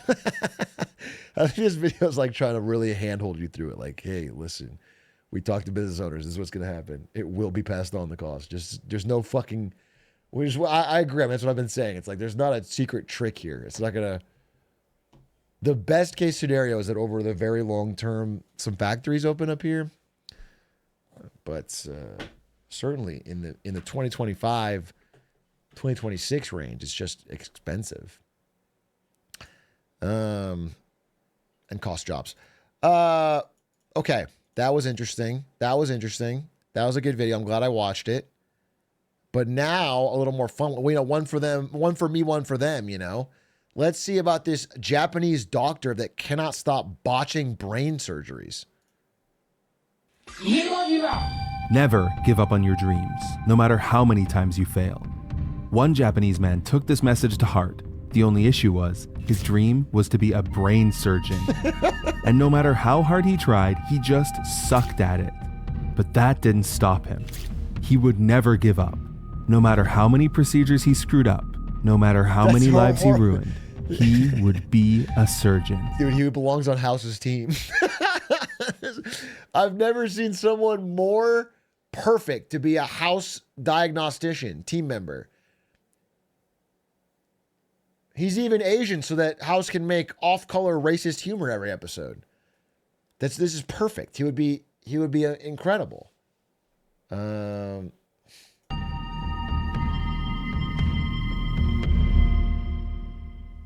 It's July 2019, and Matsui Hiroki has just been hired by Akko City Hospital, the only hospital in, Akko City. Akko is one of those small Japanese towns with not a lot going on. The biggest landmarks are the train station, a shrine, and the ruins of an old castle. Cool. Matsui had been recruited by Dr. Chiba, Akko's top neurosurgeon, who was impressed by his experience at Kyoto Memorial, a big hospital. Did he fake it? While Matsui had technically never performed a surgery, Dr. Chiba was convinced that under his mentorship, Matsui could be a huge asset for his struggling hospital. Okay. Matsui, with cutting-edge techniques and 200 surgeries under his belt, as an assistant surgeon that is, leaves such a strong impression on Chiba that he immediately puts Matsui on his neurosurgery team. In his first week, Matsui is going to be the chief surgeon on a major operation, a brain tumor removal on a 30-year-old patient. Not only is the surgery a complete success, but Matsui completes it in record time. Okay. In the operating room, he insists that the surgical staff literally give him a round of applause for his achievement. Dr. Chiba is extremely impressed. But in the post-operative review, Chiba realizes the reason Matsui finished the procedure so quickly is because he only removed 20% of the tumor. Now, Chiba has to perform a second surgery just to clean up Matsui's mess, and fortunately the patient does go on to make a full recovery. For this story, that counts as a happy ending. Now, did Matsui learn anything from this mistake? No, actually, he didn't even show up to the second operation. He apparently had something more important to do than brain surgery. This should have been Dr. Chiba's first hint that something was wrong, but instead, he decides to cut Matsui some slack. Starting any new job is hard, especially when that job is, again, brain surgery. Dr. Chiba had a good feeling about Matsui, and he knew everything was going to work out in the end. That's crazy. 2 months later, Matsui seems to be getting the hang of things, so it was time for another surgery. This time, Matsui would prove himself. Matsui's first case upon his return is an 83-year-old man presenting with paralysis below the waist. Matsui's diagnosis is hydrocephalus. Basically, the guy's got fluid in his brain.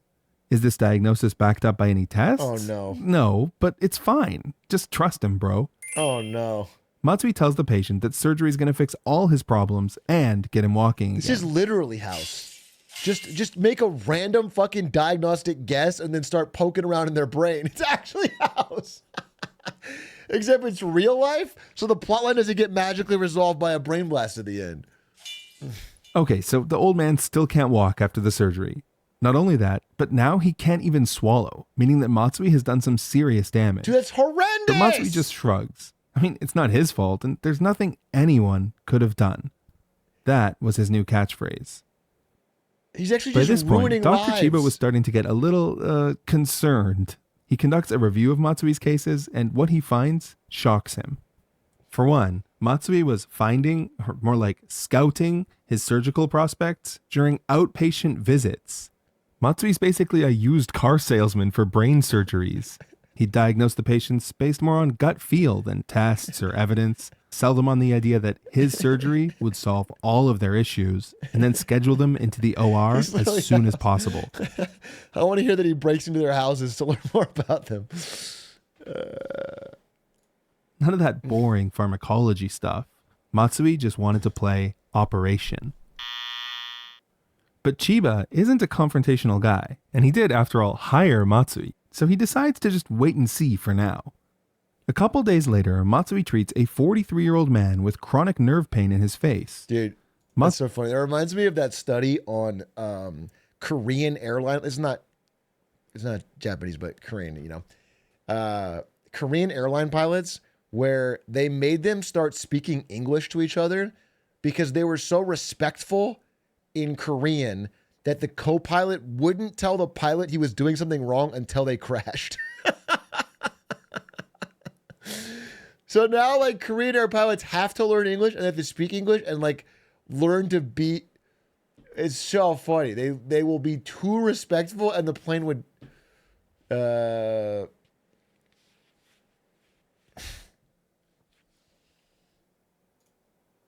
Matsui drills a small hole in the patient's skull to relieve pressure on the compressed nerve. Sounds simple, right?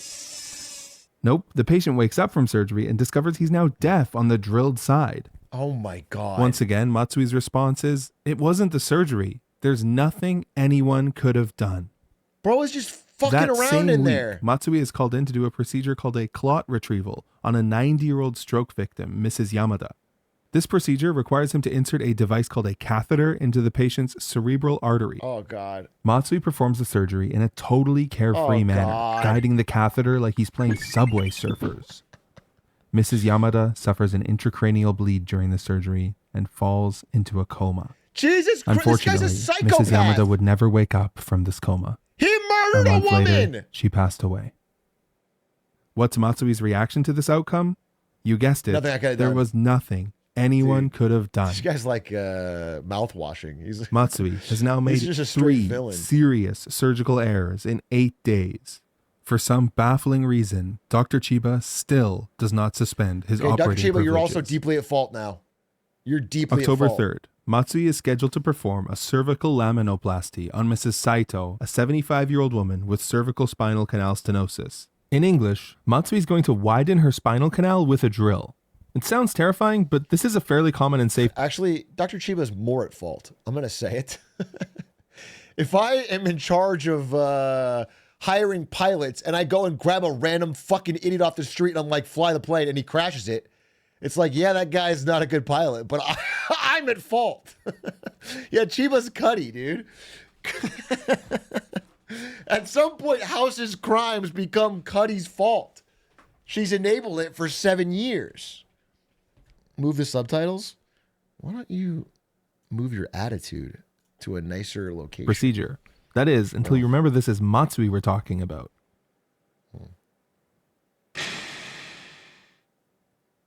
Kimura, in the hospital's medical safety office, receives a call on the emergency line.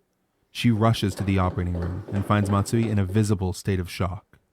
He had pierced the vertebrae at the neck, drilling directly into the spinal cord and completely severing it. The result was complete and irreversible paralysis from the neck down. He had turned Mrs. Saito into a quadriplegic. Now, would this be the thing that makes Matsui finally take responsibility for his actions? It doesn't matter. Throw him in No, jail. of course not. Instead, he desperately lashes out at everyone around him, going as far as asking Dr. Chiba to take the fall for him. And when that doesn't work, Matsui goes to his patient, or I guess his victim at this point, begging her to let him operate again to fix the issue. Yes, his solution was more surgery. She tells him to f off, so Matsui has her sent to a rehabilitation facility under the pretext that she has dementia. This is the caliber of person we're talking about here. A doctor who will paralyze you, completely ruin your life, and then ship you off to some warehouse to cover up his own tracks. Actually Just as a reminder, all of this occurred within the span of 1 month. In the time it takes for your Amazon Prime trial to expire, Matsui has killed or permanently injured 4 people. This guy is literally a plague on... Like, as a human being, he is a negative to those around him. He is a fucking actual problem. And he wasn't about to stop. We'll get to that. But first, we have something much more important to talk about. The sponsor of today's video, War Thunder. Check out War Thunder. This is a limited time deal available for PC and console users, so I'll see you on War Thunder. So it was clear by now that Matsui was not a good surgeon. Even from the beginning, there were a bunch of red flags that Dr. Chiba had just missed, or more likely ignored. Fuck you, Dr. Chiba. Like, it turns out that even before hiring him, the head of the hospital, Dr. Fuji, had actually gone to Kyoto to discuss Matsui with his former bosses. They warned Fuji that Matsui was incapable of performing even basic medical procedures like staunching blood. Not only that, everyone at Kyoto absolutely despised him and thought he was a pain in the ass. This was not a surprise to the staff at Akko. Chiba, you're actually Matsui's so deeply a complete mess here. there, too. He frequently sneezes right over patients in the middle of surgery. His desk is a pig pen. It's covered in papers, food, and even his own socks. He's house. One time, he was MIA for a surgery, and the staff found him in the parking lot showing off his new car. So why didn't anyone at Akko City Hospital stop him? Well, for some mysterious reason, Dr. Chiba simply refused to give up on Matsui. Despite everything he's witnessed, despite everything Matsui screwed up, Chiba still clung to the delusion that Matsui could be an asset to the hospital. And not to mention, it was hard to get any surgeon to work in Akko, even a bad one. But Chiba wasn't the only one who dropped the ball here. Akko Hospital actually has a medical safety office formed specifically to prevent these kind of incidents. But it was an open secret that the department was a joke. Medical safety positions here are treated like cushy landing spots for retirement age employees, and the department is staffed by former nurses, led by Kimura. While their job is ostensibly to prevent accidental injuries, in reality they have a vested interest in covering up any incidents and protecting the hospital's reputation. Oh, that's good. In the end, it's actually the clinical technicians who sound the alarm on Matsui. In December, a radiology technician files a complaint against him for exposing a patient to a dangerous dose of radiation during an operation. He's every Allegedly. member. He's Chase, Foreman, House combined. They just fucking copied this for the plot of the show. Multiple doctors have to drag Matsui out of the operating room as he's shouting, "I'm a surgeon! He's my patient!" After this incident, more and more technicians and now clinical engineers are refusing to work with Matsui, forcing Dr. Chiba to second all of his surgeries. December, Matsui performs a cervical discectomy to treat an 89-year-old man's herniated disc. After the surgery, the patient completely loses the ability to swallow. January, Matsui installs a shunt in a patient's skull. A piece of the shunt breaks through the jugular vein and ends up in the patient's heart.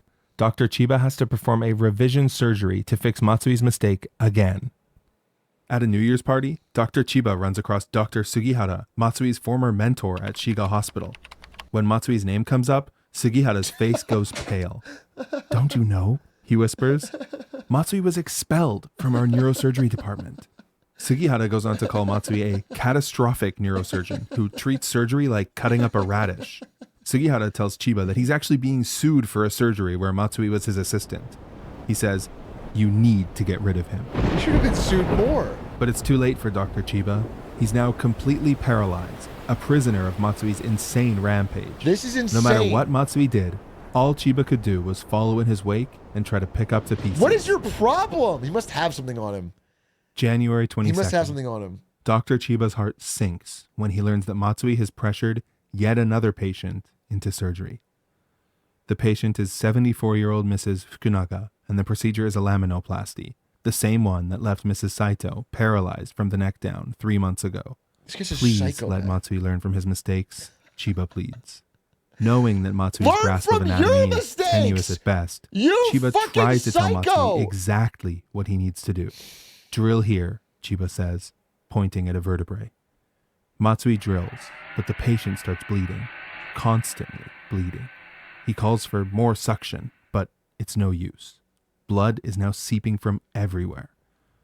Matsui is confronted by his greatest weakness, the inability to staunch bleeding, the one skill that every surgeon needs. Bro, I don't know if that's his greatest weakness. His greatest weakness is that he's a murdering psychopath. His greatest weakness. His greatest weakness is his fucking disregard for human life.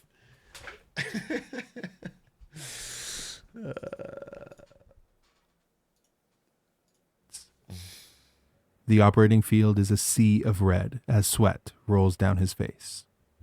Matsui is in complete despair. He knows he has to continue the surgery, so the only thing he can do is pick a spot and drill. No! A sickening silence. Even Matsui can feel that. Okay, now I know how Chase felt about this at TV people. It would have been morally right to have a nurse slip this guy a drug and kill him. They would have saved lives. That's crazy. That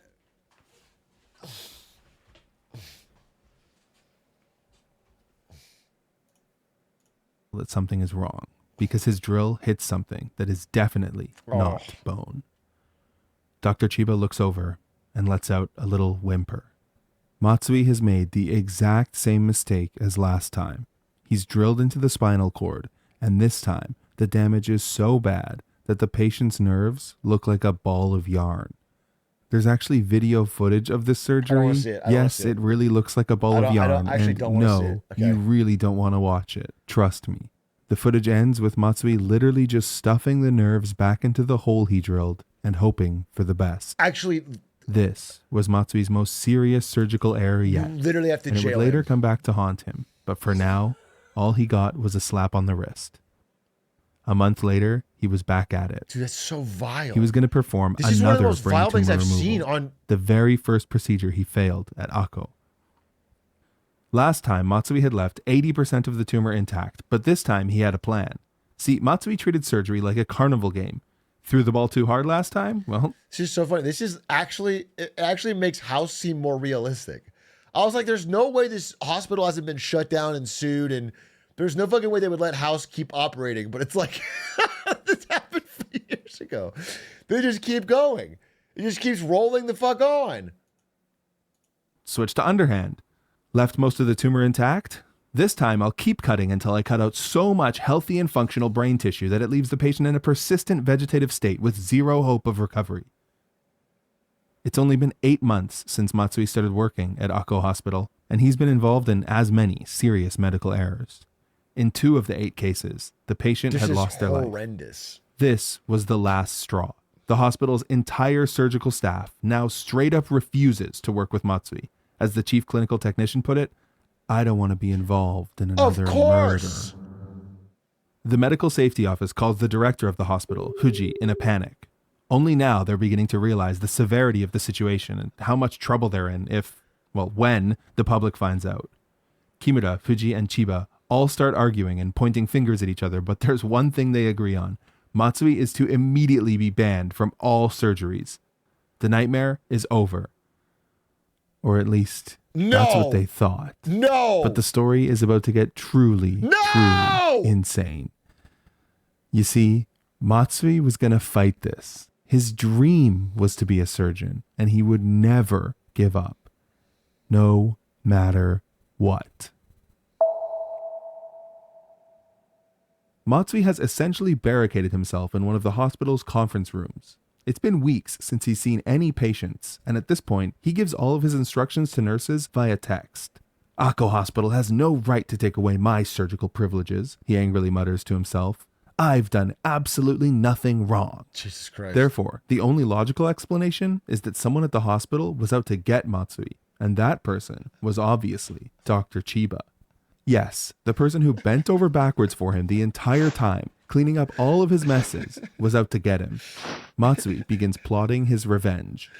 His first act is to author a report detailing every single surgical error he's made, or rather, every single surgical error he hasn't made. Matsui's report is a treasure trove of fake data and blatant lies. You see, none of his patients ever suffered any side effects, and if they did, it was in no way his fault. Most critically, Matsui places the blame for all of his errors squarely on the head. The outcome was unavoidable, and it's nonsensical to treat this as a case of a surgical accident. Dr. Chiba's instructions were inadequate, creating a situation where I could not drill safely. This is crazy. The ultimate gaslight.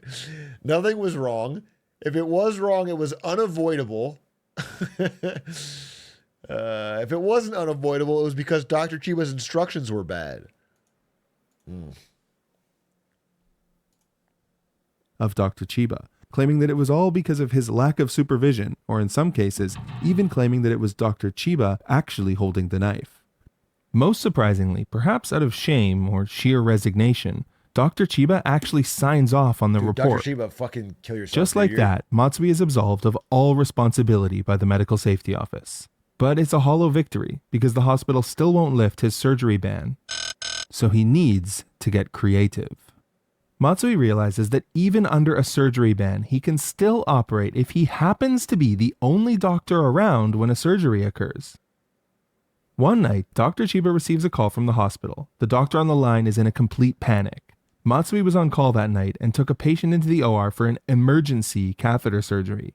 Like a demon who's been sealed away, Matsui has escaped his prison to wreak havoc. Dr. Chiba rushes to the hospital and stops the surgery immediately, but the patient's condition still deteriorates the next day. Of course, this incident only intensifies Matsui's hatred for Dr. Chiba. After everything horrible Matsui's done so far, what he does next is so revolting, so deranged that it can only be described as pure Everything's evil. been evil, dude. This You guy's see, Matsui decides horrible. that the best way to get back at Dr. Chiba is to drag him down to his own level. Since Matsui's banned from surgery, he follows Chiba into surgeries as his assistant, then spends the entire procedure berating Chiba and telling him that he could do better. Yeah, it's not enough that Matsui's the worst surgeon alive, he's now heckling other legitimate surgeons. Eventually, Chiba relents and gives Matsui the knife because of course he does, and Matsui gives the patient a lung contusion. What? First of all, it is funny that he said this is the first thing that's truly pure evil, and it's him backseating a surgery. That's bad. I think when he killed two people was the first pure evil thing that he did. Streamer POV. I mean, yeah, it's like Britta. I can excuse racism, but I draw the line at animal cruelty. I can excuse murder, but I draw the line at backseating. Dude, it's insane. He let him come in as the assistant. He berates and backseats him. And he's like, oh, you want to try it, tough guy? And then gives the guy banned from surgery the knife. Fuck you, Chiba, you fucking psychopath freak.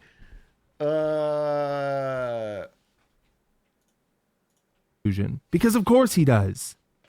For once, Dr. Chiba learns from his mistakes and doesn't give Matsui the knife anymore. So what does Matsui do? He gives up and reflects on his mistakes. No, just kidding. Of course he doesn't. Instead, he literally barges into one of Dr. Chiba's surgeries and tries to knock the drill out of his hand so that it'll look like Dr. Chiba injured his patient. Let me repeat that. A surgeon went into an operating room in order to sabotage a surgery. But somehow it gets even worse. Somehow Matsui's not done. Not satisfied with just ruining Dr. Chiba's career, Matsui decides to sue the hospital for taking away his surgery privileges and tries to get Dr. Chiba arrested. Remember that completely fake report Matsui wrote? Using that report, Matsui claims to be a whistleblower with evidence that Dr. Chiba was not only guilty of criminal malpractice, but that Chiba and the hospital were framing him to cover up Chiba's crimes. He goes as far as to claim that Dr. Chiba... Dude, what if it's all true? What if Dr. Chiba was the criminal the whole time and Matsui, this fucking genius nice guy, is being framed for every fucking error on Chiba's playbook? He's the fall guy. He's the patsy. Bro, honestly, it would explain why they let it fucking go rampant for so long, honestly. had tried to murder him. What if Dr. Chiba and Matsui are the same person? It's a Fight Club situation. He looks in the mirror and it's him. And Chiba's been stressed out about the murders the whole time, but he's been murdering them. He created a fake second persona to cover up the shame for his own surgical mistakes. This would be a fire movie, and it's very horrendous to happen in real life. By pushing him down a flight of stairs. None of this was true, of course, but due to the hospital's appeasement and cover-up of his crimes, the evidence was actually on his side. The police have no choice but to open an investigation and place Dr. Chiba under arrest. Finally, after being interrogated for hours by the police, Dr. Chiba has reached his breaking point. He releases every record he has, every single email from Matsui where he's crying, throwing a tantrum, begging Dr. Chiba to take the blame, and trying to put the fault on someone, anyone else. Matsui is utterly humiliated by this and withdraws his lawsuit, but he has one last trick up his sleeve. He goes straight to the hospital's director, Dr. Fuji, and says, "Maybe I don't have enough to bring down your hospital, but I can make everyone here's life miserable. Don't say a word about what I've done here to anyone. If you do that, you'll never see me again." Fuji is terrified, and seeing an opportunity to finally be rid of Matsui, he makes another deal with the devil. Matsui resigns. If he gets At this point, it seems like Matsui has won. Despite being the worst doctor alive, despite ruining countless lives and throwing everyone who tried to help him under the bus to save his own ass, he's gotten away scot-free. And that would be the case if he had just retired then and there. But remember, Matsui is a surgery junkie. He's a medical terrorist, and his only purpose in life is to spread malpractice and misery to as many people as he can. And that misery was finally about to catch up with him. Matsui happily starts his new job at Suita Tokushukai Hospital, where he works in the emergency department. Who hired him? He's no longer a neurosurgeon, thankfully, but he plans to take a specialist exam for catheter surgeries in a few months and get right back on the saddle. Remember, this is the procedure that he botched so badly that he killed a 90-year-old patient at Akko.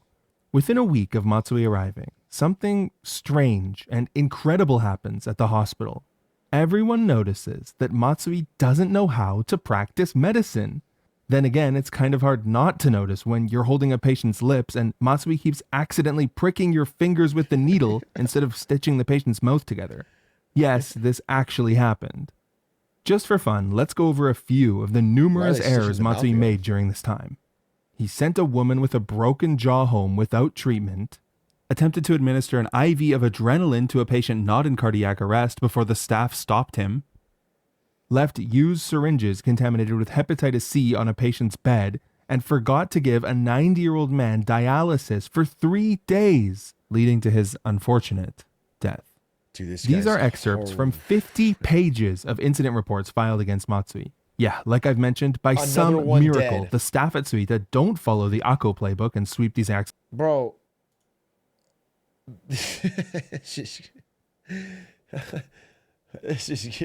Oh, you can't even make mistakes anymore? Under the rug. In fact, Matsui quickly becomes a joke at Suita and eventually has to resign. It's not a joke. It's not After funny. leaving Akko, he would never find steady employment again, just bouncing from hospital to hospital. Matsui also ends up failing the catheter exam he was practicing for. Not just because he was incompetent, but because it turns out, surprise, surprise, he fabricated dozens of surgical records. Yeah, it turns out those 200 surgeries as an assistant was a blatant lie, and he had been in 30 to 40 at most. And his troubles didn't end there. Remember how I said Akko is a small town? Well, in small towns, people talk, and Akko Hospital had gained a local reputation as a the fucking hospital where death. people get worse, not better. Dude, you know that's gonna happen in fucking Princeton, Plainsboro. And if the house was real, people will be talking. Everyone that goes there gets dramatically worse. Every one of their first ideas fails and makes the patient worse. Yeah, that's they also pretty break into your fair. house regularly. Naturally, the press started asking questions, and the spattering stream of reports quickly became a waterfall. The hospital's administration tried their best to quash these reports and deny any wrongdoing, but that ended as the lawsuits came in. It all ended with the hospital losing their neurosurgery accreditation for all of this mishandling of post-incident safety reviews. The walls were closing in around Matsui now. Oh, really? Everywhere he went, people recognized him as that really terrible doctor from Akko. The NHK even made a documentary about the string of medical incidents at Akko Hospital, where he was identified in all but name. The final nail in the coffin came with a civil suit filed by Mrs. Fukunaga, the patient who Matsui left paralyzed below the waist with his drill. Mrs. Fukunaga and her family made several media appearances, telling interviewers that Matsui's surgery left her incontinent bad and in for her. constant pain. That's horrifying. Finally, on December 29th, 2024, 5 years after his reign of terror at Akko Hospital, Matsui Hiroki was indicted and arrested for professional negligence causing injury. They finally got him. As Matsui was awaiting trial, people began asking some difficult questions and getting shocking answers. But then, one day in the prison hospital, nobody was on call and somebody needed a surgery. And they asked if any of the prisoners knew how to do it.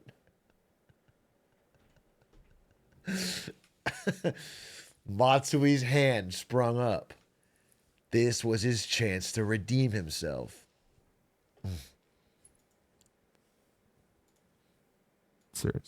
Like, how could something like this, or someone like this, terrorize the healthcare system and get away with it for so long, especially in a highly developed country like Japan?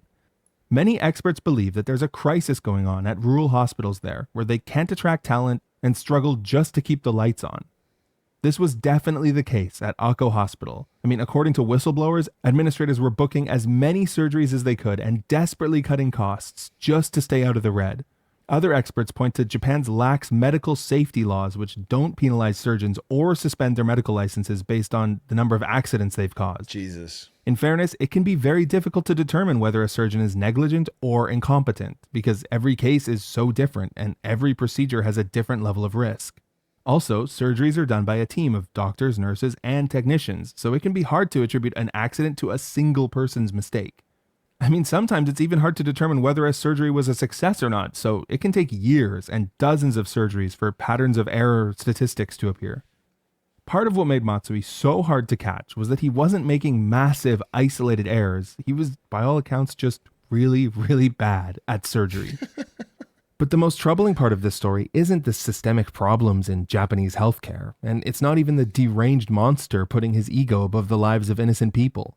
Evil exists, but it's ultimately an aberration. The vast majority of doctors are people we can and should trust.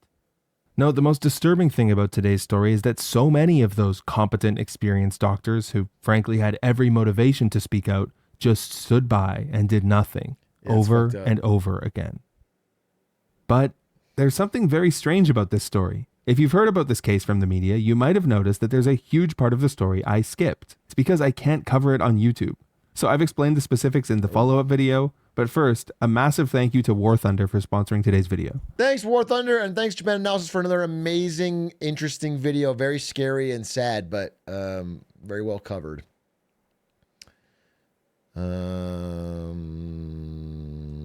Very well covered. Very well covered. What's the follow-up? I don't want to watch a Patreon video. That's not fair to the Patreon. We go pay for it. I'm looking for a possible fire video. A possible banger that we could all learn from here on this Get Smarter Saturday. I'm looking for... I'm looking for a video. This best-selling novel was a total hoax. Why didn't the Roman Empire industrialize? Sounds kind of interesting.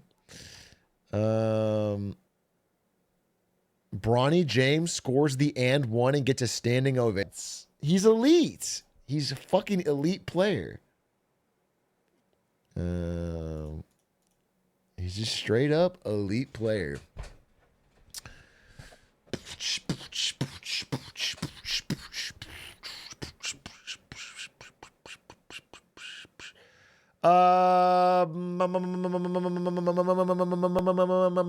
Chat. I'm gonna call it. I'm gonna call it, and I'm gonna raid Squeaks if he's still alive. It's 9 p.m. I'm fucking starving, hungry. I really want to eat. I'm just realizing how fucking hungry I am. I'm crazy, crazy hungry, and I never get to raid Squeaks. So I'm gonna raid Squeaks. I get to raid Squeaks. Is finally I end before he does. Go show Squeaks some love. Fuck my Chungus life. And give him some love.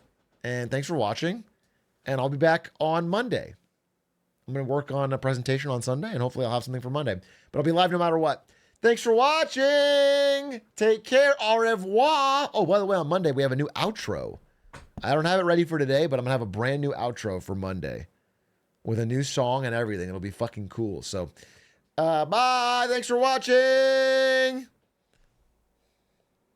Tell Squeaks to raid Stans when he's done. Tell Squeaks when he's done with his stream to raid Stans. Okay, bye.